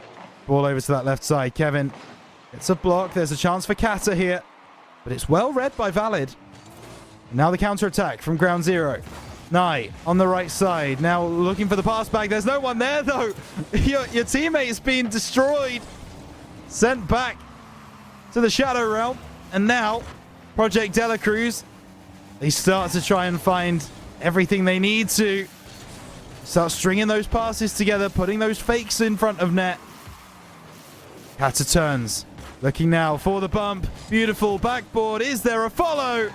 Not soon enough. Valid gets That's a the good clearance. And chance. actually, the That's in. go-ahead. Oh my goodness me. Valid turns the game on its head, and it's level 2-2. It's not often that Dela Cruz are caught lacking, but when they are, Ground Zero are ready to strike. 2-2, they equalise once again. Can they survive the kickoff this time? That is my question for you, Rhino.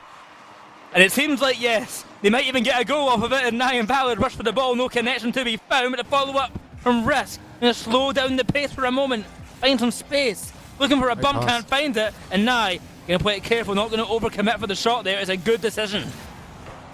Yeah, it is, but the demo on the goal line. Ground Zero need to try and help each other out here. Oh, Pinch Nye's in long position might for actually something. find Nye. Yeah, he is, but Kevin just cuts it off. Gets demoed for his trouble, but he's done his job. Kata plays it up. Sphinx taking it around the right side. Castleism will back away. No boost to speak of. Kevin back like he never left. Driving towards the Ground Zero half. Won't get much done. Castleism cuts it off. Now looking for the team pinch across field. Kevin going to be required to do something special. And Valid will tell him that it wasn't special enough. So Ground Zero bring the ball away once more. Have possession. Might look to just take this game from under Project Dela Cruz's nose. Round the corner though, he might sneak away with another goal here on No the line. way. Save again, this time by Nye. 45 seconds to go. The ball lingers in front of the Ground Zero net. They're looking for an opening, they're looking for a clearance, but nothing is going their way. They're low on boost, they're low on time. The ball sinks in front of it once again, but another save is all it takes. 30 seconds now, and Sphinx will keep on pushing. Project Dela Cruz will not give them a moment to breathe. Risk tries for the clear away, denied once more.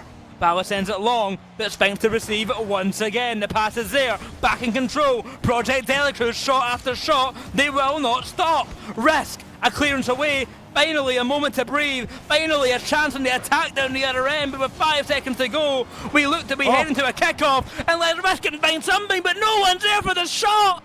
He should have went for it himself. A pass to no one sends us to OT.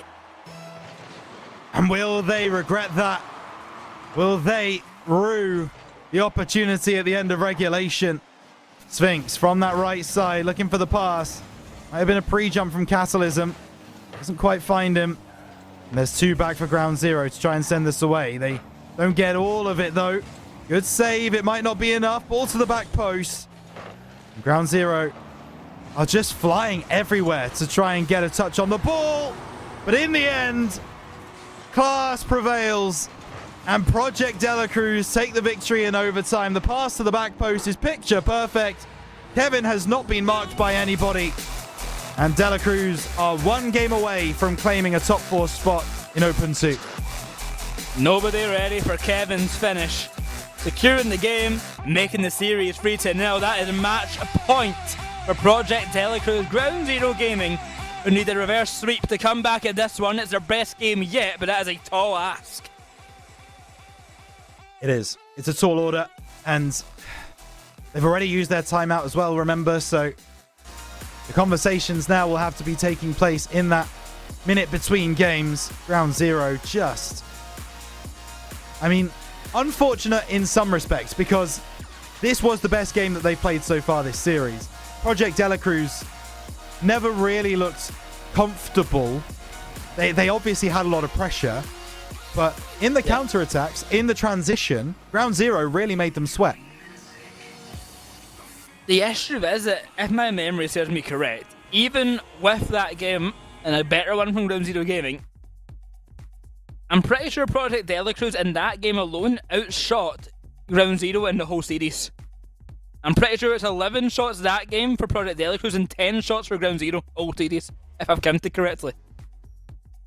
which I trust your maths. You're not winning a game like that.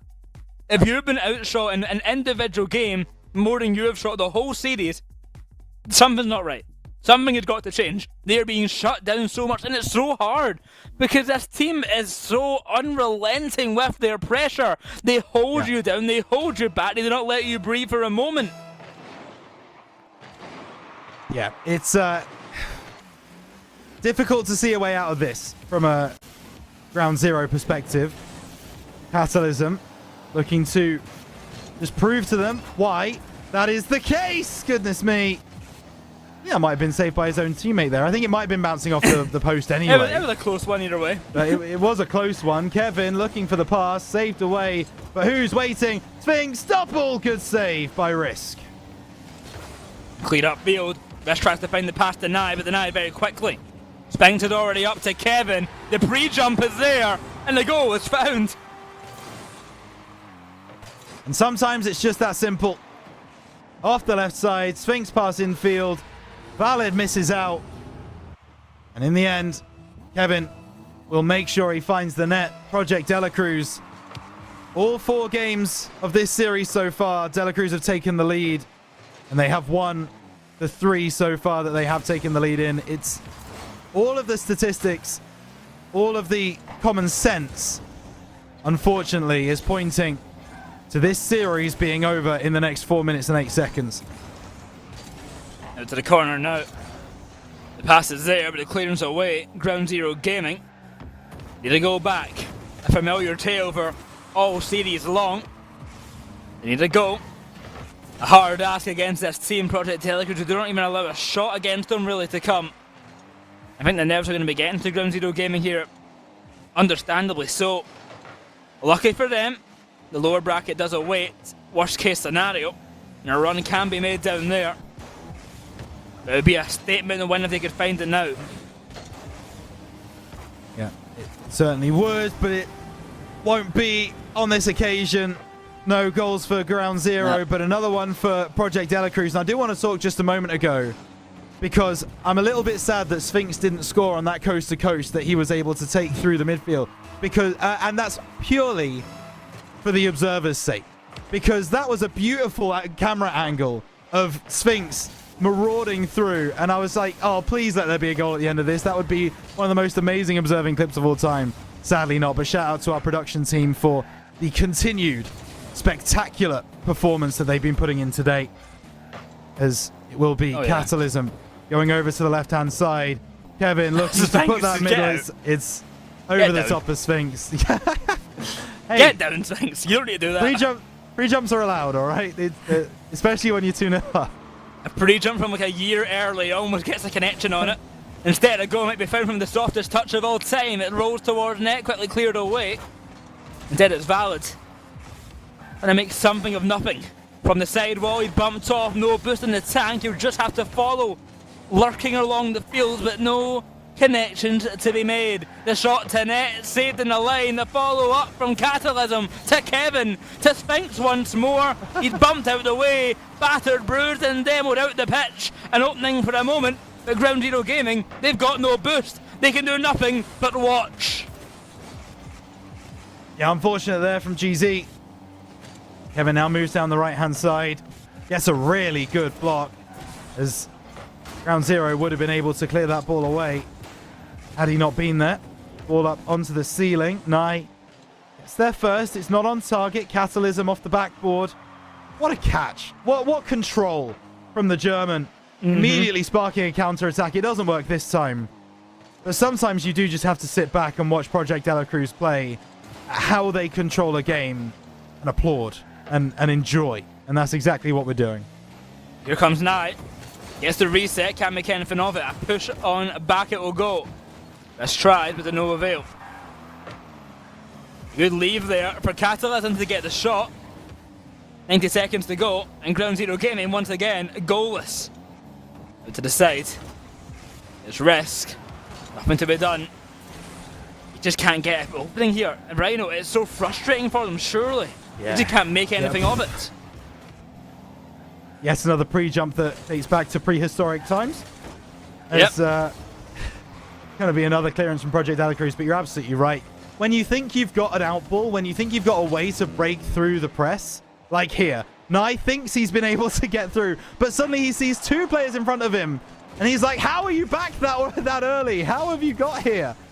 And Project Delacruz, they are just ticking the clock down, really.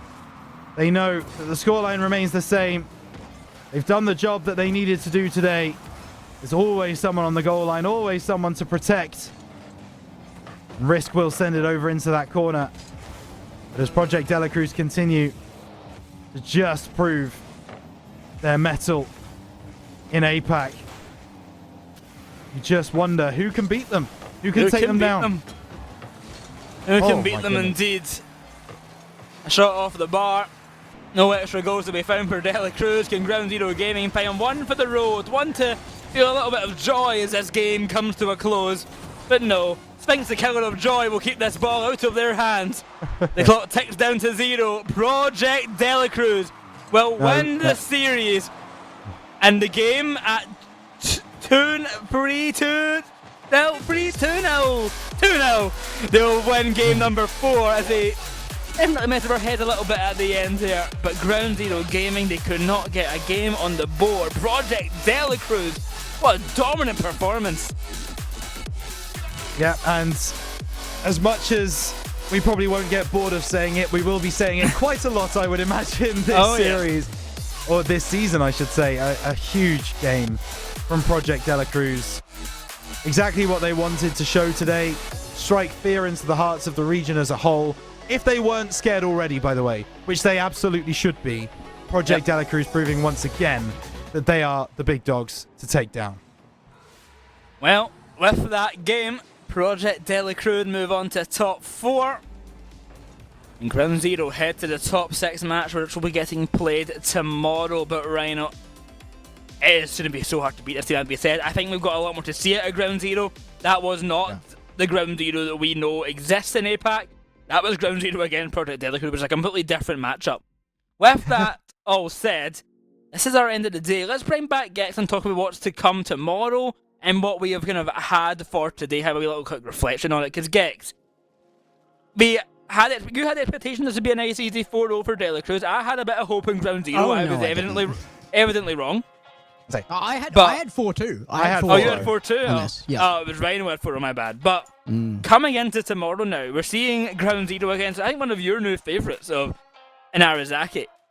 Do you think it's going to be a completely different tale for Ground Zero? Do you think they're going to step it up and be back to kind of what we expect from them, or do you think they're going to struggle there as well? I like how you're calling any team that features Misty in it one of my new favorites. It's yes, like exactly. That's not expected. Is that not true? No, I do think that they're still going to struggle there. I think Ground Zero having a bad day today. They were not appreciative of my 4-2 prediction. They told me that they were going to blow that out of the water today, and I think they're going to be pretty unhappy that they didn't.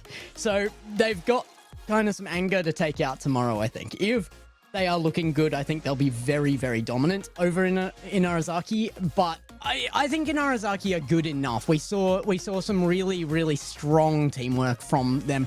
I think the difference is going to be on speed there. If Inarizaki can bring up that pace, then they will be good to play that series out, and it could be even close, but I think that should be a Ground Zero match. Yeah, Our game in that lower bracket, Rhino, is going to be the Sailing versus North Star one, which I think is a lot harder to maybe call and to maybe put a favourite either way for that one. So what are your kind of thoughts on the Sailing Esports versus North Star situation? Yeah.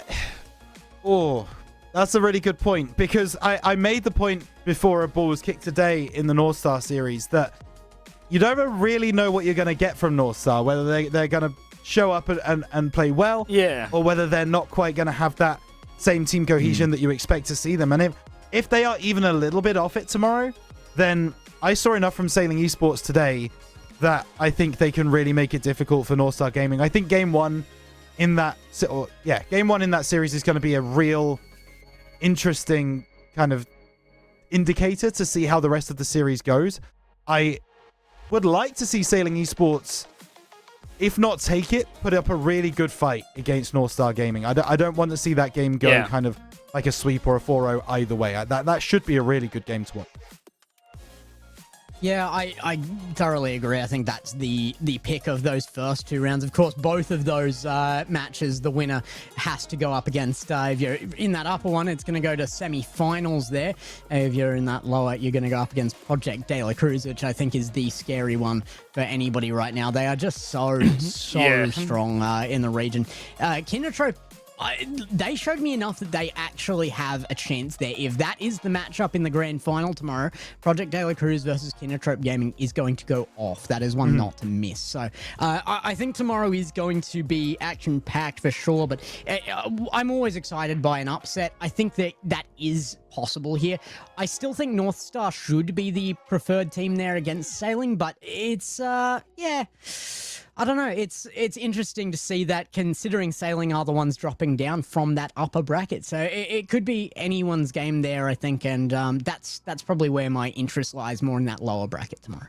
I think before we bring today to a close, I want to kind of look a bit at Godspeed and Big Dogs as well, because Godspeed easily could have won that series, not easily, but that series was so flip-floppy that it could have went either way, and we could be seeing them tomorrow.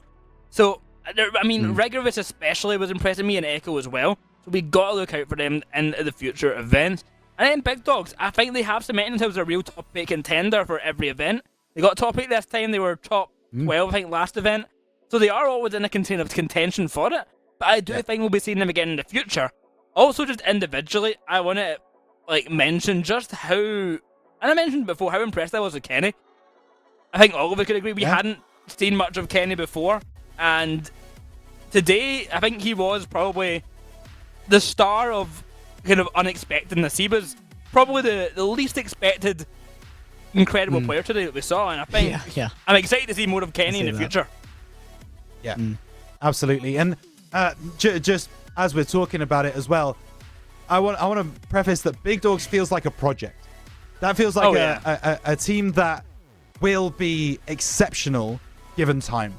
And we just need to make sure that we do give them that time, give them the opportunities to express themselves and find games against more difficult opponents so that they can learn and progress. And I really liked what I saw from them. Obviously, getting a game against North Star Gaming isn't something that everyone in the region can do. So still, there is quality in that roster. And they will, as I say, they will come good for sure. But yeah, in Irizaki, I think... all three of us, that was the surprise package of today, and a pleasant surprise as well. Yeah.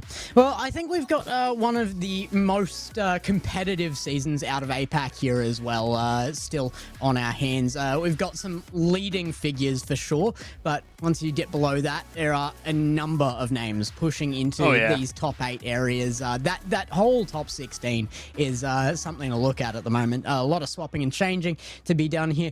I want to, before we sign off, though, give a bit of a shout out to what would have been our guest today, Wolfie Too Hot. Thank you for being so dedicated that he was going to come on for that guest spot today, that he woke up early, was here for the entire stream, and fell asleep in his chair, which is why he could not make the guest spot. We'll get you back on, brother. That is a good effort. It is interesting working with everybody, particularly you guys here on the desk, all of our staff across the years from so many different regions. A shout out to everybody. It is so good to be back, to have kind of the future of this region in our own hands right now as well. It has been a long journey for APAC since joining the RLCS, and we're not going anywhere. So neither of those teams, a big shout out to everybody who played out today, and looking forward to what you've got to show if you're going through to tomorrow. But until then, it's going to be us signing off. I think it's been great to be with you. Check out our social medias and give the support across there to 1NE Esports, the org that is running this now, to each of us on the desk as well, at GexCast, at RhinoCast11, and at Boyaroyo RL. There are all of the socials. I believe I got that right. There it is on the bottom of the screen, off the top of the dome.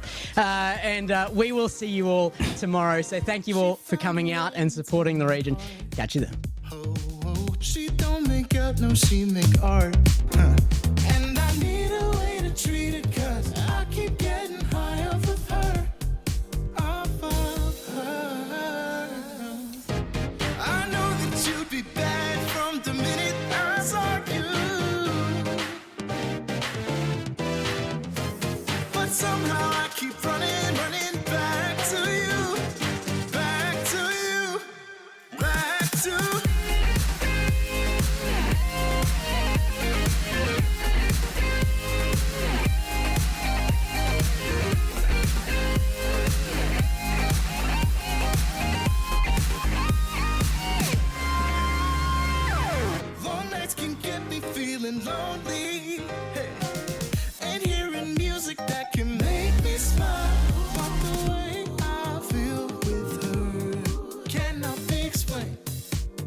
thing still remains on my mind.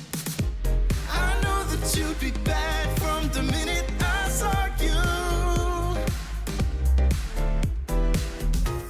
but somehow I keep running back to you, back to you.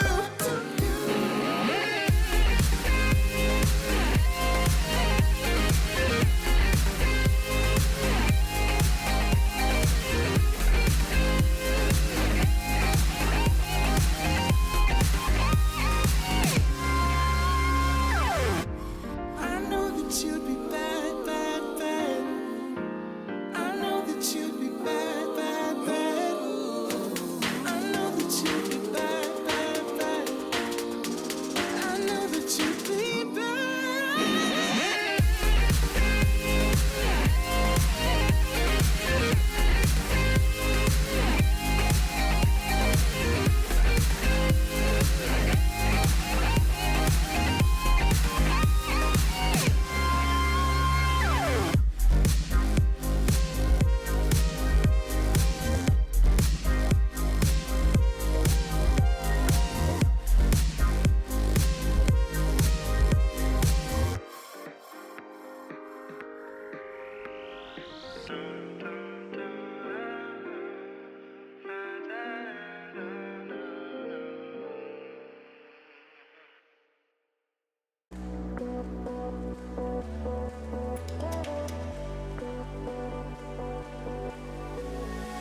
I've had 1,000 dreams of you, like scenes I do like. I stop counting, feels I could try. I should try. Hold my breath, I won't make you wait. You're mine for the taking. My eyes on your shapes. You're mine for the taking. Take me where your monsters hide. They don't dance in the daylight. Look down, you've got me so high. I think it's safe to say I'm scared.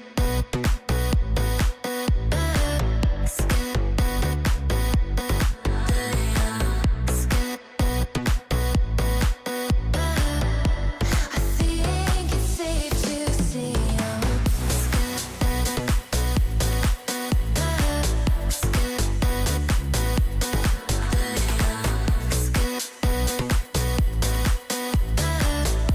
I think it's safe to say got me blinded by the what ifs, times I did miss.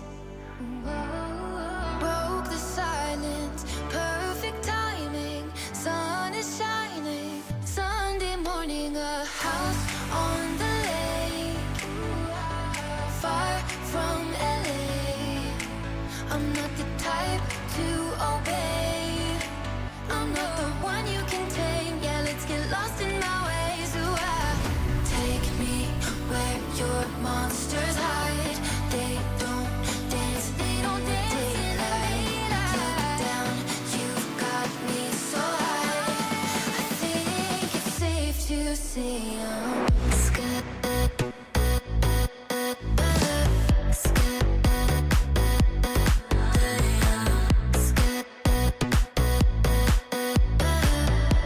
I think it's safe to say I'm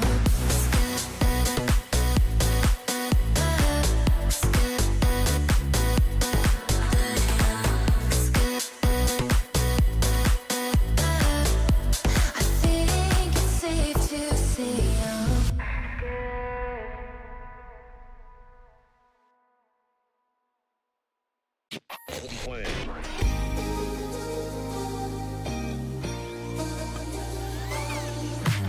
way too many faces in the crowd, but I think that I see you. One too many days got me changing up the way that I need you. Now we're both at a bar, acting like it's not hard, trying to feel something different.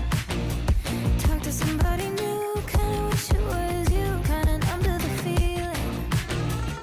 Now that you're gone, they time should heal, but it's been too long. Couple months and I can't seem to move on. I can't seem to move on. I can't seem to. I can't seem to.